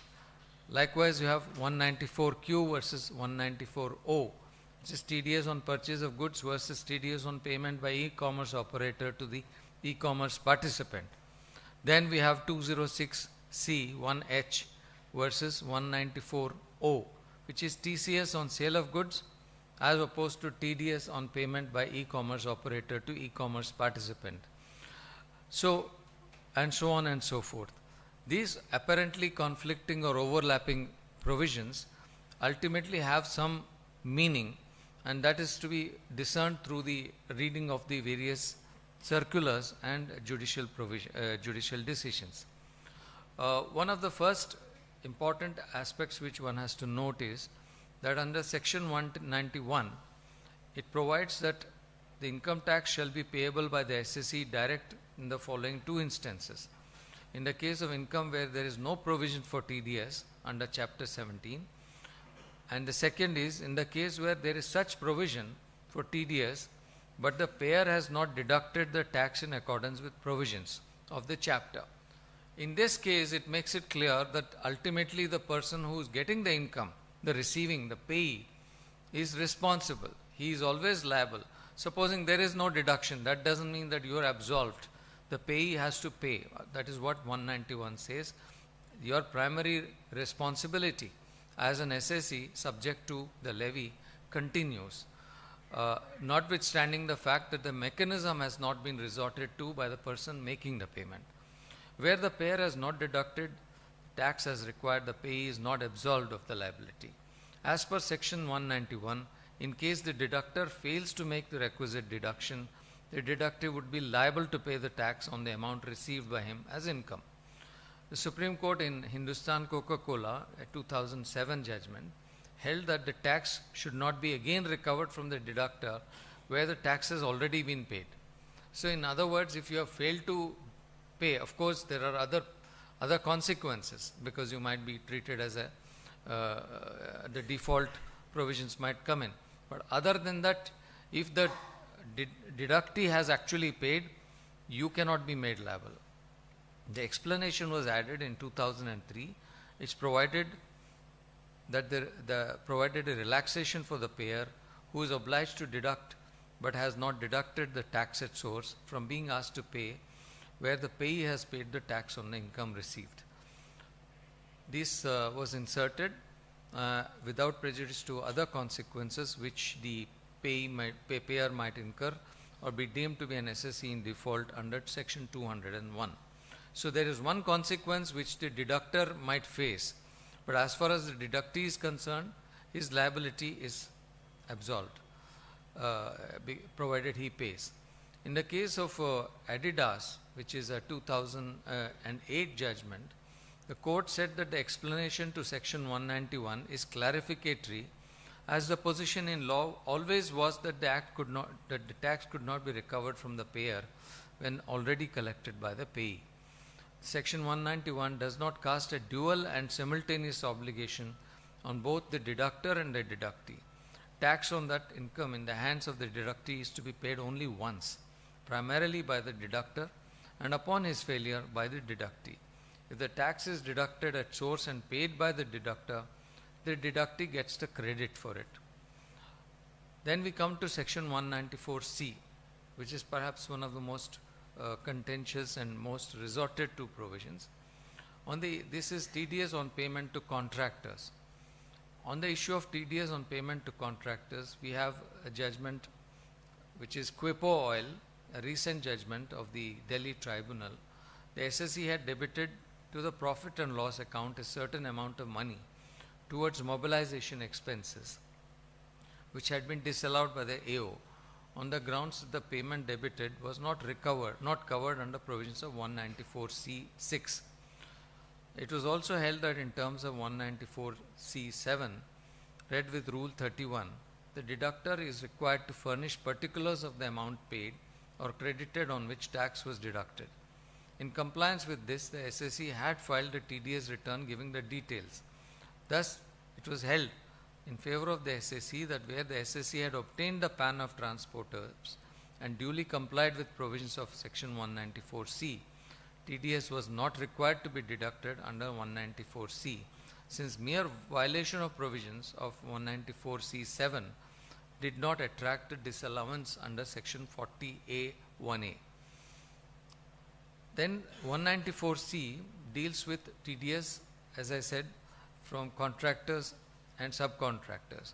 Generally, individuals paying the contractors or subcontractors are entrusted with the responsibilities of deducting TDS. As a result, both parties involved, that is the contractor and the payer, need to be aware of this section to avoid the implications of not deducting the amounts. Also, contractors should find out about nil or lower TDS provisions to protect their earnings from eroding. The first question is, who is a person? Under 194C, a person can be described as an individual who enters into a contract to get the work done. In general, a person can denote any of these terms: a company, trusts, firms, university, local authorized body, or any state entity, corporation, cooperative society, etc. Other than these, an authority that has been incorporated to fulfill household expenses requirements can also be termed as a person. The next question is, what constitutes work under section 194C? Work may constitute advertising, broadcasting, telecasting, catering, anything, any activity, carriage of passengers or goods by any transportation mode besides railways, supplying or manufacturing goods as per specifications or requirements shared by the customer, and so on. It includes goods that have been manufactured using the materials purchased from customers or their associates.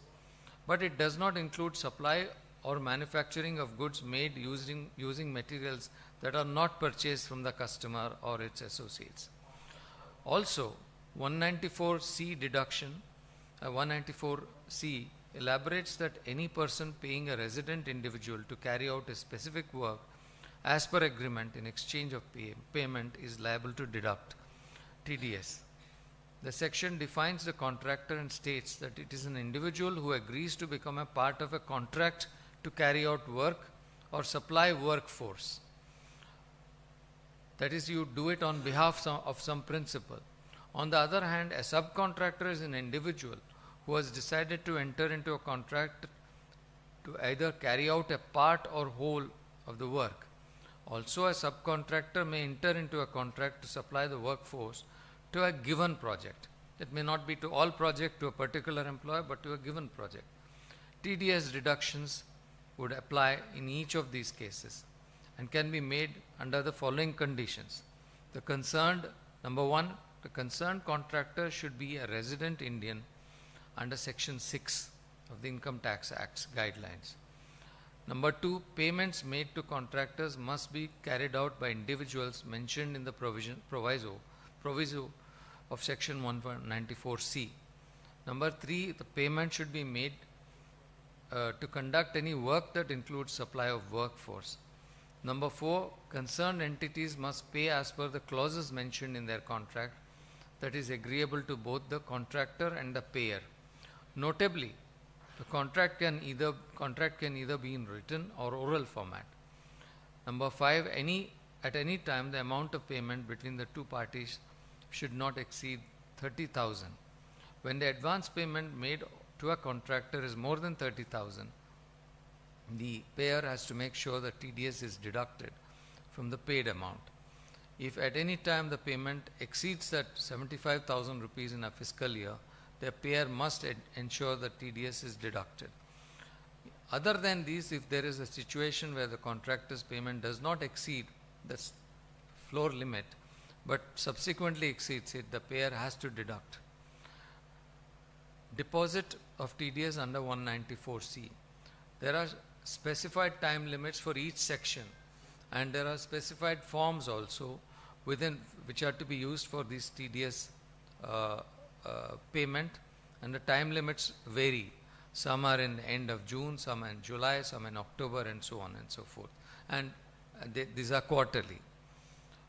In Friends Salt Works and Allied Industry, after a survey was conducted under the Act at the office premises of the firm, it was found that the SSE had made payment of operation and maintenance charges and AMC charges to the state government on which TDS was deducted.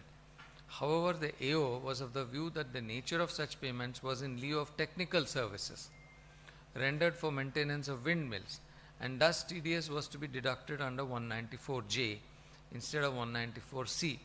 It was held that perusal of the terms of contract under the head Management Services includes preparation and submission of monthly performance reports, submission of detailed reports of periodic preventive maintenance carried out with details of consumables, breakdown analysis reports, etc.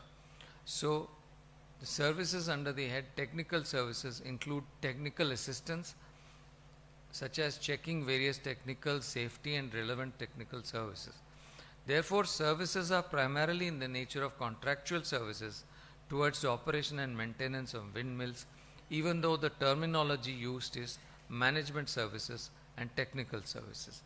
So, sometimes these overlaps can cause confusion as to which provision applies. But then I think the broad cautionary, let's say, guidance is, as long as you make the payment, I don't know what the tax authorities here say, but as a judge I would assume that as long as the payment is made and it broadly accords with the rate, the mere mention of a wrong section should not matter. It might be a mistake, and after all it is the duty of the assessing officer. Goes back to again the old Calcutta judgment. What is that? Not Calcutta Gas. 43 ITR 1, where they say that it is the duty of the assessing officer to find out which is the correct route of assessment and not go by the SSE. SSE may disclose all the facts. SSE's duty is to disclose all the facts, but it is the AO's judicial duty to say what the law is and apply the correct law. That the SSE has made a mistake should not cause disadvantage to it. Now coming to 194, this is payment 194H, TDS on commission, excluding insurance commission or brokerage.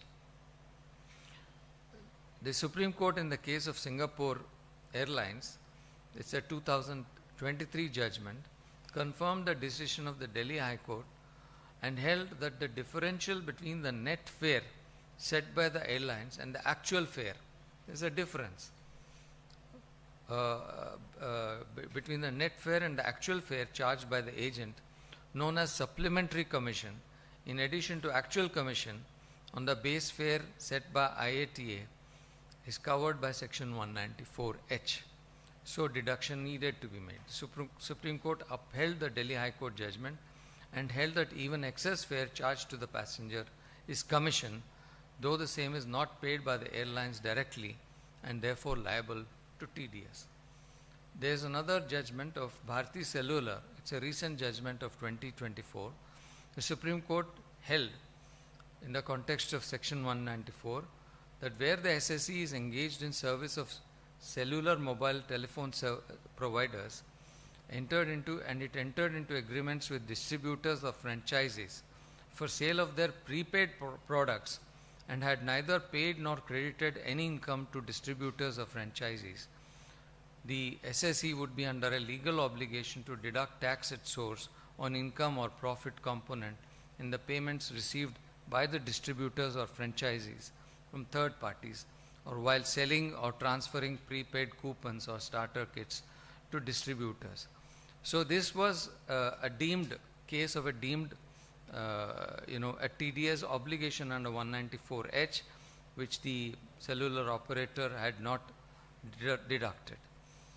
Then we come to 194I, which is rent.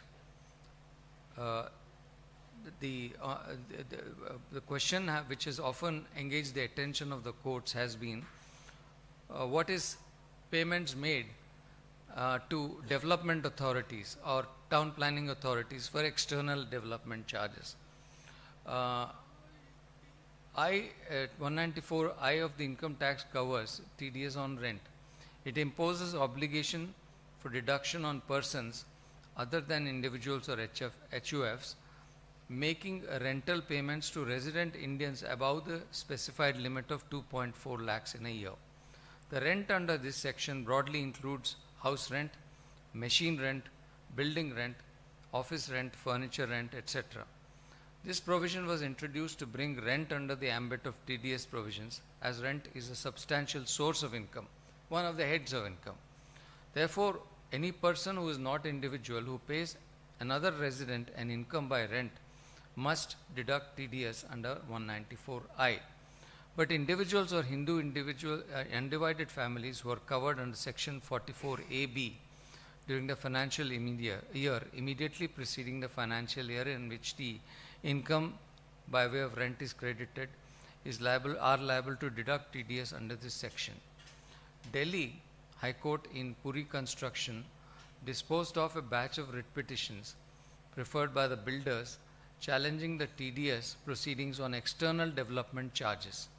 Now, when developers and town planners are assigned or allotted or given town planning licenses, they have to pay external development charges to the concerned urban development authority. It may be in Calcutta, the concerned local authority. In Delhi, you have Delhi Development Authority. In Haryana, you have the Haryana Urban Development Authority. The question was whether these payments also constitute rent, whether these are subject to deduction.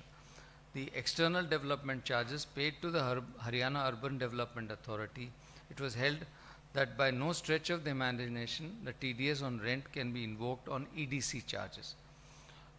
Thus, it set aside the orders holding the SSEs to be in default. Likewise, in the case of DLF, a similar provision, it was held. The agreement said that it paid EDC to Huda under the agreement and claimed that no TDS would be deducted since the said payment were made to the state. The High Court by the order held that it was not open for the revenue to contend that the EDC charges were payment made to the contractor or under contract and not rent under the arrangement to use the land. The Supreme Court said that the High Court's view was correct since the Huda and the state authorities had conceded that this is not rent at the High Court stage. Now coming to 194(1)(a), IA rather, this is consideration paid for transfer of any immovable property. Now we have substantive provisions for this, but again there is a tax collection mechanism. These are applicable if the following conditions are satisfied. That is, the payer or deductor is a person, is any person transferring immovable property other than agricultural land. Number 2 is payee is a resident transferor. The third is the income is by way of consideration for transfer of any immovable property. And fourth is that consideration for transfer or SDV of such property is more than 50 lakhs. The section also says what are situations where it is not covered, where the amount of property is less than, the amount of consideration is less than 50 lakhs, where the transfer is in the nature of rural agricultural land, and where the transfer of such property is covered by provisions of section 194 IC. This provision was inserted in 2013. The rationale of this provision was explained in a circular concerning TDS on transfer of immovable properties, implying that on transfer of property by non-resident, tax is required to be deducted.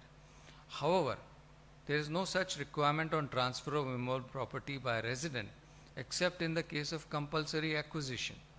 Moreover, in order to have a reporting mechanism of transactions in the real estate sector and also to collect at the earliest point of time, section 194 IA 1A has been inserted to provide that every transferee at the time of making payment or crediting of any sum to a resident transferor shall deduct tax at the rate of 1% of such amount. In order to reduce the compliance burden on the deductor, deducting the section 203A provides that it shall not apply to a person required to deduct tax in accordance with 194(1)(a), wherein this amendment will take effect from 1st of June 2013. We have a Hyderabad tribunal judgment on this, and these judgments and orders are illustrations which give us some guidance as to how the courts and even the departments are taking these provisions. The SSE had sold a property to a purchaser for a consideration of a certain amount and deducted TDS at the rate of 1% of the sale consideration. The vendee had not deposited the TDS deducted in the government's account, and the SSE filed a return and claimed credit of the TDS. It was held that there is merit in the submission of the SSE that once the deductor has deducted the tax and withholds tax out of the payments due and paid to the SSE, but does not deposit the tax withheld by it, the SSE should not suffer. So in other words, the payee is not made to suffer as long as the tax is deducted by the deductor. The deductor might be in default. It is to be seen whether the SSE is liable for deposit or payment of TDS already deducted by the vendee but not deposited, or to be given credit of the same. The revenue cannot deny the TDS credit to the SSE, and the only option left for the revenue is to proceed against the deductor by holding him to be an SSE in default. So the revenue has to take the remedies against the deductor or the payer. Then we come to 194(1)(b), which is payment of rent by certain individuals or HUF whom 194(1) do not apply. So as the heading itself says, it applies to situations which are not covered in 194.1. 194J, this is also a contentious issue. Like 194C, we will see a lot of, we are already seeing it, and we will see more interpretations of this provision, which is fees for professional or technical services or royalty income. The Supreme Court in Bharti Cellular, another 2010 judgment, dealt with the applicability of provisions of TDS on payment of interconnect charges or port charges to the BSNL, where no evidence was provided to show that any human intervention is involved during the process when calls take place, so as to bring the payments of interconnect charges made by the SSE to BSNL within the ambit of fees for technical services. The interesting and unique position here is that the fees collected by the BSNL was for an automated system. The provision for that automated system is, does it amount to technical service? Does it amount to professional service? It was held by the Delhi High Court that the expression fees for technical services has the same meaning as explanation 2 to section 917 of the Act, implying that the fees means any consideration, including lump sum, for the rendering of any managerial, technical or consultancy service. But it cannot include consideration for any construction, assembly, mining or like products in the country by recipients, or consideration which would be income of the recipients chargeable under the head salaries. The word technical is preceded by managerial and succeeded by consultancy. The calls in this case were route through the MTNL, US BSNL, that interconnection required the SSEs to pay these access charges and port charges without any involvement of human interface. It was held that the payment for use of these services via interconnect toll by the SSEs would not fall within the provisions of 194J. Now, I'm very curious as to what would be the position hereafter. We have more and more technology interface in all segments of our society, and these technologies are being provided by certain service providers. It could be data, it could be organization of data, it could be artificial intelligence. Are these not services themselves? Are these not technical services? When you're creating a platform. So what we are seeing is 2010, which is 15 years ago, where it was held that lack of human interface does not involve any technical or managerial service. But today we may have whole industries run on automated systems. What do we do then? So I think these things are evolving, and as they evolve, I think the taxing mechanism and we professionals also have to understand these movements. In the case of Vodafone, the Karnataka High Court held that no TDS were required to be deducted by an SSE on payment of interconnect users. Same thing. And the same judgment has been delivered in the case of Idea Cellular, again 2010, on the issue of payment of roaming charges to telecom operators in great detail, where the Delhi High Court said that such payment does not amount to a fee for technical services. In Amazon India Web Services, Amazon India's claim that the reseller fees paid by it was not chargeable was founded on the basis of the AWS USA does not have any permanent establishment in India, and the reseller fee is liable for equalization levy at the rate of 2% of the gross amount of consideration, and the reseller fee is neither in the nature of royalty nor FTS chargeable under section 9(1). The revenue submitted that AWS had withheld vital information, including financial statements of the USA parent for the previous financial years. The Supreme Court said that the AO had erred in proceeding on the basis that the Indo-US DTA AA is not applicable in the case of AWS USA. Now this was again a Delhi High Court judgment. I think we are yet to see the final call on this, because the matter in all likelihood would have reached the Supreme Court. Because I recollect that in the case of P, I remember having written a judgment in the Delhi High Court, which was ultimately upheld in the Supreme Court. This is that Formula One racing, where use of automated systems or temporary use of premises, it's not the exact number of days where you use the premises to constitute for it to constitute permanent establishment. It is the nature of the business and the use of the technology or the use of the premises. In Formula One, I think the premises were used only for 8 weeks in the whole season, and yet that 8 weeks they had full control. So in that I remember reading, and some of these European judgments are illustrative, Denmark and Germany, where the tax authorities have gone ahead and said that even keeping a server amounts to an establishment. So going forward, we are likely to see all these kind of rulings, because technology has seeped into our society to a great extent, and a lot of our market, our e-commerce, which is B2B commerce, is also the volume has increased, and therefore we'll see more and more of these rulings. Operator to 194O, payment made by e-commerce operator to e-commerce participants. This applies, it has an overriding effect even if it conveys any conflicting meaning. In chapter 17B, which provides for applicability of provisions after 1st of October 2020 and calculation of threshold limits.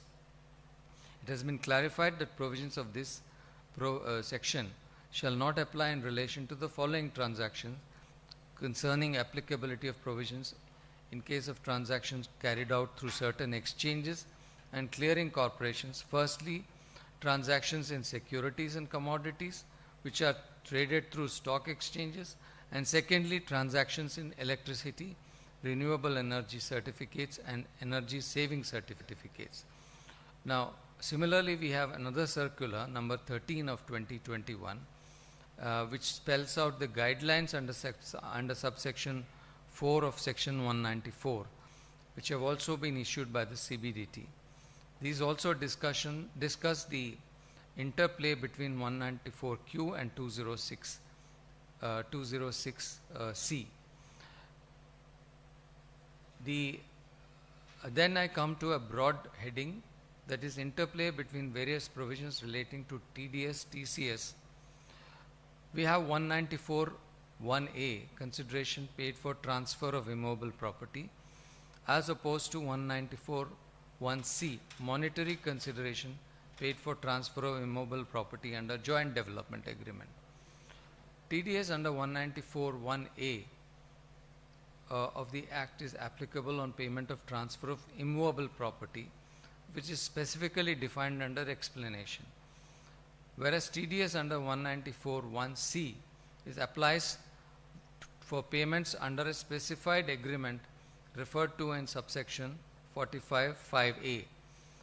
Explanation 2 of that provision defines specified agreement as registered agreements in which a person owning land or building agrees to allow another person to develop a real estate project on that land or building or both in consideration of a share being the land or building of such project. So in other words, one is immovable property, the other one is development of a project. So that is the delineation. Then we have 194Q, which I have already spoken about, and it has an interface between 206C, which again is the subject matter of circular number 17 of 2020. And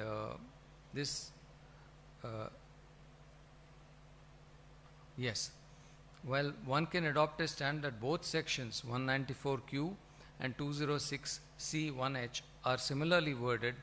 Clarifications issued in regard to section 206C by circular 17 applies to 194Q also.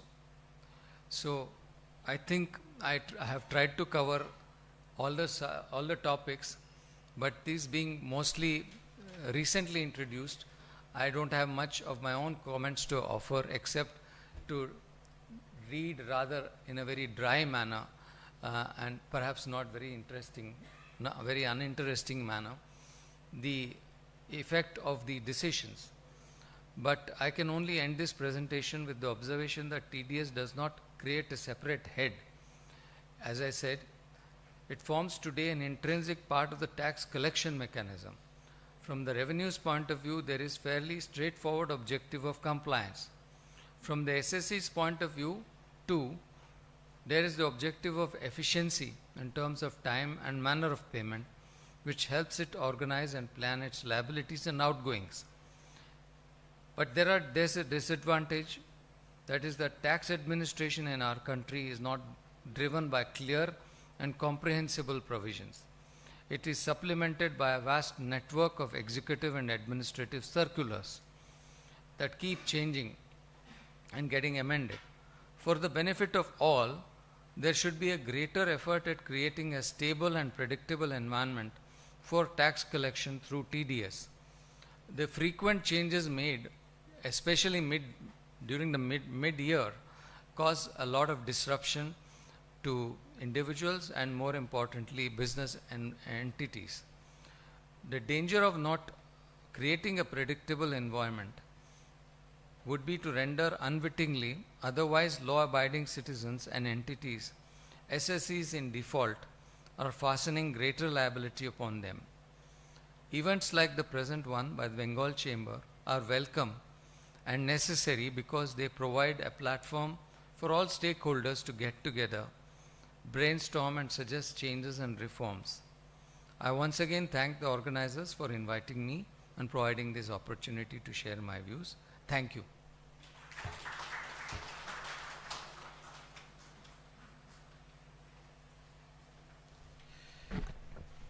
Thank you, sir, for the extensive presentation. You covered all the sections and so many important judgments. I think 3-4 important takeaways from sir's session before we audience can ask them, sir, certain questions if they have. So one is that Coca-Cola judgment, which sir has mentioned of Supreme Court, where it says that TDS payment cannot be insisted upon if the ITR of the deductee has already been filed. We take the benefit of this regularly. In fact, recently, yes, 23rd of April, day before, you saw that circular 6 of 24 has come, wherein for 206AA and CC, in case the deductee's PAN and Aadhaar was not linked, so till 31st March that relaxation was there. Now that relaxation has come, but what about if the deductor or the vendor is untraceable at all? Even till 31st May, he or she is untraceable. Then what do we do? Then this becomes the only way. If he or she files this Aadhaar, his income tax return, then we can take shelter under this judgment, Coca-Cola judgment of Supreme Court. Another important aspect and a very useful aspect which sir has dwelt upon is, if the assessee has made a mistake, it is the AO's duty to assess correctly. So this is very, very important, and very recently I remember the Honorable ITAT Calcutta also held in the case of Sandeep Chatterjee, where that even the ATC deductions, if missed, that can also be claimed during assessment. It cannot be denied merely because he has forgotten to take the deduction in the return. And third is that very important to note, friends, is section 276 capital B, where if a deduction has been made by a deductor and not paid to the government, then you as a deductee can invoke prosecution under section 276 capital B. You have to write to your JAO, he writes to the deductor's JAO, and prosecutes rigorous imprisonment of 3 months is provided under 276B. So many other aspects sir has covered. Thank you, sir, for this wonderful deliberations. Audience, if you have any queries for sir, you can, yeah, please.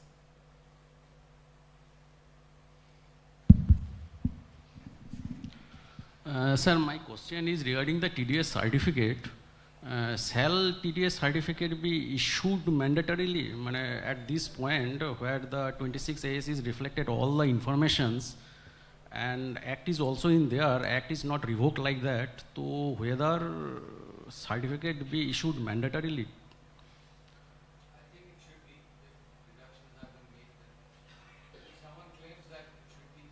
But none of, most of the industries.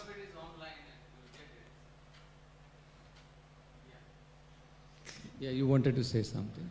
No, most of industries are not following because we are not receiving any certificates You're from right, the others that's customers also. Yeah. So what would be our stand? Should we issue? Because we are paying tax, we are filing returns, generating the TDS certificate also, but not issuing to the parties.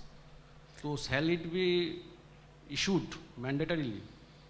I don't know the particular rule which obliges you. I think Mr. Jalan. Yes, sir. So, sir has pointed a very important aspect.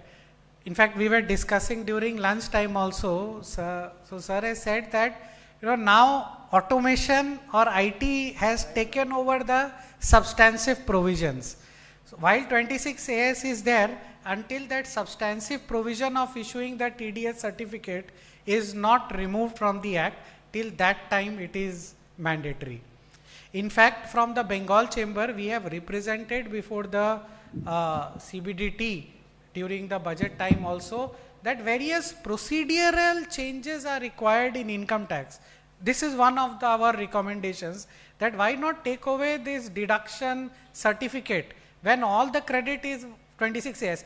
In fact, if you have the certificate and it is not reflected in the 26 AS, the AO sometimes does not allow. Second, we have also requested CBDT and recommended that why these two different number for PAN and TAN. It creates a huge problem for the big taxpayers where there are 10,000 vendors, PAN, TAN different, and unnecessary compliance burden is there. So that, yes. Any other? So 1, 2. Hi, I am from M Junction. So I am coming to that circular number 6. So when an assessee is becoming operative from inoperative, the date is no one, there is I cannot know when they became operative from inoperative. That is a big challenge. So for that we are getting the demand. And another question is like, if we receive the demand in respect of the say 206AB for inoperative and non-compliance specified person, and if anyone pays the demand with interest, that now circular 6 states that it is like it will be vacant. So what about the interest if the SSE has already paid the interest? Sir, would you or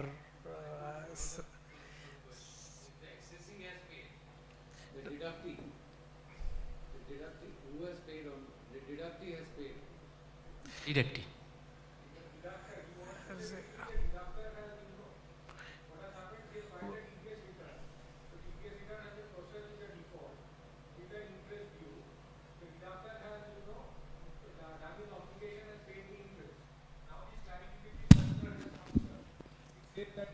Yeah, which says that in case the deductee makes good his PAN operative before 31st May, then there will be no liability of interest. So his question is, sir, if I understood correctly, that the deductor has, paid the interest, but now whether he can get this benefit of this circular for the retrospective act he has done. That's the question.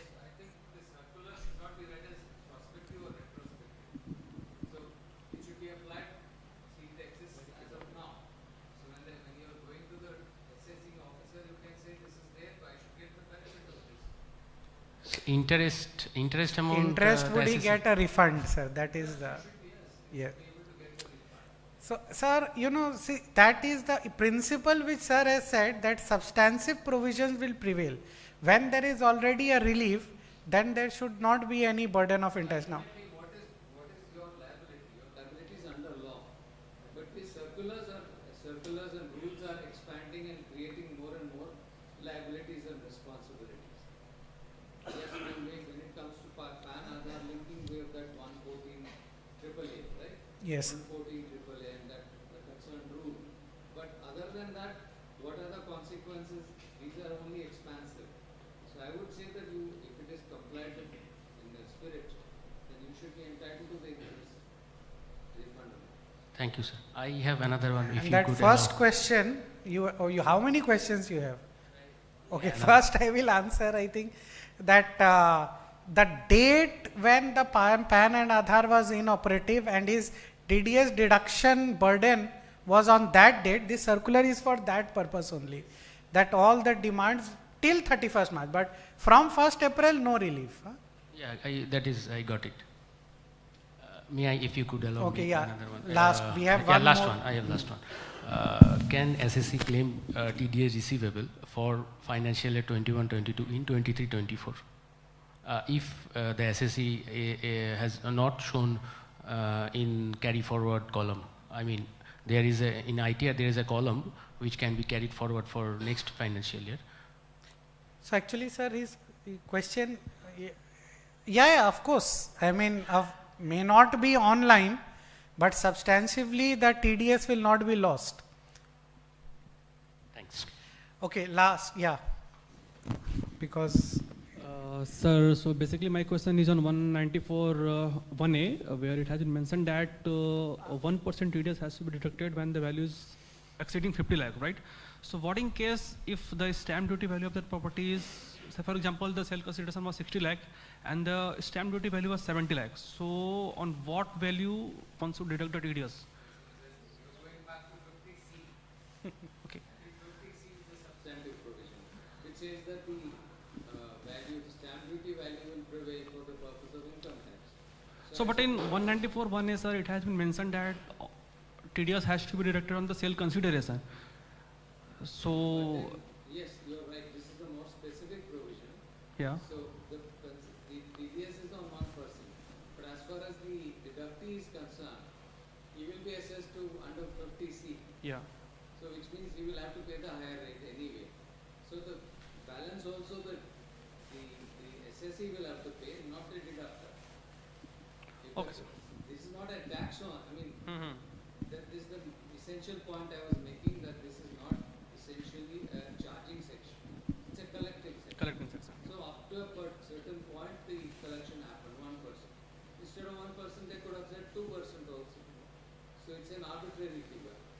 So 50 should be considered, 60 should be considered as 60. Okay. Thank you, sir. Okay. Okay. One last question. I just wanted to understand about the circular only.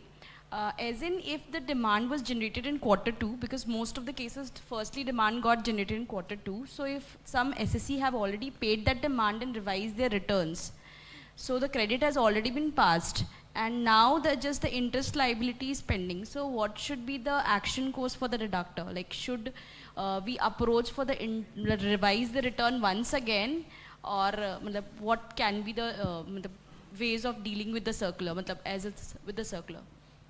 Sir.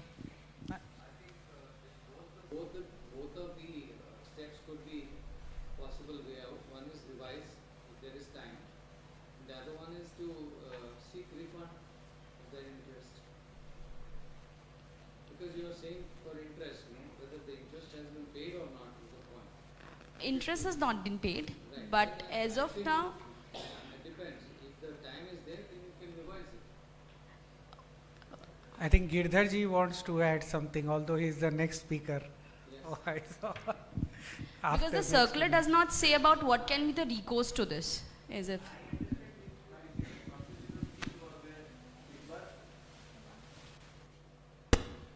The bus has already been missed by who has complied or refiled or revised the return by paying the interest, or the credit for that matter has been already been passed, and only the interest which one gentleman already asked.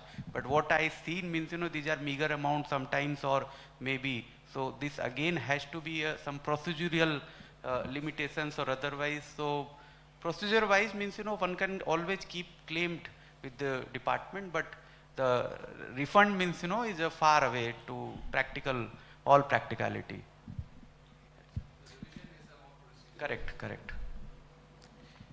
Right. So thank you, sir, for this wonderful deliberations and interactive session. Over to Shorbani.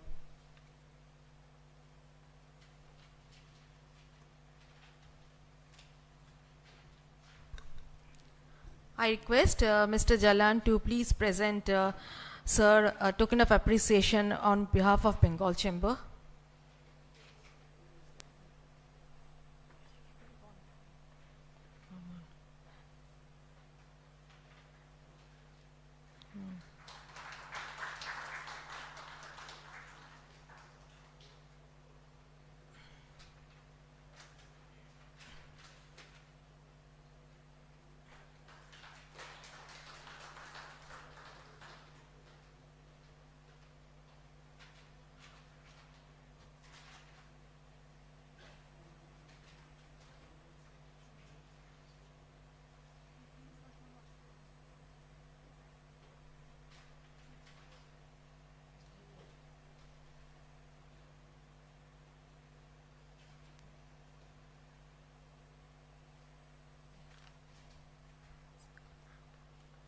I now request Justice Muhammad Nizamuddin, former Judge, Calcutta High Court, to please be on the dais and address us on recent Kolkata High Court's landmark income tax judgments and its impact.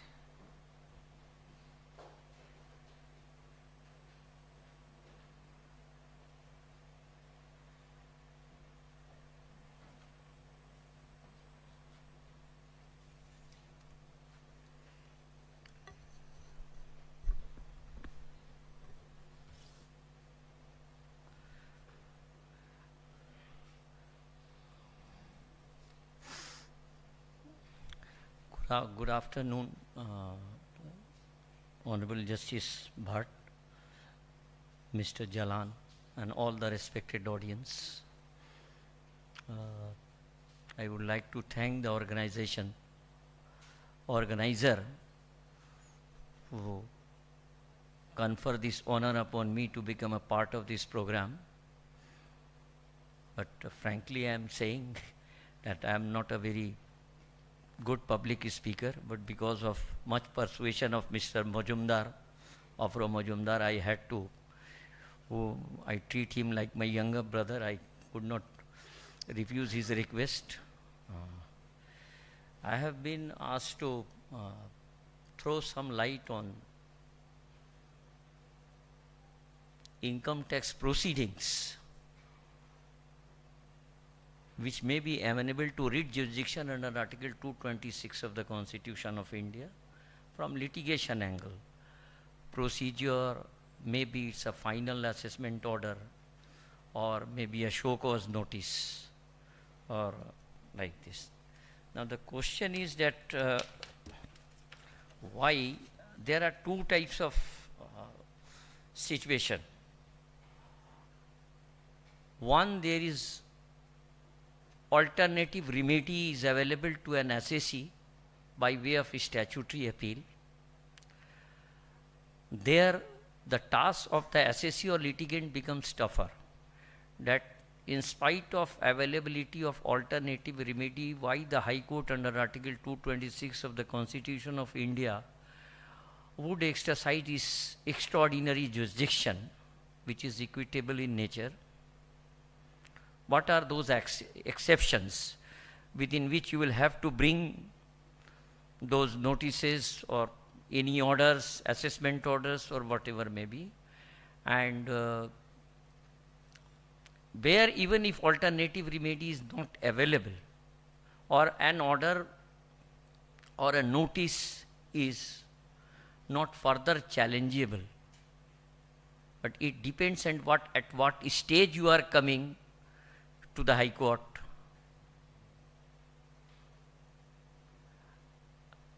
And whether you are prompt or there is a delay, and the extent of delay, whether it is inordinate delay, whether cogent and reasonable explanation is there, those are the things you will have to. Now, the scope of interference by the High Court under Article 226 of the Constitution of India is very limited. Unless a case, first of all, even if a case of notices I take, if you want to challenge whether it is under section 148 or any other section or 148AB, then you will have to, though because notice is not an assessment order, it is not challengeable, it is not statutory appealable. There you have got a case. But why the court will interfere with those notices, how you can make it amenable unless you are able to show that the show cause notice has been issued by a person having no jurisdiction, whether inherent lack of jurisdiction or it is barred by limitation, or there is for the remedy under Article 226 of the Constitution of India, there is no specific limitation is there like the Civil Procedure Code and in other law and the law of limitation, but is still self-imposed rules by the court that those who are approaching this extraordinary jurisdiction, they must be vigilant and diligent about their rights. Now, notices, suppose, has been issued by an authority,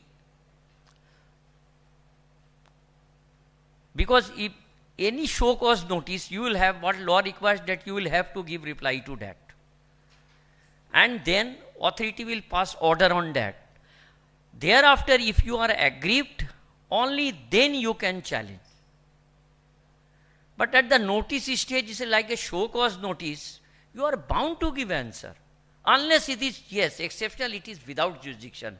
Has been issued by an authority under the law having no jurisdiction. Statute does not confer such power upon him. It is without jurisdiction. Or it is like the authority who has issued this notice, he is having lack of, it is, there are maybe several type of like territorial jurisdiction. Territorial jurisdiction there may be. Suppose a notice has to be issued, law requires that always it will be issued by a commissioner, and it has been issued by a deputy commissioner. There certainly you have got the right. Or suppose that a pecuniary jurisdiction, that notice in the cases where the amount is or revenue is 1 crore will be, if in such cases notice will be issued by such authority. If it is up to 50 lakhs, it will be issued by such a person. But here, if you find that the person who has got authority who has issued the notice, he has got no pecuniary jurisdiction also. Territorial jurisdiction also comes. That the officer within his territorial jurisdiction has been, he has issued or not. There are several things. So,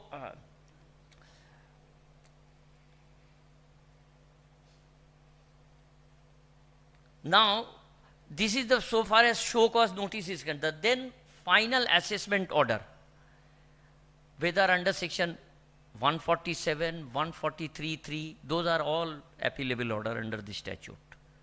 There what happens, you can in exceptional cases, one thing that an appellate authority under the statute, to some extent, they have got greater power than the High Court under Article 226. Because they can go into both facts, law and evidence and everything, which the High Court cannot reappreciate an evidence, a piece of evidence. It cannot go into the fact and substitute the findings of an assessing officer, of course, if it is a perverse. assessing officer has come to a conclusion which no man of prudence can come to it, or it is contrary to record. In some exceptional cases, or suppose where the proceeding, final assessment proceeding on a proceeding which has been from the notice, it has been culminated into final assessment proceeding, was void ab initio. It is incurable. If the notice itself was barred, then there cannot be waiver or estoppel. There you can. Or suppose a notice has been issued against a dead person, or an order has been passed against a dead person.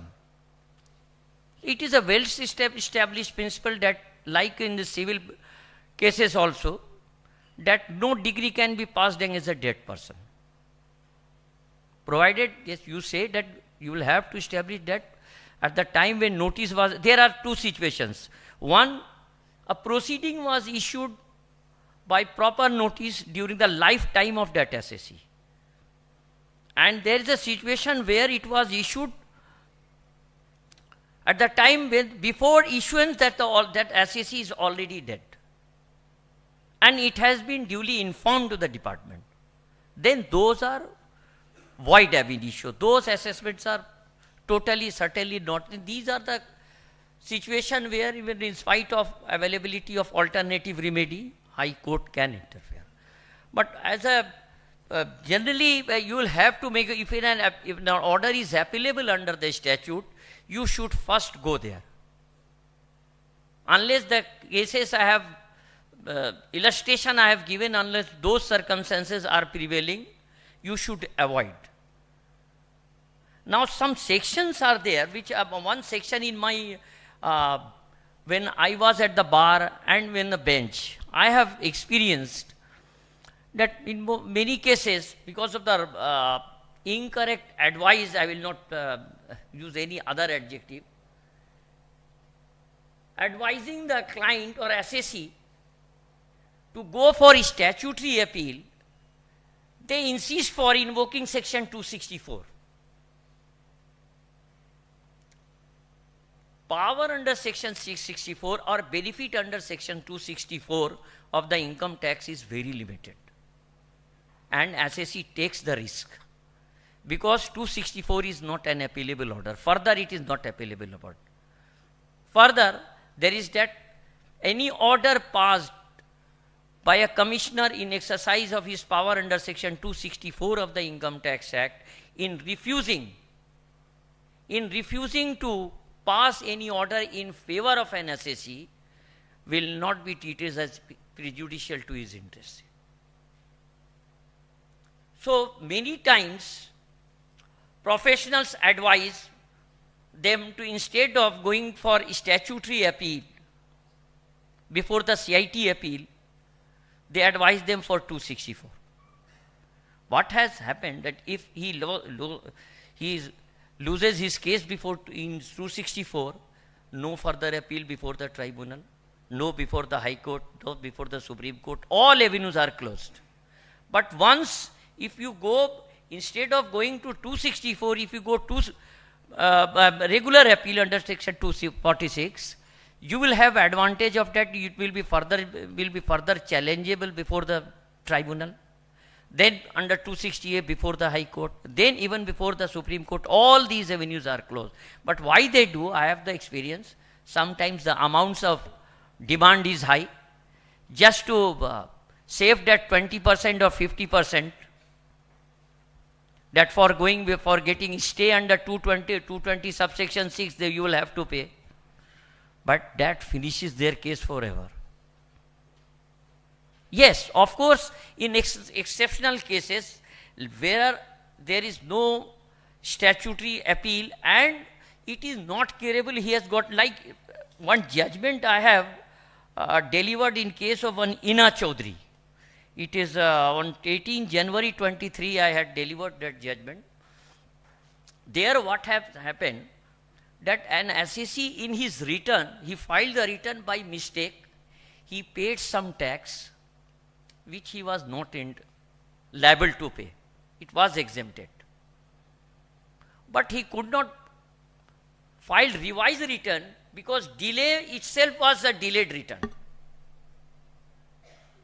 An order was passed under section 143(1). That poor fellow, he tried his level best, but they said that when the main return itself is delayed, a delayed return cannot be further revisable. And it was 143(1). He went to, he approached 260, he invoked 264.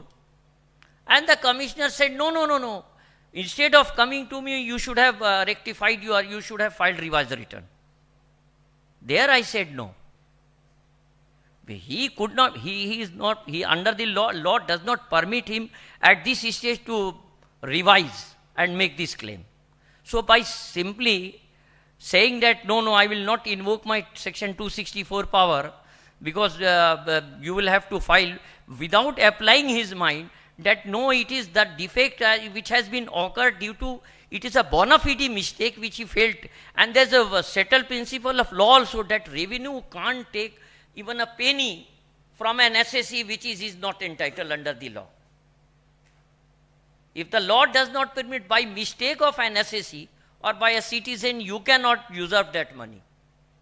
Under the law, because of government cannot act like a private businessman for the mistake on the part of an assessee in claiming some exemption or which is not taxable. If he has failed, simply so, since you have failed to claim this exemption, of course, where there is law of limitations are there, if it is according to, there may be several provisions are there that which nature of claim by within which period you will have to make, that is another thing.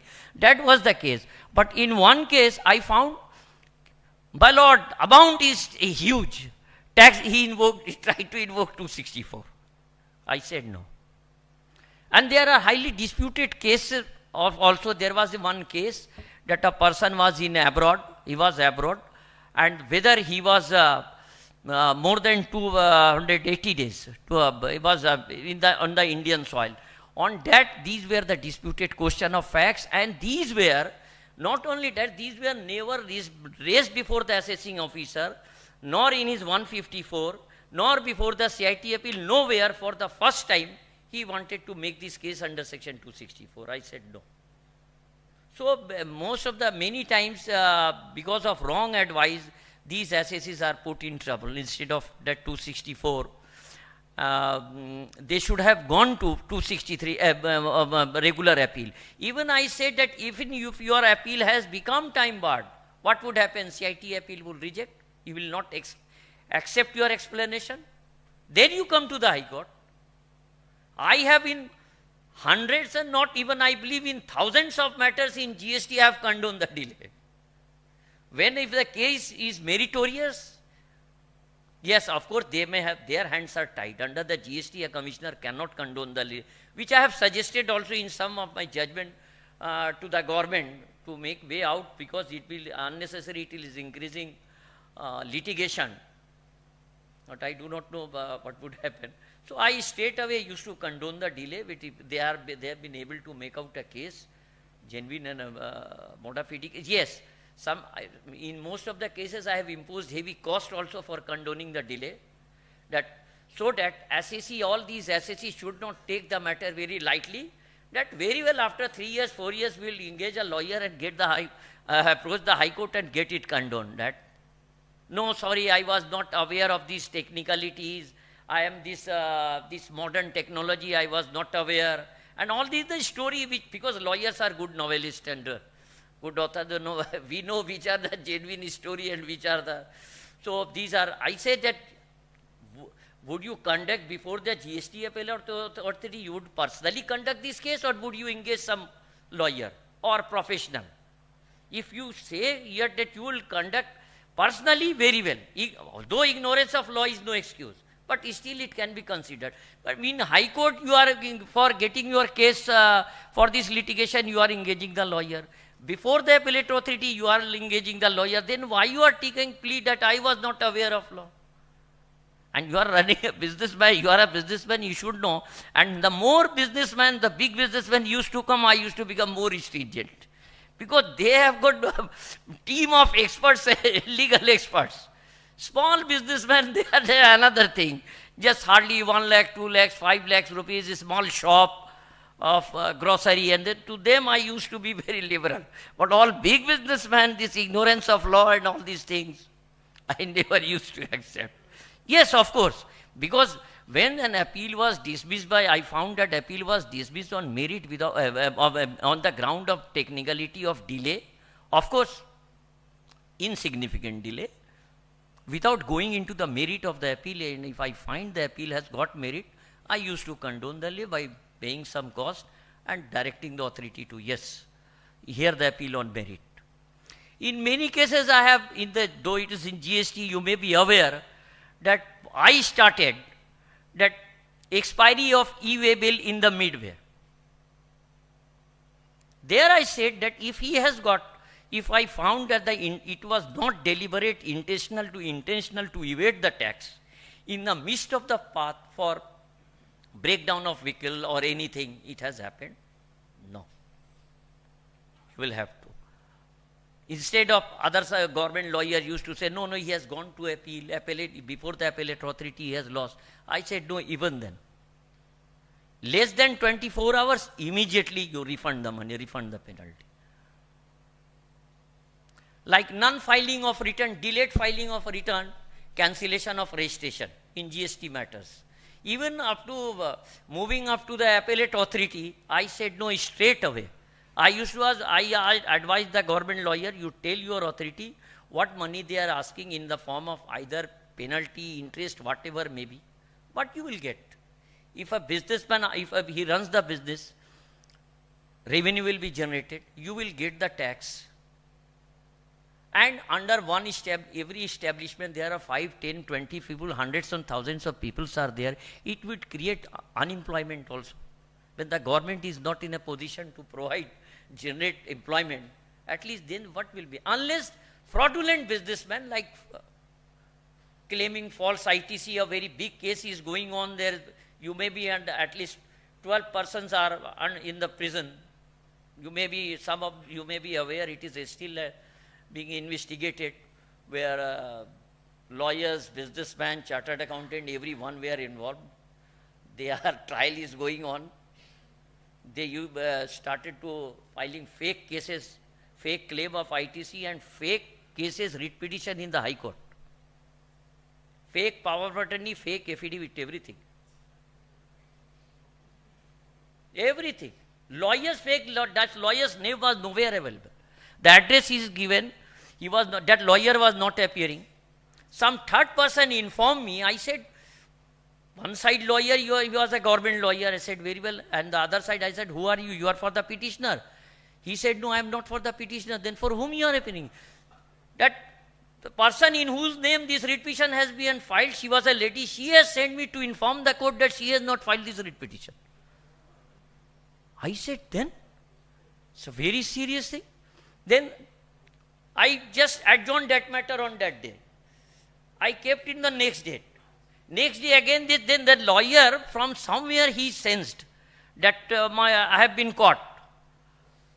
Again next day, when I adjourned the matter, next day again he was not coming. Third day when he was not coming, the address he was given in the writ petition, I asked the local police station, it was here police station, to go and inquire about this lawyer, where he submitted the report. There is no such lawyer this name. There is no such office, chamber or anything. And the number he has given, mobile number which you are to give in your writ petition, it is of a laborer in a factory in Howrah. See what is going on, to what extent they have gone. And how could I have closed my eyes to these things? Not only that person, that he has not committed fraud to the revenue, state government, even how they dare to commit fraud against the High Court, filing false writ petition. Then what happened, from my experience, so that then I said that in the High Court writ petition, you may be aware, those who are practicing, that arrested clerk's name has also to be given. Then I asked the clerk, authority to produce that clerk, who has signed this, who identified the advocate and petitioner and everything. He came, I called him in the box. I said, who had briefed you? He has paid you clerkage? Well, yes, who has given you? Who is this advocate? Where you got it? No, he said, I was on the street, he gave me that you get it of him. I do not know him. I said, how it could be possible? Thereafter, I found that it was not filed in the name of the petitioner by one constituted attorney. That power of attorney was also fake. I called the notary public in the court. I said, have you seen this person who has signed before you? Well, no, it is our usual practice. Our clerk prepares, we put our signature and take the money. Thereafter, you may be aware, after this judgment, Government of West Bengal has issued a gazette notification giving guidelines for these notary publics for certifying all these power of attorney and any other thing. And thereafter, and I started with that, henceforth in all the petitions, all the affidavits in the High Court will be filed, lawyers will give his bar council enrollment number. Oh yes, another thing. I asked report from the Bar Council of West Bengal about the name of this lawyer. He said Abhijit Pal, perhaps Abhijit Pal. They found there were 5 lawyers in West Bengal named Abhijit Pal. They all come to me with folded hands. We are not that. We are not that person. Then where is that person? Someone has used his name. There, slowly I came to know in the High Court at least 700 fake cases has been found. And I have been informed by the government lawyer, I do not know, perhaps 3,000 crore fake ITC which has been taken away by them, has been unearthed. It is going on, it's still going on. And I have not left them. Again, I am telling you, it is not that I have closed the case. Even on the last day of mine, I have done something that they will have to be brought to the book. It has to be stopped. Another landmark judgment recently, though from West Bengal you can say, because earlier Delhi High Court, Bombay High Court, other high courts have taken view that this newly substituted provisions of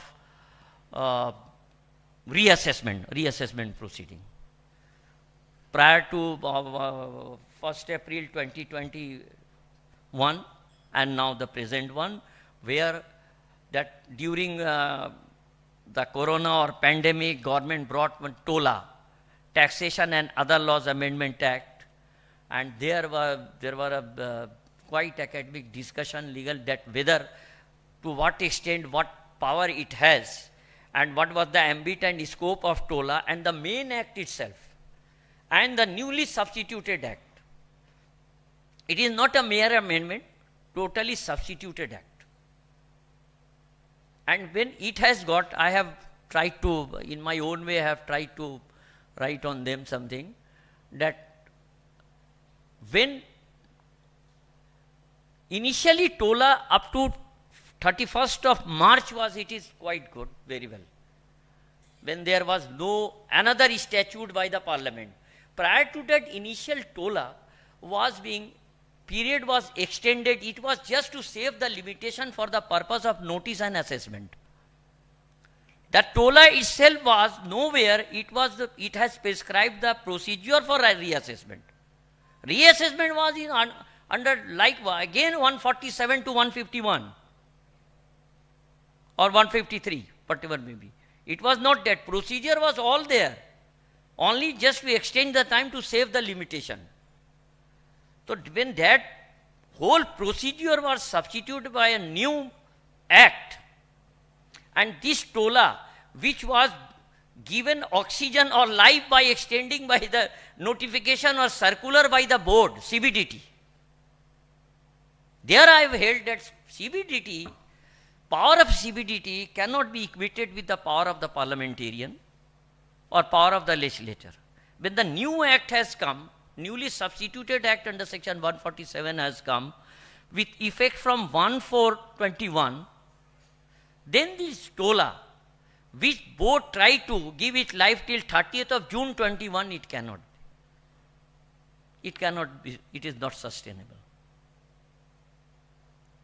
When there is a conflict, it was in conflict with the original statute. And another thing, the blunder they committed, that under the new act, newly substituted act, there was no saving clause. So all the proceedings, all the notices of proceeding, which had become already time barred before the coming of this new act under section 140, under the new act after 1st April 2021, they had already, when it had become time barred, they could not be reopened by taking refuge under this Tola Taxation and Other Laws Act, which was given power to, has been extended till, to give effect till 30th June 2021. So long this new act was not coming, had not come very well to some extent, it could have been. But when it had, a new act has come, and Tola, original Tola was not that, it was, its life was enlarged, elongated by way of CBDT circular.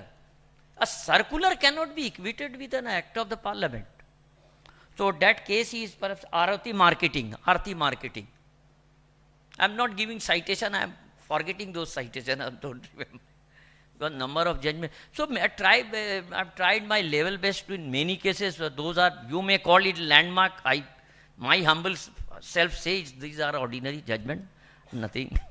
But I tried to solve. I said that what you will get, like in revenue matter, the expiry of e-way bill in the mid of way, or cancellation of registration for delay in filing the return, GST return. I said, no, very well, what you are asking, how much penalty interest you want? I used to ask the SSC petitioner, are you willing to give? Yes. Instant restoration, nothing. Said, no, he has gone up to appeal, and the appeal they have lost, forget about everything. And if it is found that he has paid everything, nothing is due on date, immediately restore the registration. Though these were, I cannot boast that it is a my made law, but statute was also silent on all these aspects. But I tried to, and luckily those were upheld. In some of the cases, government had issued notification in that line even. So these are, but I do not know where I have been able to come to your expectation or not. I do not know, but I have tried my level best. Thanks to all of you.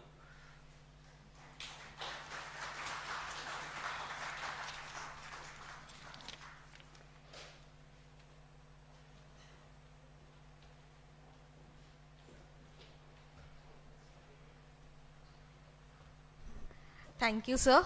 I request Mr. Jalan to please be on the dais and present a token of appreciation on behalf of the Bengal Chamber.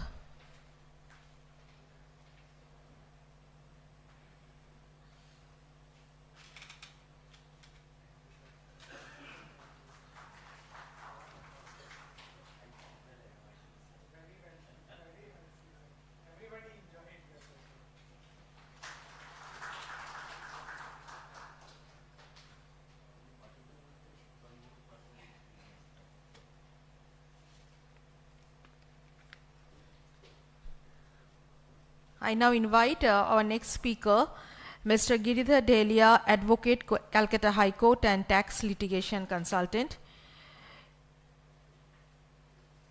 Mr. Delia will address us on changes in ITR for the accounting year 24-25 and in-depth analysis.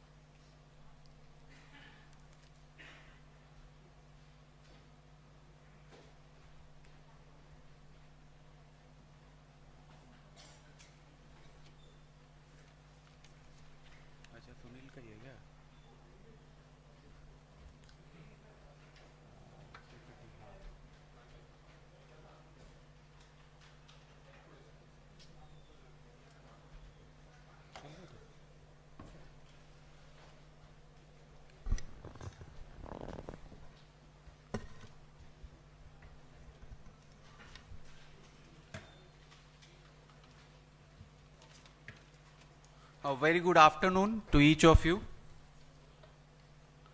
distinguished guests, Honorable Justice Bhatt in absentia, Honorable Justice Nizamuddin, my co-speakers, ladies and gentlemen. I am privileged and honored to receive this opportunity to talk at this prestigious forum of Bengal Chambers, that too on the subject close to my heart, that is income tax. And for that I convey my gratitude to the entire team of Bengal Chambers and more particularly the committee chairman, Mr. Vivek Jalan. Friends, the topic given to me is changes in ITR for assessment year 24-25, an in-depth analysis. When I heard firstly the changes in ITR for 24-25, it was much finer for me. But when the word added, the in-depth analysis, I go deep down and down and down, and I find that it going much deeper. Because government once said, and always coming and committing, that we are making the ITR form simple and more simpler. And sometimes means, for the individual SSCs or for just the salary class SSCs, a one-page form. But in that one page also, you will find each year or means, an alternate year, one more column or one more item to be added. So I was going to the Google and find that today it makes more brains and efforts to make out the income tax form than it does to make the income. That's, I believe, you industry people all will acknowledge and second me. So basically speaking, ITR forms is no more a compliance work. ITR form is the first meeting for that particular assessment year of yourself and department. Whatever you filled up in that ITR form will take you forward for that assessment year. And nowadays, this computer data mining and everything there in the ITR is getting reconciled from one another form, one another report, one another statement being uploaded by yourself or a second party or a third party. You must have, many of you have received by this time the 133.6 notices. 133.6 notices regarding SFT transactions, where they are asking you or confirming you to confirm the same amount. More particularly, if I'll come on the topic, that interest on deposits.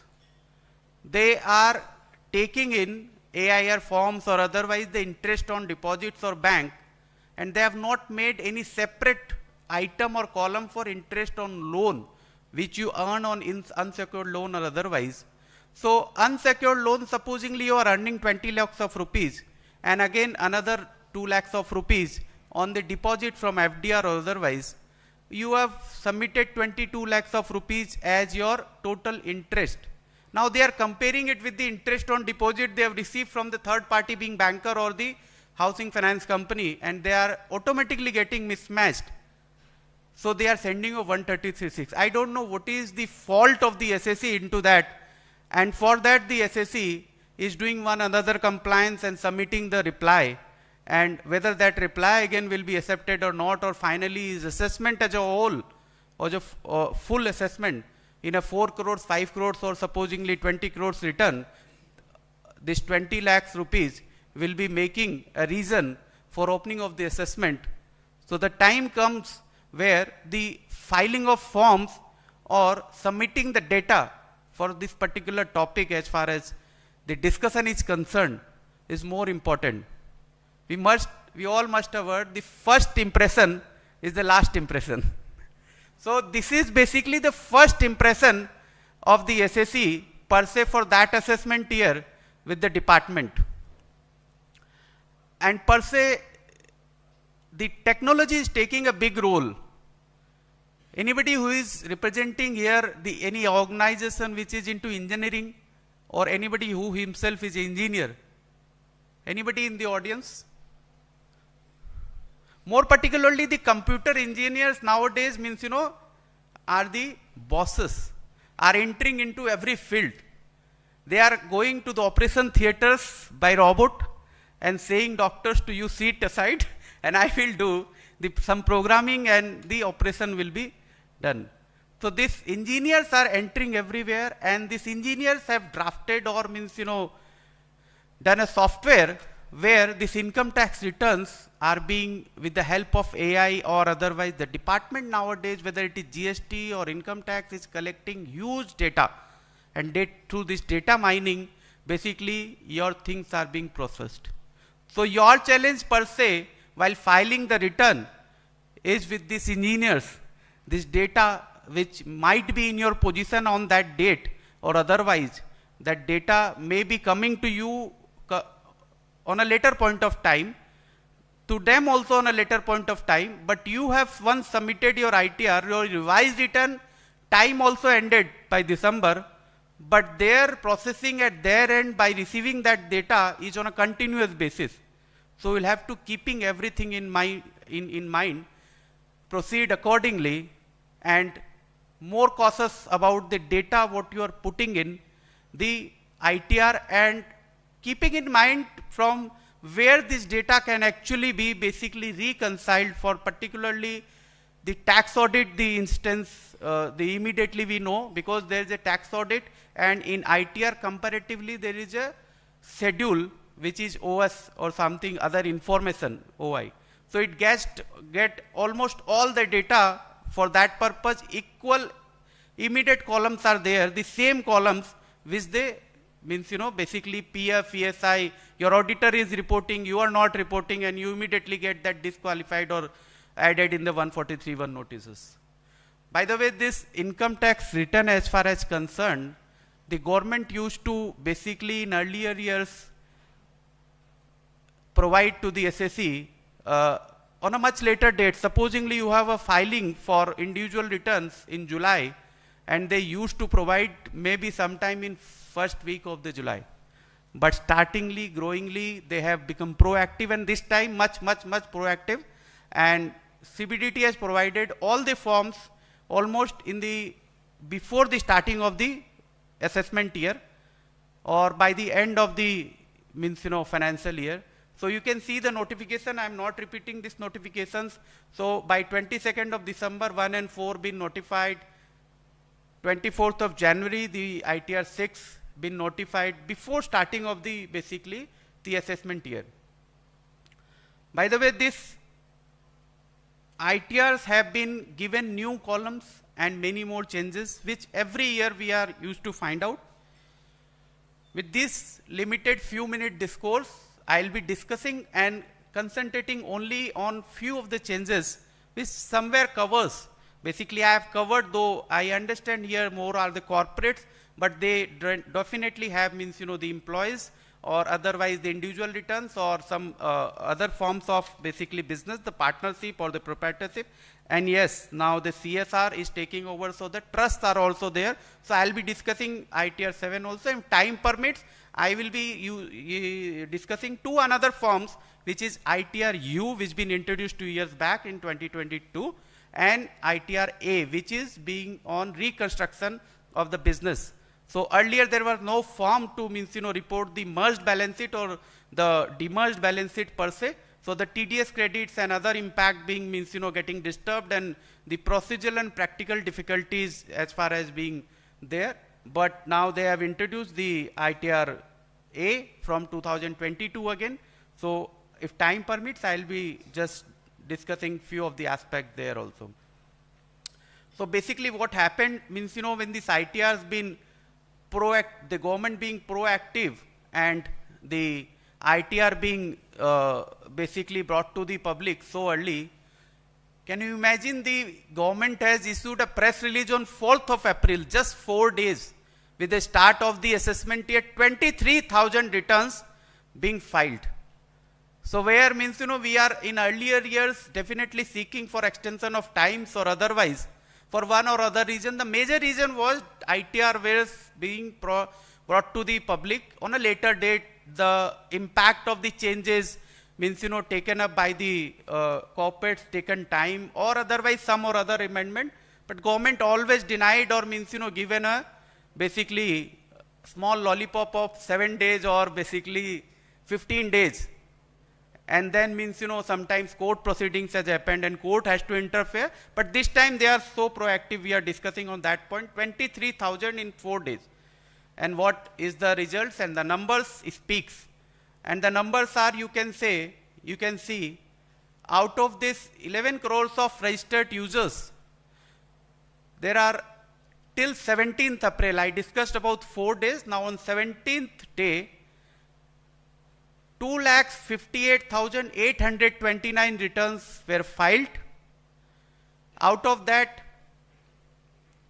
1,56,618 has been verified, processed. So these are the phenomenal numbers. So as the government is proactive, we also require to be proactive, and thereby we, in the first month or means, before closure of the first month of the assessment, we are discussing. That's the Bengal Chamber, I believe, being proactive towards its members. As we all know, 2023, the Finance Act has means, said that new regime, new is the better. So the new regime earlier there was means, introduced it as an optional regime, but later on in 2023 Finance Act, Honorable Finance Minister said on the floor of Parliament that this is the default regime. So if anybody would like to remain with the old regime, has to give declaration or has to opt out. Otherwise, while filing of the return or otherwise all provisions for all practical purposes, you have to be in the new regime. So new regime is the default regime. We all know the provisions like business, if you are into the business or profession, so you can once travel to the new regime and once can come back. But if you are individual, you are not having any business or profession, so you can, as number of times you can travel to the new scheme, as number of times you can come to the old scheme. So that only the provisions, the forms are the procedural, the 10 IAE and others basically are the forms. Here they have given basically in ITR 4, as far as business is concerned, that if you are not basically would like to go to the new regime, you want to opt out, then you will have to select the checkbox.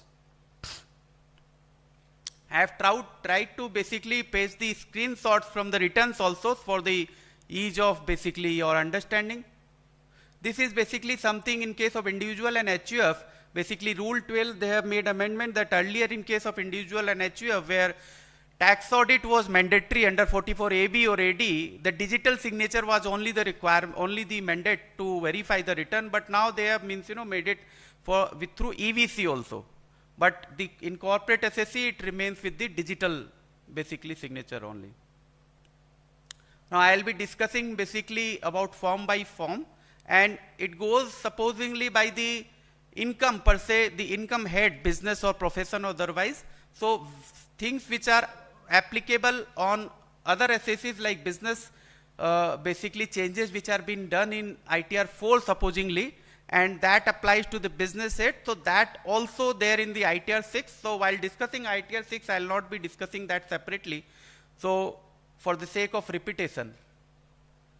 So 1 and 4, first of all, we are discussing. 1 is basically for salaried employees, no business case, and 4 is basically the business case.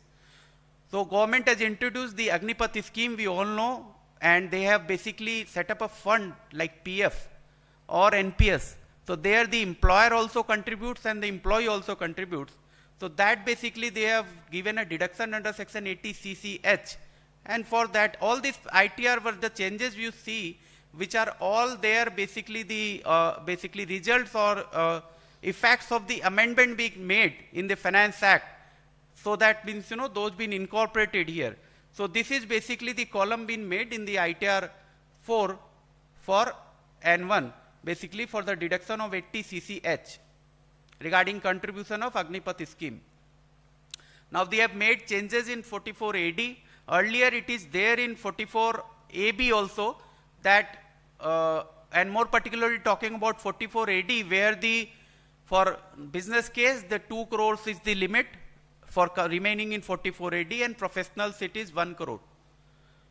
So they are all going, wanting everyone to come to the digital era and proposing everyone to join the digital era.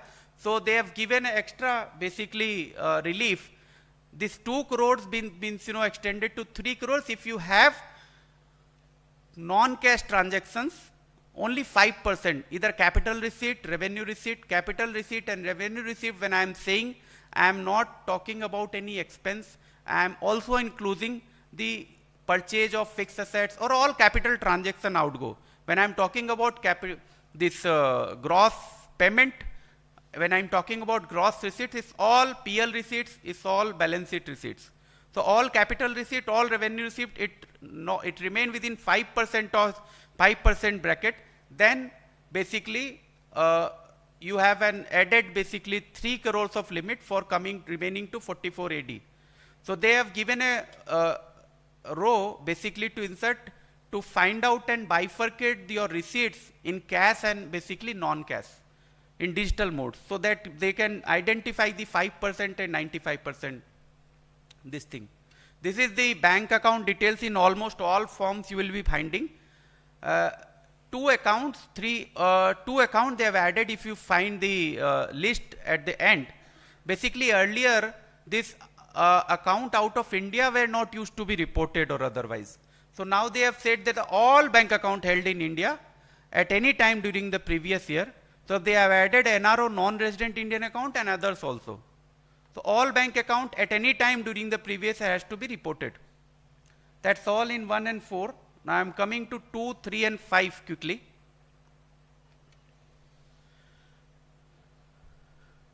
That EVC thing we have discussed. Now they have basically saying to select yourself the due date for filing of return. So a different SSE having in the same ITR may be having different basically due dates. Supposing if he has a business and he has an audit case, then his due date will be 31st of October. Again he has some supposingly foreign transaction, that TPO or otherwise, then it will be 30th of November. So we have seen in many 143(1) cases that the system takes automatically due date, or they put you with the penalty and interest and otherwise, then you do 154 and many things. So they have basically introduced here in the form itself the 3 dates, which is the standard date in the statute. You will have to select one date which is more applicable to you. But the case once comes to me in my mind, that when supposingly in case, though the precedence now 3-4 years the government is not coming to me, but again in case for some or other reason if government extends the date and there will be a new date, so then there will be a new date in the form. You will be find an updated form, and on that date you will be juggling with the old version and new version, and you will be finding errors, I believe. So that will be kept in mind while is there an extension of date, or supposingly on a later date you will be finding a revised return or 154. Then again this date supposingly if been extended that point of time. So then you have to keep in mind that the extended date basically if they are in the form, you have to mention particularly. One new term basically you will find in the return, this is legal entity identifier, LEI. Basically this is coming from the RBI regulations. If you are doing any basically foreign transaction more than 50 crores and through RTGS or NEFT, and again in the return if you are a refund more than 50 crores, that is LEI number. The legal entity identifier left to mention in return. Basically all this I will be coming specifically on many data which been here. So basically what they are doing by this ITR is the capturing of the data. One or other form they are capturing the data, and that they will be keeping in their backend, and some or other form you will be filling, and now it's a time to get with the GST department, with the customs or otherwise they are joining hands at the back end. So those data, those days were gone, that 3 or 4 set of balance sheets the old businessmen were preparing, one with the VAT department, one with the income tax and one with the customs. So now these are ITR form the data with the government, and will have to be very easily be cached up on that data. That again furnishing of the region must be there for the tax audit under 44 AB. So earlier they were only a checkbox that whether you are getting the 44AB audit or not, but now they have basically wanting you the reason. Basically you are doing it on the criteria of sales, turnover or gross asset, or falling under the presumptive taxation scheme or others, what others that may be.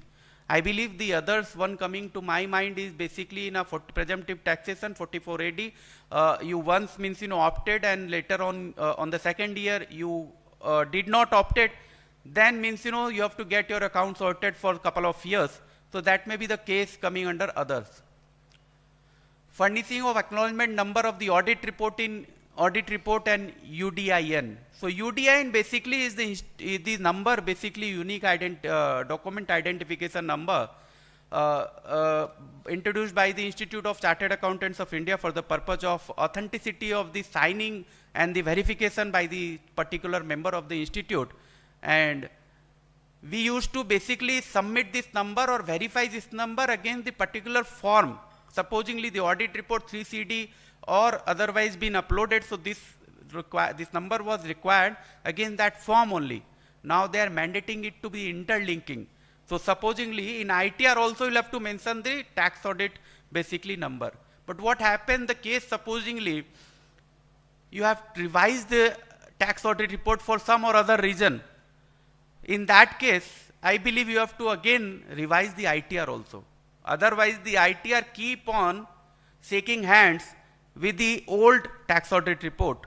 And in that case again different basically notices or different mismatches even after revision of the tax audit will be at your door. This is the biggest something I believe nowadays after 31st of March or in the month of March. The most of the businesses or the small and medium enterprises were disturbed about the introduction of clause H with section 43B. I was listening to the social media, and Honorable Finance Minister very easily was addressing a meeting and said, no, this is nothing new. This is nothing new. We have, this is there in the statute from 2008. This is from old in the statute from 2008. We have just put this in the ITR or in the income tax statute for that matter. So this should not be the disturbance, but those who are all there on the ground, I believe, can feel the heat what this is doing, the 43B clause H.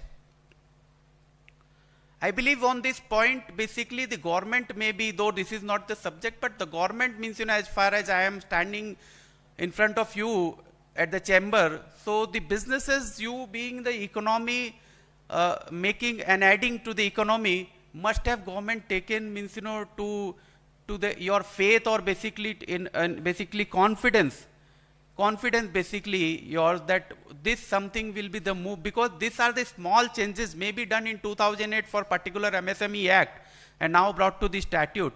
But a confidence, I believe, may be eased to the businesses and chamber per se, the members are concerned. But the government sometimes, as I remember the demonetization, and many of you can relate to Sonam Gupta Bewafa hai, correct? Sonam Gupta Bewafa hai. So they keep means things secret inside their chambers, and when these things comes to the public, and as far as business are concerned, that becomes a real trouble. No doubt by the time these businesses have understood how to handle and how to grow up with these issues. Anyways, coming forward to disclosure of information pertaining to capital gain account scheme. So I have found during my practice many of particularly this comes to the individual SSE or say that for obtaining this 54 benefits, if you are not buy a house or invest by that time of filing the return, you can deposit that money with the scheduled bank in a special capital gain deposit account. So what was the earlier ITR form requiring you to simply mention the amount what you've been deposited in the capital gain savings account. There is no identification, there is no account number, IFCS, from where you have deposited otherwise with the government department. So even you have not basically purchased, because the individual received advice from someone that you simply deposit, you don't get charged with the tax of capital gain. and they don't understand that no, this is the timely basically stopgap arrangement. You have to have finally purchase a house. So they finally don't purchase a house, and after 3 years something, they go to bank on somehow to do some arrangement with the banks, and they take out that money. Ultimately the revenue does not reach to the, and the objective for which this provision been inserted does not fulfill. So now for that practical loophole they are finding from here or there and putting it to the data mining. That is basically the date of deposit, account number and IFSC code. This all basically have to be captured and written. I feel definitely they will monitor it with the banking system that what happened basically, whether the SSC has purchased the account or not. The online games has basically, they are very fond of, as far as GST people who are here, maybe understanding the crores and crores of demand notices through the online games. Now they are putting it to the income tax also, and these were the provisions. Somebody remember, as far as TDS provisions are concerned, 194B or something, and everybody knows that puzzles, games and all these are just 30% liability. We have studied in our school days or the taxation days in the college or the professional days that 30% we are more concerned. But now with the introduction of GST and matching concept and income tax, they are putting it again, income tax forms where they can match the GST, these things, GST comparison, reconciliation and liability and revenue from all fronts could be collected. So they have put basically the column in the OS schedule whereby the winning from online games has to be ATU. We all know basically the person with disability, again the loopholes basically they are capturing with the data mining. A deduction is available under 6A for ATU. So they are asking the nature of disability, the date of filing of form 10IA, acknowledgement number, NUD ID, unique disability basically identity. So that basically again ATU, if I'll just take it with the coupled with ATDD, that basically maintenance and treatment of person with disability, the caretaker or the person on whom he is dependent also gets a claim under ATDD. So sometimes it's happen that Mr. A also taken a claim, Mr. B also claim, and Mr. C also a claim. There is no reconciliation per se in ITR, and almost on deduction side, supposingly person nowadays in a paperless return, the government has come with good cause for paperless return, and they are not asking you at the believing on the taxpayer and the first instance, they are not asking any paper. So if you put your LIC under deduction 80C being in the old regime, that 1,50,000, what generally means it been found in newspapers now that with what is happening in HRA cases.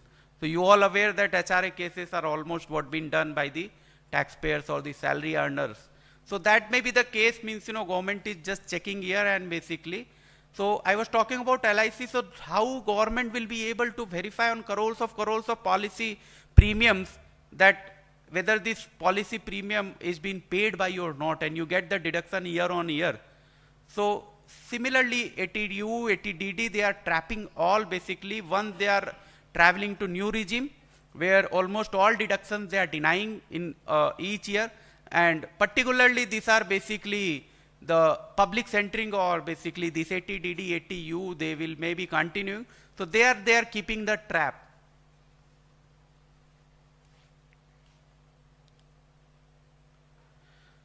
Reporting of dividend income derived from the unit located in IFSC, which is basically International Financial Service Center. So if you are earning dividend, you will be less rate of taxation as far as those dividend are concerned comparing to the normal dividend.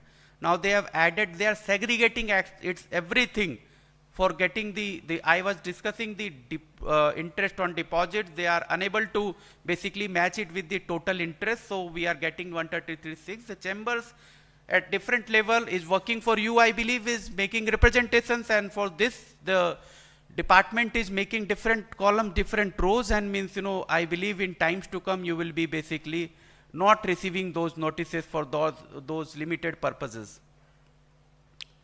In case of declaration of bonus and payments or insurance policies, the Finance Act has put some ceilings that basically this much of premium if you are paying, then whatever you are receiving in return, so everything will not be exempt under 1010D.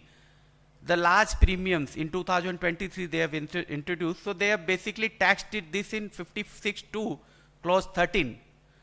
So that they are basically brought up here in the ITR. So you'll have to segregate that, and don't forget, if you are not segregating, you are misusing, you are misreporting. In the ITR, many of us may be not taking it that particular, but we are finding some place verification. So that's a kind of affidavit we are giving by filing the this ITR, whether filing through digital signature or by physical signature or by otherwise by EVC, we are giving affidavit. So by wrong filing of ITR or misfiling of ITR, the information therein is again a crime as far as means affidavit of the ITR or verification of the ITR is concerned. This is basically again a disclosure of the reporting of sum received by a unit holder from the business trust. So that again is taxed under clause 12 of 56(2) by the Finance Act 23. So that requires to be reported under OS Schedule OS. These are all basically related to the business and profession head. And though we are discussing different ITR, but these are all basically as a business case will be applicable for, and you will find in ITR 6 also. With the introduction of the new basically scheme under section 115 BAC for the business cases, the unobserved depreciation pertaining to the additional depreciation which been denied, so that has to be restored, and the normal depreciation in that case must be allowed. So that they have basically brought in here in ITR 6, in ITR 4 and all business cases, so that basically you can claim. The donation to political parties. Now after striking down the electoral bond by the Honorable Supreme Court, so earlier basically even in individual cases or otherwise for the corporate cases, the ITR 1, 2 or may it be ITR 6, the donation to political party reporting was limited to a sum, that what exactly you have contributed. Again I am coming to the LIC example. They are not asking at the filing stage or the filing stage any documents, a paperless return from several years. So if you mention there 5 lakhs or 5 crores, it does not have any detailed corresponding correlation, but this government would like to correlate one or other person, one or other data has to marry with the other data.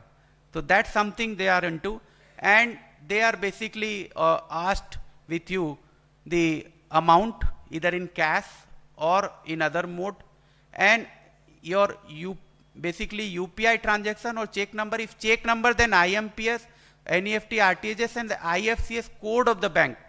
So supposingly a bank is just transacting a particular sum from that branch or particularly as far as IFSC code is concerned, and now by compiling the return some other figure is coming to it.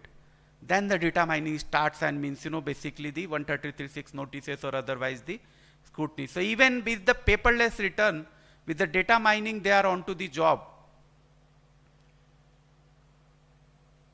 Tax in case of ESOP, we all know, is a deferred tax, basically is not being charged or collected in the year of allotment per se in the year of sale.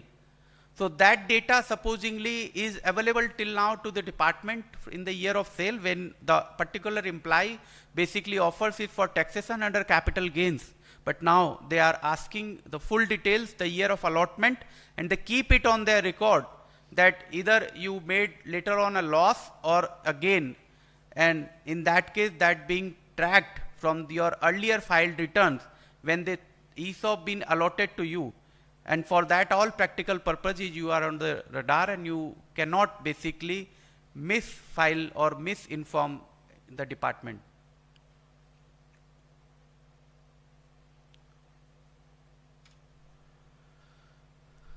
This is related to resident cooperative society, the reduced rate of taxation. I believe cooperative societies as far as concerned, these are on the same line as been there for the corporates and the the earlier 115 BAB and BAA, so I am not discussing much. This 80IC IAC, which is regarding the details of the eligible startup. The eligible startups are getting basically tax holidays if they are basically have the certificate from the Inter-Ministerial Board of Certification. So that board, if basically certifies and approves your concept and the idea and then gives you a certificate and approval, you are getting the tax holidays. So they are now capturing all your data, basically your nature of business, date of incorporation, which years actually you are started taking the claim, until what year you are eligible. So it's just not the figure which earlier was the requirement as far as the eligible startup. The entire details is being captured here. The offshore banking unit related, which is 80 LA, and that gets 100% deductions. So that one more schedule they have added in ITR 5, 6, seeking the details from the company, such as type of entity, type of income of unit, or authority granting the registration, date of registration, and all those details, basically all minute detail they are capturing in the ITR. So I was basically at the start saying that in-depth analysis. So these are the in-depth, basically they are asking you the in-depth detail and keeping all your data in the data mining. Now limited changes to ITR 6 as far as the residuary things are concerned. This is the 115 TD, the new tax being introduced with respect to the charitable organizations. So why I am discussing in ITR 6, whereas the charitable organizations are being covered and required to file ITR 7. But supposingly one company, one charitable organization which is being formed in the form of Section 8 company, and now the registration has been cancelled on account of basically non-registration or otherwise violation of some data. So in that case, basically the company becomes a bare Section 8 company, and now you will not be allowed to file the ITR 7. In that case, you will have to file ITR 6. And if they will not keep this ITR 6, this basically the 115 TD provisions, Vivek ji in that case will be advising you that rush to the court, that the exchequer have no intention in case of the Section 8 company for applying of 115 TD. The exchequer is proactive, as I said at the beginning, and they have put this requirement of 115 TD in ITR 6 also, and they will be collecting taxes on entire asset which becomes on account of violation, that too on the maximum marginal rate. You all must be aware. So this is basically the schedule they have put in. So all data regarding the FMV of the asset which have been, you are recording on the historical cost in your trusts or the charitable organization may formed in Section 25 of the Companies Act or Section 8 of the Companies Act, but the tax will be payable because ultimately those asset has to be disposed, and once disposed the FMV calculation has to be done and tax will be required and to be complied to the exchequer on the maximum marginal rate on the FMV value. This 80 LA we have already discussed, so I am keeping up. This IFC already discussed. This micro or small enterprises, 843B clause H we have discussed, but they are asking you to report in your ITR also that whether you are micro or small organization or not, you are registered as a micro small organization or not. If yes, they are asking you the registration number. Don't just tick and you say tomorrow and no, I have by mistake, inadvertently, or it's a clerical mistake. So they are asking you the minute detail. Vivek ji has very cleverly said me the in-depth analysis. So they are in-depth means doing changes in the ITR. Limited changes basically with the ITR 7, reporting of the exempt portion of anonymous donations, which are basically you all know till 1 lakh or 5% of the donation received, whichever is higher, is not coming under the definition or being outside the definition of anonymous donations. Earlier there was no basically column to submit that, and basically anonymous donation, which is not coming under the requirements of MMR. Now they have corrected that, and basically under schedule VC has basically captured that detail. The big something which basically almost 1 year been disturbed the charitable organization, which is inter-charity donations out of the voluntary contributions, not from the corpus, but voluntary contributions. What they have made in the statute, if you all remember, that if you are making a donation to another charitable organization, supposingly you are not basically for the time being having that resources of basically implementing some object, or maybe you get impressed with some other organizations basically efforts or objects, you would simply making a donation to the other organization, and donating to other organization not in the corpus but in the regular basically donation is also taken as an application of funds, application of donation. In that case, to curb that and to minimize that practice, they have come with a change in the statute that in that case 85% of your donation amount will only be considered as application. Now what happens with the remaining 15%? Whatever you are accumulating in the normal course also, supposingly 100 rupees you have received donations and 85 you have applied, that 15 you have to keep in some funds which are 11 subsection 5 approved funds. So they are saying for all calculation purpose, arithmetically, even you have donated 100 rupees, they are saying we will only give you application of 85 rupees and 15 rupees will have to non-practically but have to keep in the 11.5 funds. That's not practical, impossible. The representations have been made by the chambers and other organizations, the tax bars, and the they didn't wanted to understand that what actually people are talking, because they been already have something in mind that this trust are basically by doing inter-charity is doing change of hands only to gain this 85% or 100% of deductions. So finally they have understood, and recently they have issued a circular that no, in that case we'll be considering this as a 100 rupees donation to the other charitable trust. Circular 3 2024 issued on 6th of March 2024. There they have given 3 examples: trust 1, trust 2 and trust 3. Basically 300, 100 and 100 rupees basically the income, and each trust 1 is basically donating 100 rupees to a trust 2, and trust 2 donating 100 rupees to a trust 3. So 85% deductions application the trust 1 and trust 2 is receiving, and after application of this particular circular, the trust 1 remains with the 200 rupees remaining fund and trust 2 with the nil.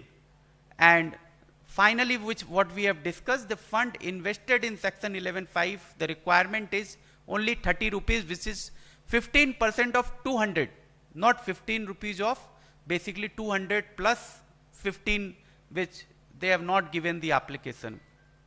I'll be sharing this PPT so with through the chamber, so you can just go through this example in more details. So that's a big relief, and basically they have covered it in this ITR also.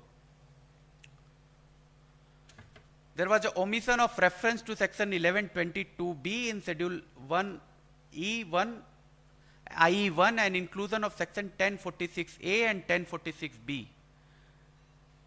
We in chamber as on the same day being fortunate to have Justice Bhatt here, who has passed this judgment of Ahmedabad Development Authority, the celebrity judgment which changed the entire scenario in case of trust and all these organizations, the chambers.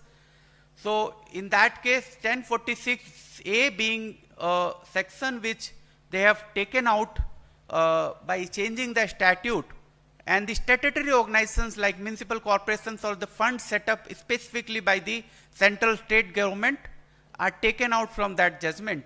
So they are basically giving exemptions or tax relief to those organizations who have to register, and the government has to notify under 10 subsection 46B or 46A. So that they have captured in the ITR schedule IE1.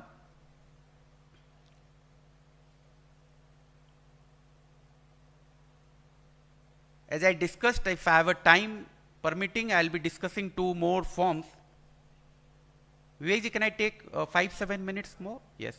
So in that case, ITRU, this is not the changes per se. Vivek ji has given me a task, but as an added effort, I tried this using the ITRU. You will be amazed to see again the numbers what the ITRU is getting response. In the case of ITR, basically after this window being closed on 31st of December of the revised return, the people find themselves helpless because the new information the government is doing data mining, or otherwise the SSE also would like to make compliance, would like to pay taxes on their income, but he has no basically avenue. They have introduced ITRU in 2020 by virtue of Finance Act 2022, and by that basically they have given 2 timelines, the 12 months and 24 months. So in particular situations where basically you will be finding or would like to report some new basically income which you missed in the original ITR or the revised ITR, after close of that window you can report in ITR 2. If you are doing it in 12 months, then 25% of added tax, and if you are doing it in 24 months, then 50% of the additional tax. So for assessment year 21-22, we have missed the bus on 31st of March 24, and 22-23 and 23-24, 1 year and 2 year timeline still running. If we would like to make a compliance, this is basically the computation in case you will be requiring to pay the additional taxes.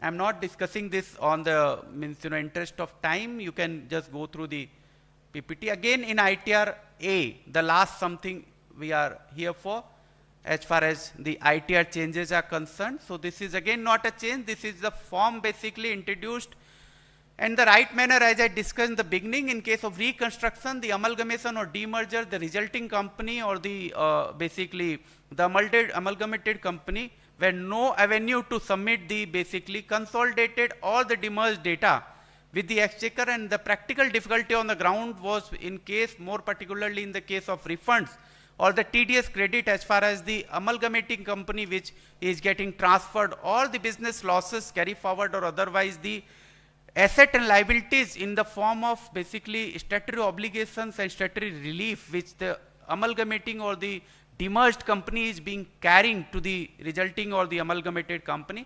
So they have introduced basically this 170 ITR-A by virtue of section 170A. So basically after you get the order from the authority, or whether it is RD or NCLT, or nowadays in case of IBC, you may file the ITR-A with the consolidated or the revised or the final data. The proper basically mechanism has been set by the Principal Director of General Income Tax Systems. So this was form basically being introduced in 1422, and this will come into force from 1st of November 22. The form was required initially to file within 6 months from the end of the month of the issuance of the order of the competent authority. But actually the form for the period, as I said, is applicable from November. So they have given an extended period of 31st March 23 is the initial case. But again many of people basically missed, because the orders basically revised later on or otherwise not received or not filed with the registrar. In that case the order cannot be implemented. So if they have gone back with the NCLT, taken the relief or the condonation of delay, now they have basically after getting the relief of condonation of delay from the NCLT, they are in position to report their consolidated numbers, but the years have passed already, so the time has been not there to file the ITR-A. There they have given additional window recently by order number 225/5/2021 dated 31st of March 2024. There they have provided the procedure, and up to 30th of June 2024 you can do it for the period before 1/4/22 also, or in between the period. So finally, many thanks for the patient hearing. That's up, and I started with the one quote and ending up with this: income tax returns are the most imaginative fiction being written today. Any question and answer on a particular this thing? Anyways, I am available offline also. As far as the electoral and voting things are concerned, I first pay my duty toward taxes. So I urge you to everyone should pay some tax, and means, you know, as much as is due to you. And as the electoral season is going on, so don't forget your duty as a citizen of this country and must go and vote. You and me ourselves are own responsibility, not by not voting and someone else getting chosen. Whoever you want to, just our Honorable Justice, Chief Justice, you must have find in the social media, Honorable Justice D.Y. Chandrachud has given a wonderful message. On that account also, I am just also requesting you to must go and vote once again. Thank you so much. Thank you, Bengal Chambers, for giving me this opportunity.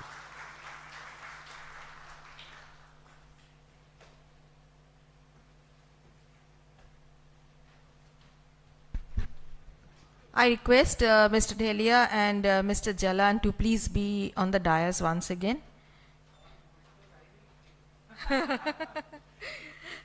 You are the chairperson. So I request Mr. Jalan to present a memento on behalf of the Bengal Chamber to Mr. Delia.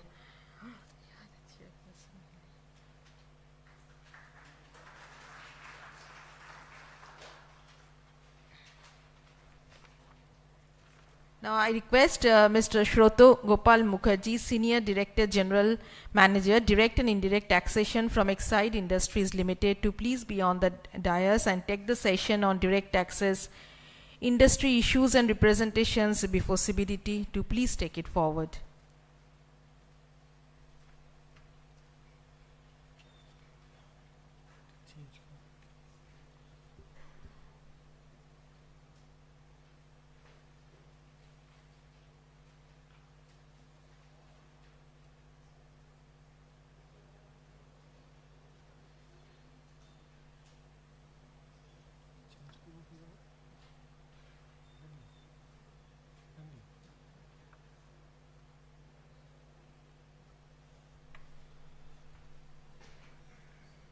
So, a very good afternoon,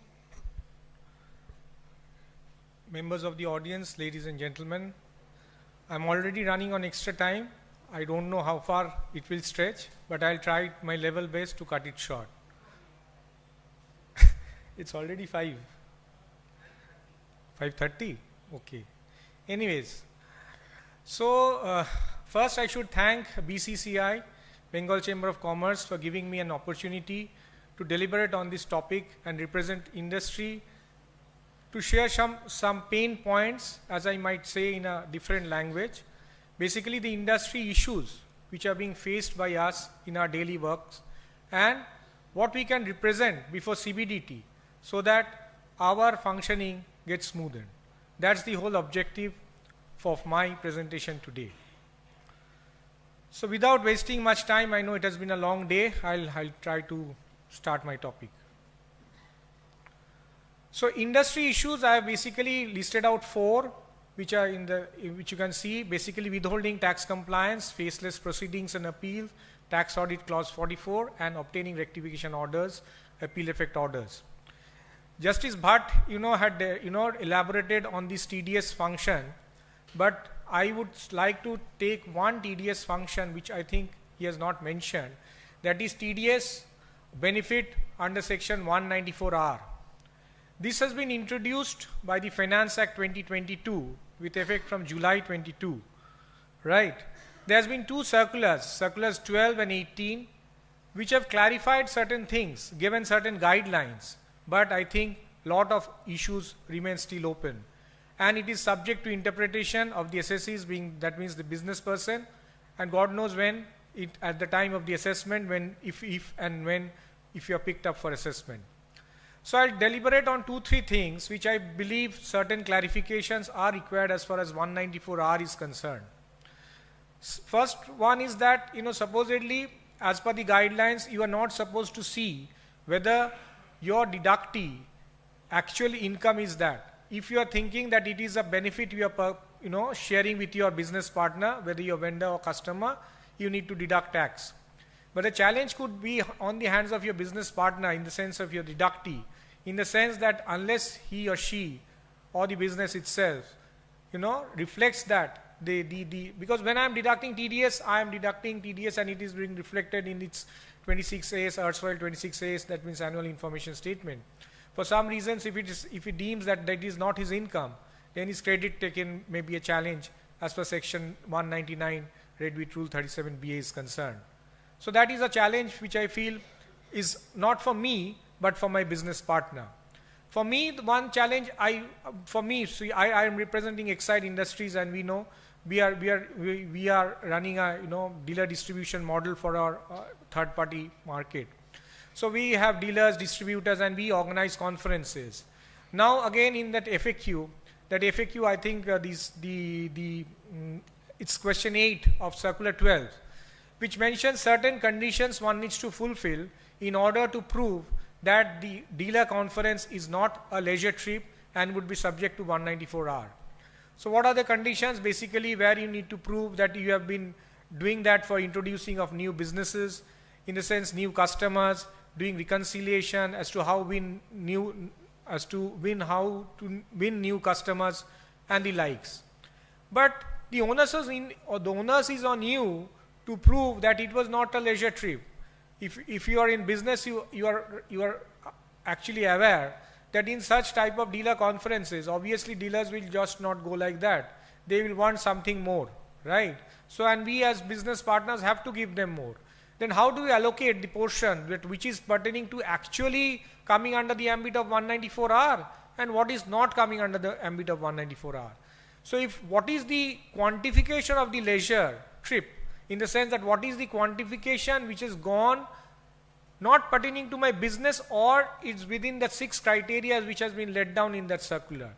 So it is imperative on the business to maintain documents and records as to what would be the agenda there and what has been discussed, who all the dealers has been taken, what they have been taken on account of certain grounds or pertaining to a regular business. So that you need to maintain. Third thing is that there is also one clarification about that. Supposedly if you are wanting to give a product, so supposedly you can buy, so if you are a trader you can buy it and give it to your customer or something, or if you are a manufacturer you can do that. But the circular says the fair market value. Now the circular also has defined the fair market value. So for manufacturing unit, the fair market value is what? The fair market value is the cost, no, it's not the cost. So what the cost we would charge to your customers. Now who would be my customer? I have a dealer distribution end customer model. Whether the dealer will be my customer, whether the distributor, the sub-dealer would be my customer, or the end customer. So there could be again a plethora of ambiguity in that. Sorry. So these are the few things. I'll come into the next part in the representation. I'll touch upon 2 more points. So I'm parking at it right now. Second is that checking the status of the payee deductee. Luckily and maybe the representations has already gone into the right years in the department, and they have given this clarificatory circular which Mr. Jalan was mentioning, Mr. Justice Bhatt was mentioning, that recently come up. Because we were facing huge tasks, because as we are saying that we have a huge dealer network, more than 10,000 dealer networks, and we are supposedly giving any freebies or something. We are enrolling new customers, we are enrolling new vendors. We have to always keep a track that whether the new person who has come to business is having a operative PAN or not. See, business cannot wait to check your PAN status. The sale has to be made, right? One cannot come to the tax department and ask first that भाई इसको हम धंधा करें क्या इससे, नहीं तो आप पहले इसका पैन देख के बताओ that हम इससे धंधा करें कि नहीं करें. ऐसा तो नहीं होता है ना. Obviously पहले हम सेल करेंगे फिर आप देखो क्या है नहीं है, how to solve it. So we had also faced this issue in the sense that we have got this short deductions coming up in the TDS return. My colleague would vouch for that.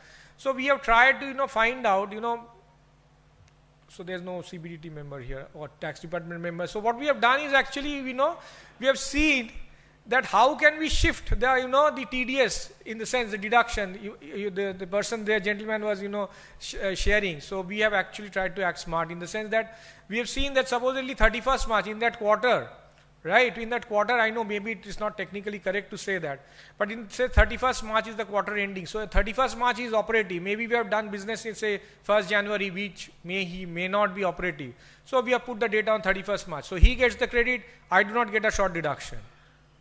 So you have to think, also on your feet and try to find out. See, everything cannot be written in law. You are not breaking the law per se, but you are trying to make your life good. Because no one will understand. You are saying that about that interest refund. See, you have to go to Supreme Court to get that refund. Honestly speaking, no one will give you, you will just, waste, your time, management's efforts, and the money will be going down the drain. That's the reality check. So luckily, that circular has come, which I think would be beneficial for all of us in this group. And consequences of non or short deduction. So we all those know that, section 40AI is there for non-residents, 40AI is there. Sorry, 40AI is there for residents. But the main challenge what I find from the industry perspective is that after the introduction of section 194Q, once 194Q has been come up, all my P&L debits are now exposed to TDS. That means my purchase is also exposed to TDS. Now you will find, I don't know whether you received, we have received for us one of our subsidiary companies notices that please explain that, debits in P&L, that whether you have done the TDS compliance. Now you understand, supposedly if you have a, say 1,000, 2,000 crore companies, P&L, you have to prove that, this 2,000 crore rupees which you have debited in P&L as to where you have deducted correctly, where you have not deducted, what is the justification. Because the moment you say that we have not deducted or you are not confident on answering the fact that you have not deducted, then simply they will say that means it was an eligible deduction which you should have done. Now basically you pay 30% tax on that, and come on, the revenue is generated from there, their targets are met, so revenue is generated. Now you make a deposit of 20% and file appeal to CIT appeals. So this is the real challenge. So basically what I am trying to say here is that we need to be very careful, because clause 34A, now if your auditor is a big four, what they will do, they will simply wash away their hands. It's giving a statement that it is a humongous task, multifarious, data is there, it's not possible for us to. So we have done sample test checks, and they will close the tax audit, they will take the fees and go away. But now you are left at the mercy of the scrutiny assessment. In case you are caught in the scrutiny assessment, then you had it. So that means what I am trying to say, that it is actually a very painful thing for the industry, especially after this 194. We don't know the solution. But what we are thinking is that, we need to be, very careful, and, the problem happens that, see, we in corporates maybe are aware of the, the laws and all that. But the ground level, who is making the TDS entry, who is making the payments, we need to sensitize those people. Because unless we sensitize those people, they might not be, doing it knowingly incorrectly. They may not be aware of the, several, TDS amendments. So it is very important to sensitize down the group to all your A, so as to overcome this withholding tax compliance burden. Next, I would come to these faceless assessments and appeals. So now basically, as you are aware that, faceless assessments and appeals is the norm nowadays. So faceless assessments, as you are all aware, is that, it was done with a good thing, good intention in mind. What was the intention? I did not deliberate on this forum, but everyone knows what was the intention. But again, it is also fraught with challenges. So what are the challenges? We have found that, long notices, 9 pages, 10 pages, 142 notices come. And maybe it is all, mundane data, which may not be relevant for our business. So they have just given a set of questionnaires, which is nothing pertaining to my business as say, but we have to do it. That's the A. And we have also seen that, cases where, I found 1 or 2 instances, not for our company, for one of our friends, that, you have made the submission, but at the time of show cause notice, they have just ignored that submission. They have said that we have asked for the data and you have not. So the onus is on you to prove that you are bona fide, that you again have to, file your, response and say that by this by this letter, by this acknowledgement, we had filed this, please again, request to see. Because you are not it's a one-way process. Only when they can allow you to interact, you can interact. Otherwise, it's a one-way traffic. So again, another challenge what I find is that SCN has been proposed. Now, you are aware that, in the faceless assessment scheme, if you want to do, the assessing officer has to do a adjustment, he has to issue a show cause notice. That's one of the good portion of this, faceless assessment procedure. So what he has done, he has issued a show cause, but he has issued, supposedly we have filed a last submission in the month of December. In the second week of March, he has issued a show cause and saying by 2 days, you reply to this as why to propose variance should not be done. Now this is not done, right? How can you do that? You are sitting on the data for so long, you are sitting on the data for 2.5 months, and now at the fag end of your time barring period, you are asking me to do that. So this is one of the challenge which I feel industries are facing. As far as the appeals are concerned, I understand, maybe I don't know whether anyone in the house would, facing it. The disposal of the CIT appeals. As on date, what I understand, 5.44 lakhs appeals are pending at the CIT appeal stage. Because unless the appeals are disposed by the CIT appeals, you are not getting a chance to go to the higher forum. And if you have a demand, say 20% of your demand, your taxes gets blocked. So everyone is being, your functioning is being questioned that what are you doing? Why is the CIT appeals not happening? So you are saying that it is not in my hands, but the management may not want to listen to that. That's what the reality is. So JCIT appeals has been introduced recently, but again, what I understand that they have also a limited role to play. For 10 lakhs disputed demand before the faceless assessment scheme, that is outside their scope. So JCIT appeals, we'll have to see, wait and watch how the things pan out. And I don't know whether you faced it or not. For me, and my colleague can vouch for that again, same 250 hearing notice, we have filed the response. Again, it is coming that, please file the written submission by this date. For one of our subsidiary companies, we have filed the same submission 4 times. Actually, we have not filed the same submission, honestly speaking. So what we have done, we have said, kindly please look into our submissions dated this, wide acknowledgement this. So this type of notices which are there. So I don't know whether they are not able to see what we have submitted or what is the technical challenges, I really don't know.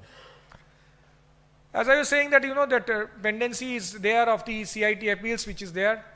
Now another thing we should keep in mind, the last point in that slide is that service of communication through portal or registered email address. Please note the point or. Because I was actually under the impression, honestly, till few days back, that I was under the impression that the service of order or the service of notice would be counted from the day I received the email. Today, there is no hard copy sent, right? But it is not so actually. It is the date of service of notice through portal or registered email address. So in one of our subsidiaries case, the 143.3 order was passed on 20th.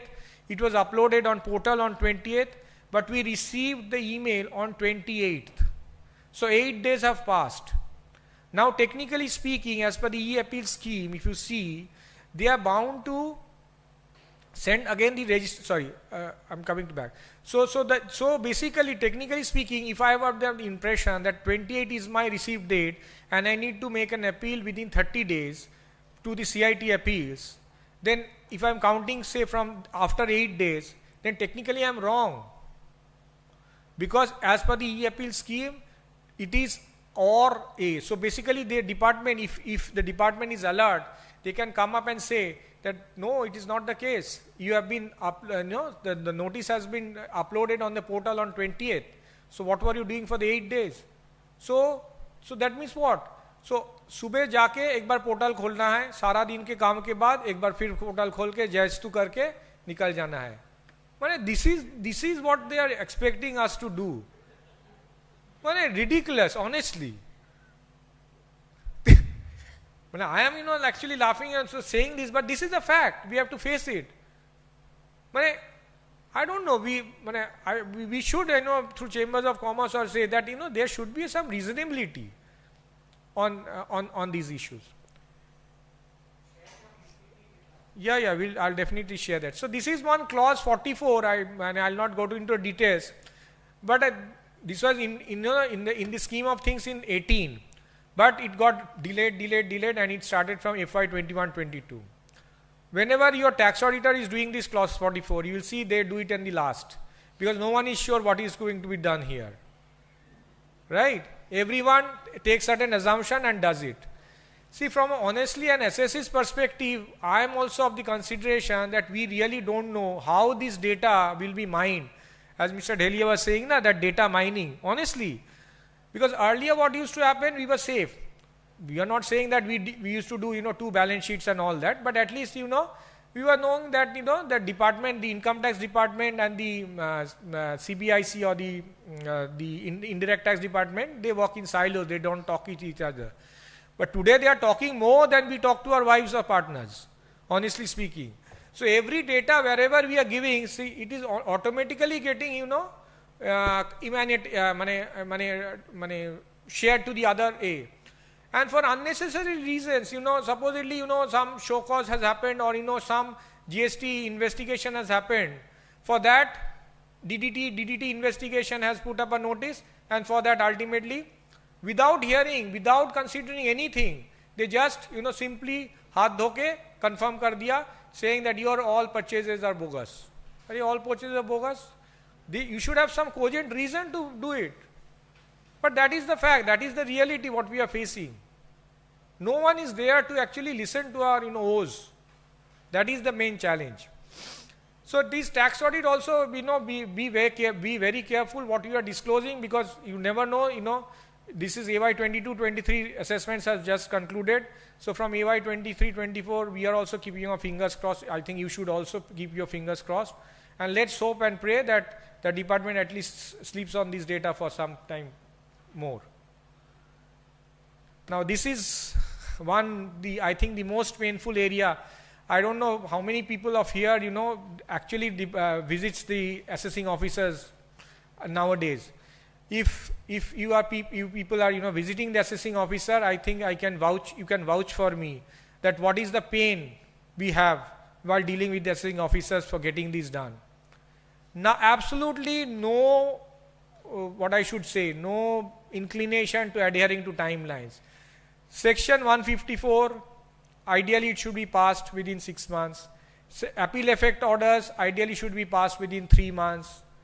I don't know when we have got any rectification order within 6 months or appeal effect orders within 3 months. I don't at least recall.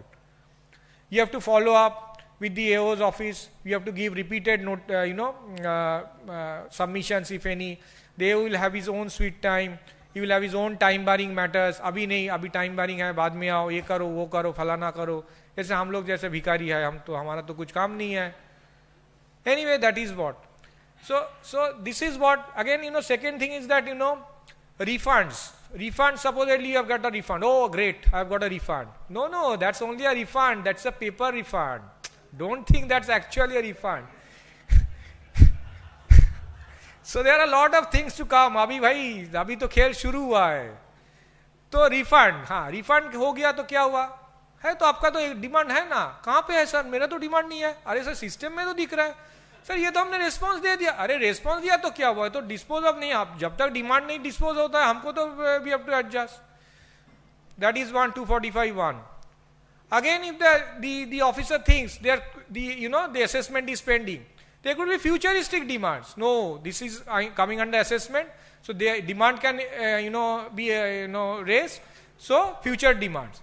So non-existent past demands, non-existent future demands, and you are in between. Refunds. No, nothing. No, na घंटा. जिस बांग्ला में बोलता है ना घंटा मिला है, तो घंटा is that. So next stage is that determine refund without any proposed adjustment. Nothing is there. You are very good. You are very, very, very happy. There is CPC, ITBA. वो भी है ना. वो किस लिए है? बस एक बार जब CPC, ITBA चला गया, एओ हाथ धो लिया. দেখুন আমি তো করে দিয়েছি, আমি কি করব? আপনি দেখুন আপনার সামনেই তো আমি রেজলিউশন করছি. মানে I am raising a call book. AO's office is raising a call book. And resolution is coming which is of no avail. They are telling the AO's office to do something which the AO is trying to say, I am trying to do, sir, you see what I can do. When you are calling the CPC help desk, it is saying it is lying with the AO. AO is saying you lying with the CPC. So where we will go? Nowhere. We are SSEs, na. We don't have any, nowhere to go. So, if the honorable judges were there, I should have told them, said, the only recourse is to go to the judiciary. Mr. Delia is there, now he has changed his profession. I think because of that, he knows that, a lot of clients would be coming from the court only. Ultimately, we have to go to the courts only. Because there is no refund, effective redressal mechanism. Again, if you say got a refund, very good, got a refund. So your order was passed supposedly in the month of July. Actually, you got it the refund through CPC करके एकदम lottery. उस दिन DR lottery का भी ticket खरीद लेना किंतु अगर I'm sure you will get one also. At least you get the credit. Boss को बोल सकते सर refund मिल गया, हाँ मिल गया तो क्या interest कहाँ? Interest वो तो सर नहीं दिया तो क्या है तो अब ये क्या बाप का पैसा है अब तो interest नहीं है तो क्या करेंगे? They don't give interest. 244 interest जब तक calculate हुआ उसके बाद जो deficit period है उसके लिए कौन देगा interest? They don't give interest. 244A interest, 244AI interest, they are all there in the provisions of law, but you not get it. Again you have to file to CIT appeal. But who has that inclination? At least 1 year तो close हुआ, refund मिल गया भाई, गंगा स्नान करके तो हाथ धो लेंगे. So what is the way out? I really don't know. I am just thinking aloud with sharing with you the pain from the industry's perspective. This is the real pain we are getting. So I think maybe a nodal officer who can have this coordination between the ITBA, CPC and the AO and get a proper redressal done with a proper timeline. Because whatever the Mandarin sitting in the Delhi are saying, in the ground reality is absolutely 360-degree change. Anyone who has visited the department can vouch for it. As we have visited the department, I can vouch for it. So anyway, so these were the pain points. Now basically I had highlighted certain what I think small things which are there, which I think through the chamber, Bengal chamber, Mr. Jalan was saying that we can represent to CBDT. So number one was that some clarification with respect to 194R. So 194R, as I was saying that those 2-3 points were there. Another is that this the FAQ has said that supposedly if a bad date, you write off your bad date. Is it a benefit you are giving?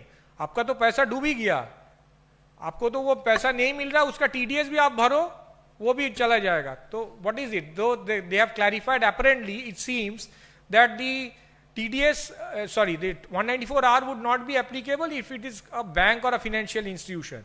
But ideally it should be for any entity. Now, we are not banks or financial institutions. In the course of business, we incur bad dates.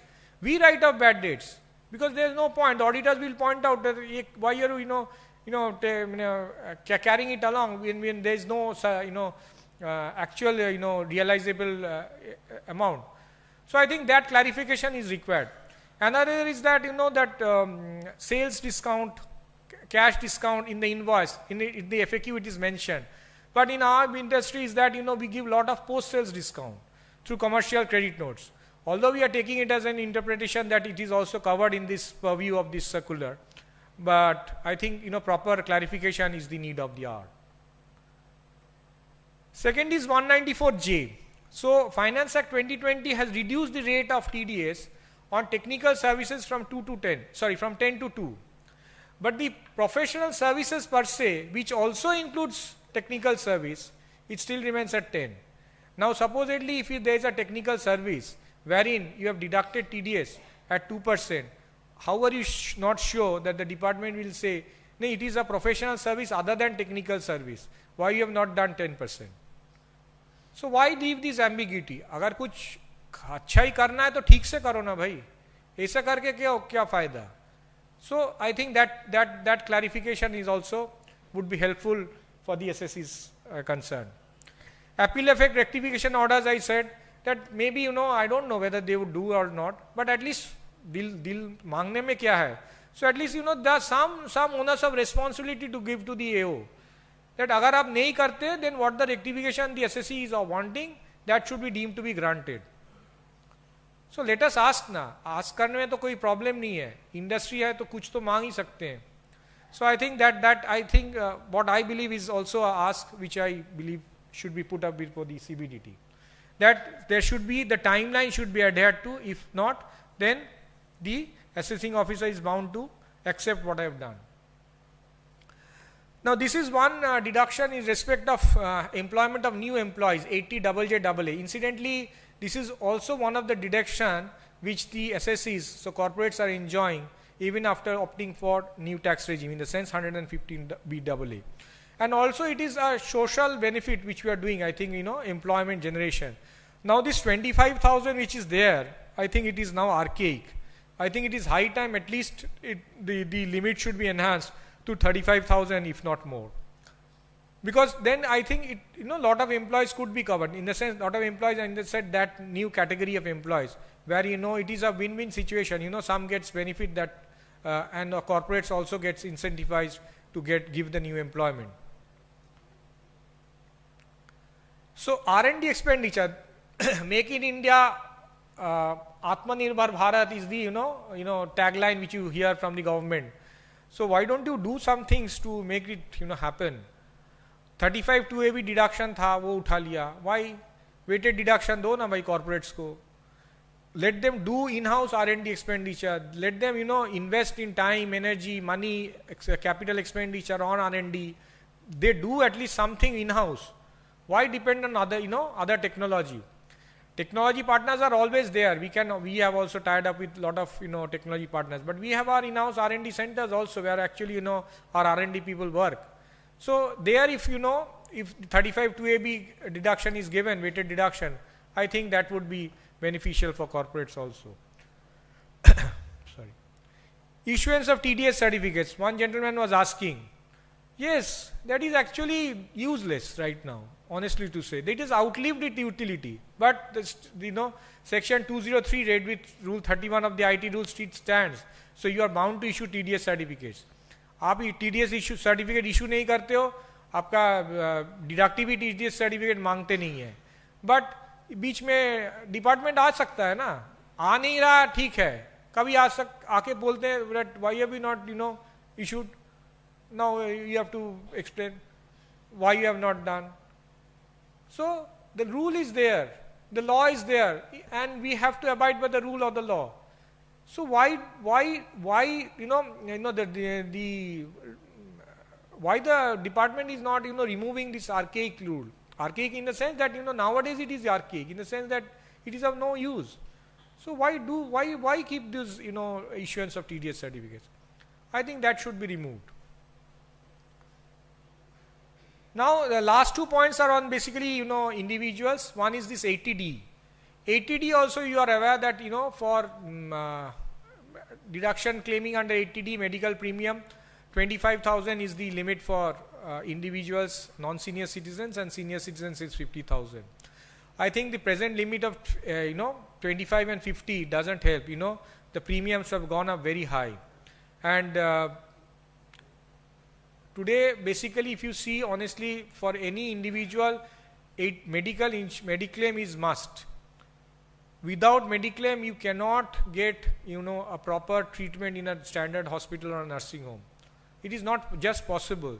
So why doesn't the government also look into this and increase this premium limit? And also I should say that the government should also give this benefit to the people who are opting for the new tax regime, like they have given the standard deduction. So as you are aware, in this standard deduction, in the new tax regime, only few things are there. The standard deduction has recently been introduced, then NPS is there, and hardly anything is there basically, if I am remembering correctly. So I think this 80-day also should be given. 80D. Sorry. So last one is this NPS. Now the governments also has said that you need to make provision for your own retirement. The living expectancy has gone up, so we need to cater to our retirement days. So NPS is the scheme which is promoted by the government. Then why don't we do it properly, in the sense that why don't you keep it at a level playing field with the PPF? 60% is the tax-free corpus, which is as of now tax exempt. Why not make it 100%? So I have been done with my presentation. I don't know. It has been a long way. Thank you for a patient hearing.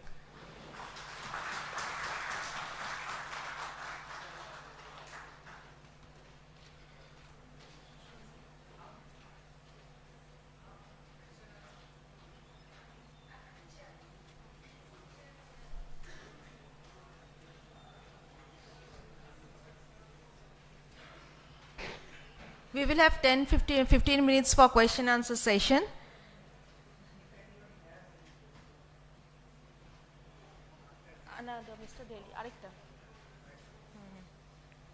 I also request Mr. Delia to please be on the dais.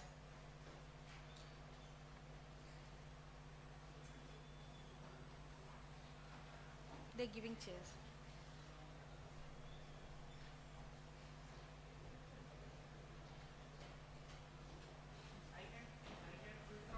You can do it here. Okay. No, they've given chair if you want to.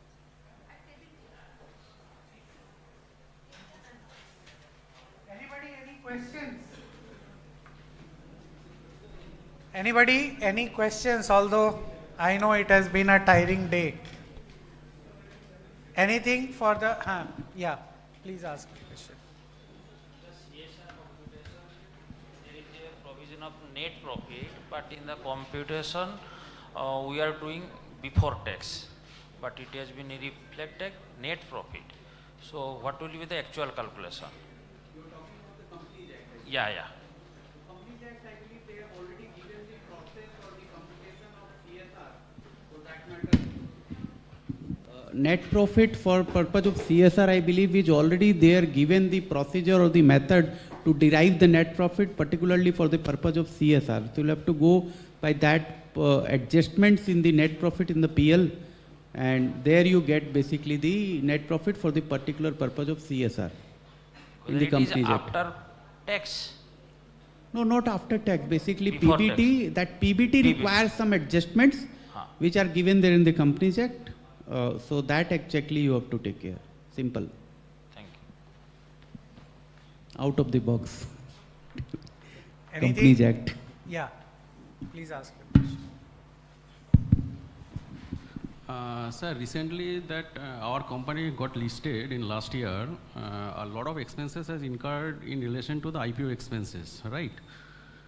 The thing is that the amount which is received from the shareholders after refund of the selling shareholders, the entire fund has been used in relation to the business. Business means in relation to the working capitals, not for the capital expenditures. So it is entirely used in stock, in working capitals.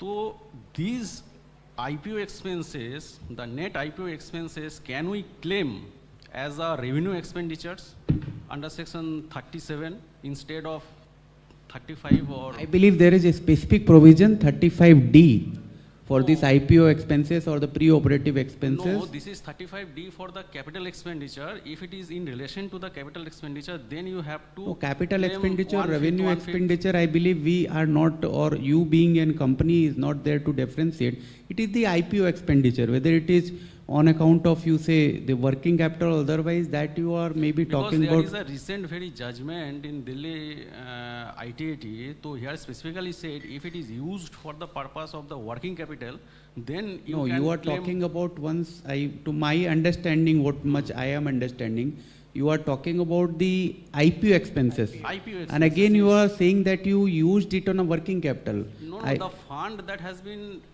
Remained after IPO expenses. Yes. No, no, the 100 rupees you That is the basically. purpose of this The fund. proceeds have been used for working capital. Yes, That yes, is what, yes, no? yes. So that is not your expenses, I believe. Working capital remains with you only. That basically remains with your debtors, bank balance or the stock. Stock, it has been used for purchasing in our stock. So that you are supposed to sales, and the gross profit or the gross loss is only for the taxability, I believe. No? Yeah, no. See, the capital he has raised is for his working capital stock, but he is asking about the IPO expenditure. paying, that is not. That's what, no? Yes, yes. IPO expenditure. IPO expenses is basically, supposingly 100 rupees you have garnered from the market. Yes. 15 rupees is the IPO expenses. Yes. 85 remains with you. 85 you deployed to the working capital, maybe according to the object of the issue. And the 15 rupees which basically you have already expended. Yes. Correct? So 15 rupees that you have expended, that means, for the paying of the registrar, for paying of the book running lead manager, fees, the IPO and the yes, registrar. So that actually you have paid, that's the IPO expenditure, is the IPO expenditure. What to do with that, the revenue or the capital? That's a specific section 35D. No, that is what will he get the deduction of that? Yes, obviously there is a specific limit and certain parameters upon which you will have to just upon the IPO expenditure, that what is basically the limit you will be getting. So 35D has all those provisions as regard the... Sir, 35D is only for the capital expenditure is saying. I am talking about the entire fund which is raised that has been used in the working capital. So can we claim as an 37, section 37s? I think that is a litigative issue, because in the sense that why have you done the IPO? To raise capital, right? Yes. So basically for issuance of shares. So we increase in capital. So ultimately you have to understand what is the object for this, thing, IPO. So generally, if you are incurring an expenditure for increasing your share capital, that is generally disallowed. So you need to take a conscious stand. Maybe talk with your consultant and lawyer and take a stand which you can prove if called up for scrutiny. Whether it will be treated as a revenue or capital. So that's what I'm saying. So generally, what happens is when you are raising a capital, right? So supposedly issuing shares. Right, you issue certain expenses. When you are supposedly, giving, stamp duty for, issuance of shares capital. So these are generally disallowed, right? So I think Supreme Court case is also there, Brook Bond or something, if I remember correctly. So what I'm trying to say that for your specific case, I think it would be better to get a consultation done from your lawyer or tax consultant and then take a informed view. Thank you. See, what is there? What you are looking at is the usage of the funds, but the fact that the funds have been first capitalized, right? It is in your share capital, right? So share capital is only for long-term purpose. Yes. So the very specific facts have to be seen, and then a call has to be taken on this. There are very recent judgment. There are various. That is why it is very. There are for and against both judgments for IPO. Actually, we are very much confusing around whether we are claiming in income tax return or something like that. Okay, thank you. Anything else? Anybody? Sir, I have a question.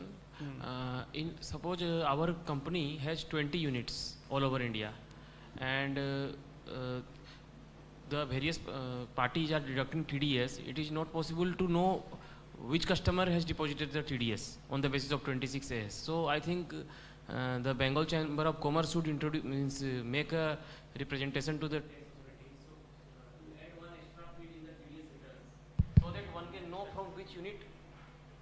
so that one can know from which unit the TDS relates. No, unit from which TDS relates. Suppose in 26, we have to have a separate distinct number. Yes. For that. Because suppose 26 AS is showing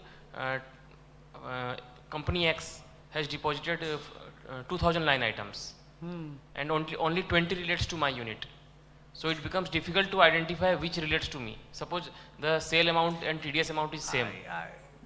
I understood your question, but then, practically how it is to be, because you need a distinct number, Yes, TIN number, PAN number, whatever you call it, and that cannot be done for few SSEs. No, it has to be a policy decision. Yes, you means Bengal Chamber of Commerce make a representation to CBDT. Representation we have to give you give your recommendation, because then income tax will also become GST.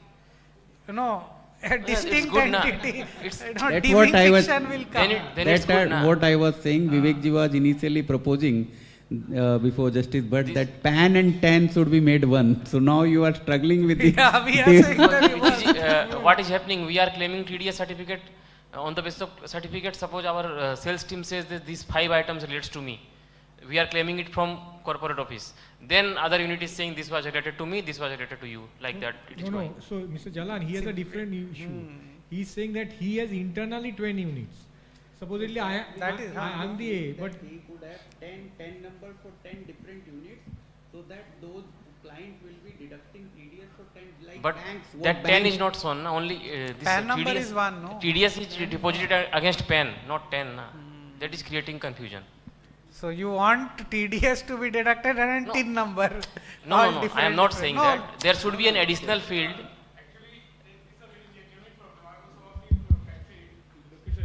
This is also a very genuine problem. So his requirement is basically same vendor may have worked with the 3 different units. Yes.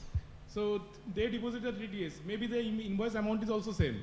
Maybe the deduction amount is also same. Sometimes. So that is why now 26 is reflecting against that. So it will be very difficult to understand that which TDS for which. See, you are saying you are right, but you are saying where you have a decentralized units, right? Maximum. Say you have 5 factories. No, maximum is just the reverse. I can tell you, like you have 5 factories. Okay. You have 5 different units. It is decentralized model of management. Right. Okay.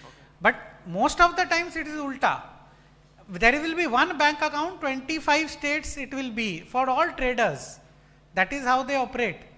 So, for them, they will make the payment, customer will make the payment in one bank account. Customer will not distinguish. As I was saying in my trial balance example, customer will not distinguish which state the material has gone from 10 lakh, 1 lakh rupees, 10 units have sent the material, customer will make you payment 10 lakh rupees, one shot. Of course, that can be distinguished into the different bank accounts. Bank account wise. Yes. But we also have to see. No, I think since nowadays for GST also we have that facility that if the same vendor is issuing invoice or reporting the invoice to the GST on for the respective separate states or respective separate locations, so we are being able to identify through the GST at 2B. So that kind of some mechanism or uploading characteristic or formatting changing or something suggestion by the CBDT so that this TDS can be identified in 26 is related party locations are like that. Let us review what will be the tax benefit out of this, because most important in the benefit procedural benefit will be there. Every unit will claim their share, respective share only. You give us a write up on this and how tax compliance can be made more smoother by this. I think that is very important to make a representation. It is more of internal control rather than but we'll make a case that how it is beneficial for the either the taxpayer or the tax department. It is mainly beneficial for the taxpayers. You give us a representation, we are always specifically procedural changes in income tax. We have made a lot of representations before the CBDT, even before the finance minister. Simple column can be added representing a number that this unit will give this number, this unit will give this number. So it will become easy to identify the TDS. You please send us a record. You are from which company? Grassive Industries. You please send us a representation to the secretariat. We'll take it up in the next representation. Okay, sir. I will send this representation to you. Means in to the secretariat. Sharbani is there. Okay. To the secretariat. Thank you. Right. So I think no other question is there.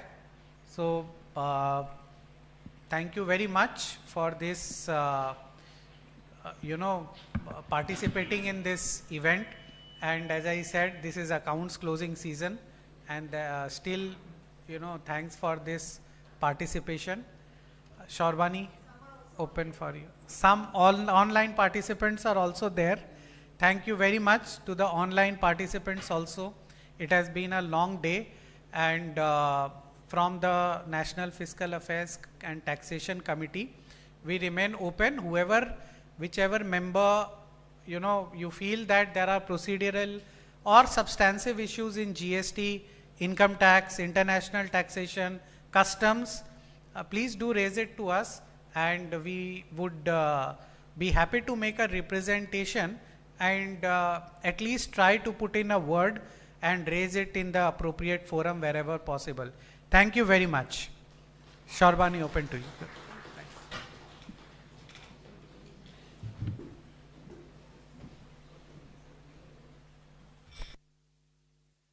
Yeah, and Mr. Jalan to please present a memento to Mr. Mukherjee on behalf of Bengal Chamber.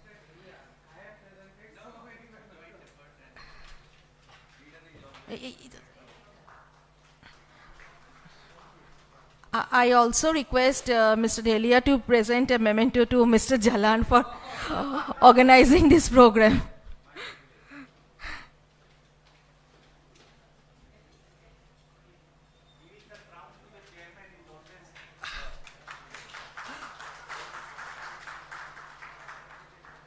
Thank you all for joining us today.